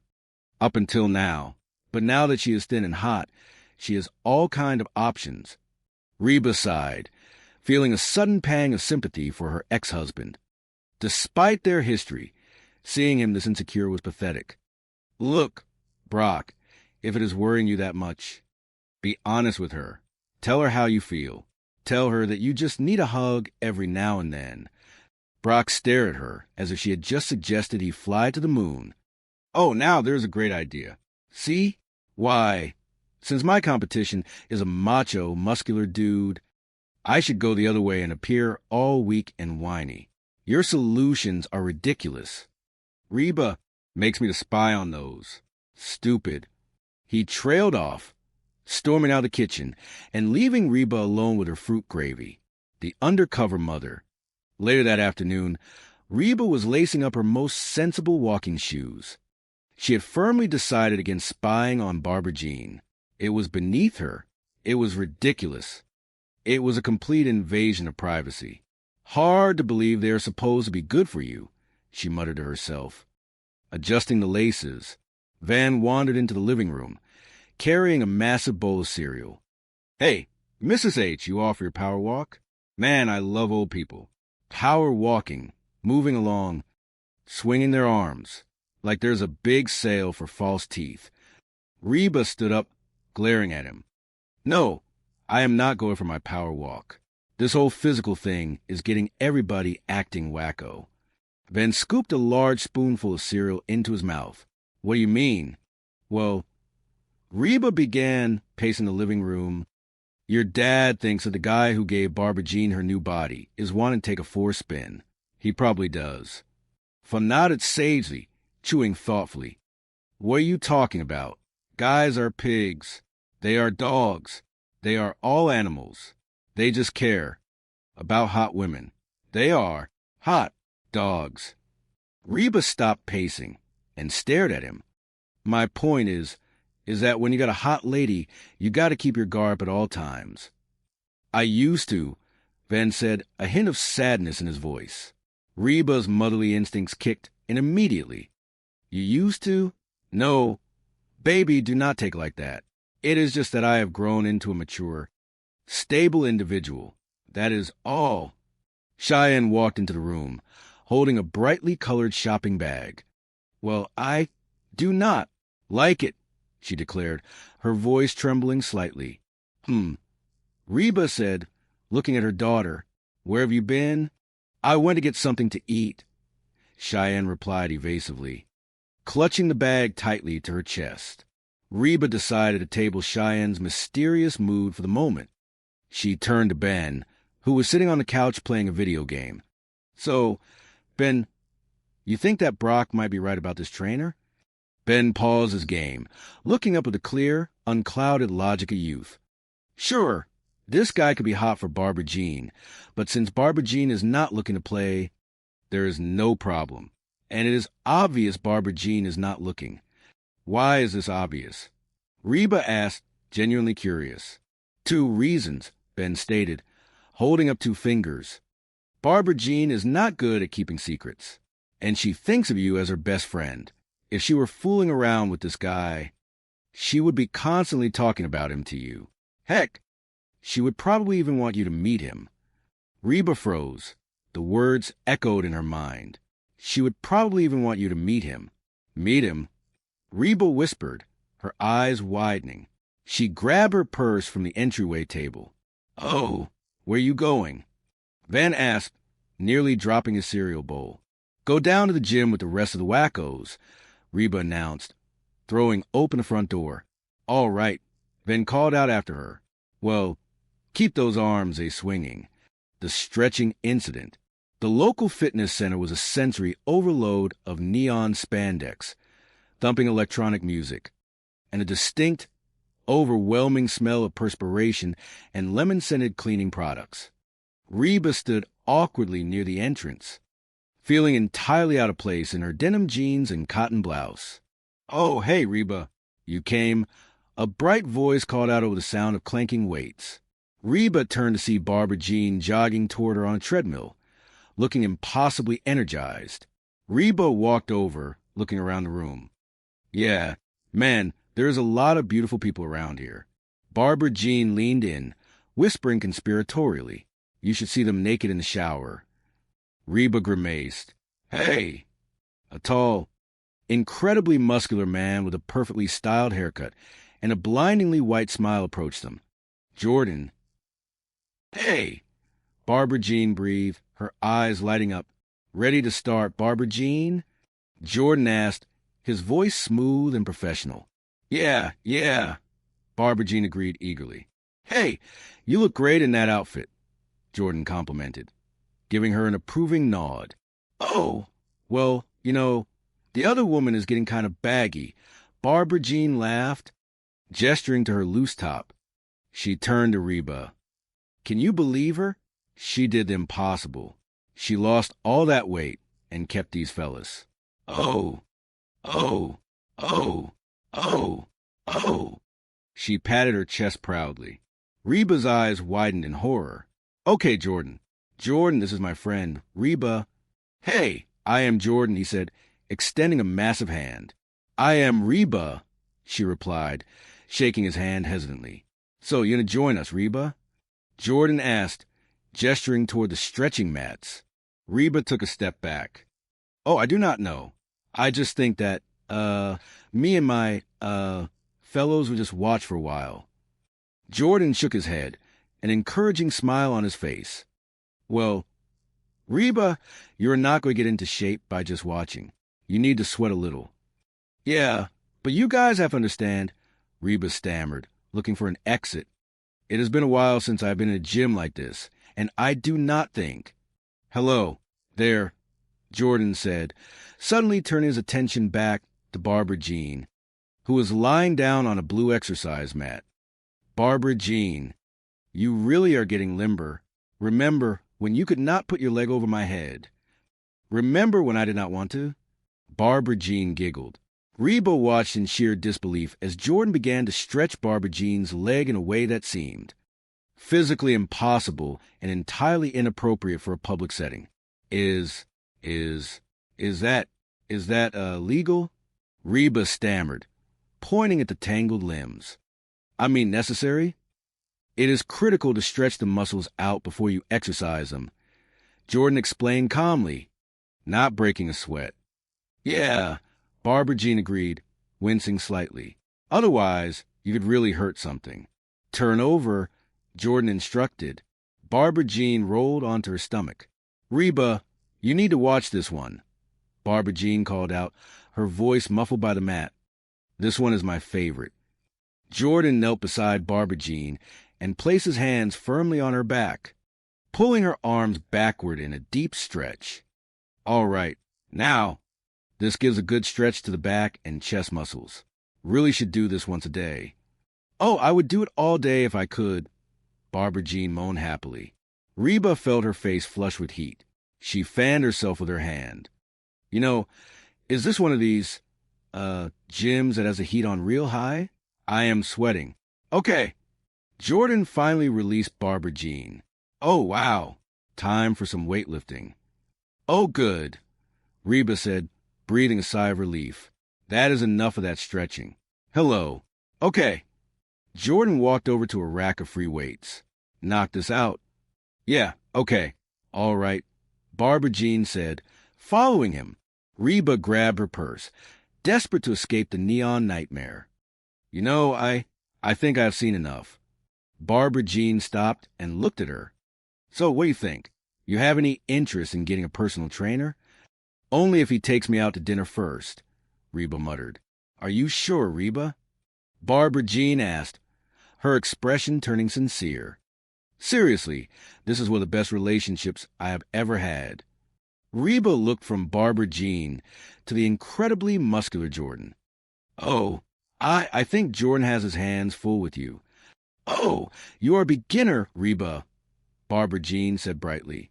You will start with Dot, a massive woman, easily 6 feet tall and built like a professional wrestler, stepped out from behind a row of elliptical machines. Yeah, that boomed in a deep, gravelly voice. This is Reba. Barbara Jean introduced them. She seems a little tense. I would spend some extra time on the stretching. Cracked her knuckles. Hey, get down there. Reba did not wait for a second invitation. She turned and sprinted toward the exit, the confrontation. Reba returned to the house to find Brock pacing holes into the living room rug. The moment she stepped through the door, he pounced. So did you see him? Brock demanded, his voice tight with anxiety. What is he like? Is he little? Could I take him? Reba dropped her purse on the sofa, exhausted. He is big, but he is not as big as that. So what do you think? Brock pressed, ignoring her cryptic comment. Is there something going on there? Reba sighed, rubbing her temples. Look, Brock. I was hoping that I could go down to the gym and check things out and come back and tell you that there is nothing to worry about. But that is it. Brock snapped, his worst fears confirmed. Before Reba could explain further, the front door opened and Barbara Jean breezed in, radiating post-workout endorphins. Reba, come on. Okay, I do not know if they are having an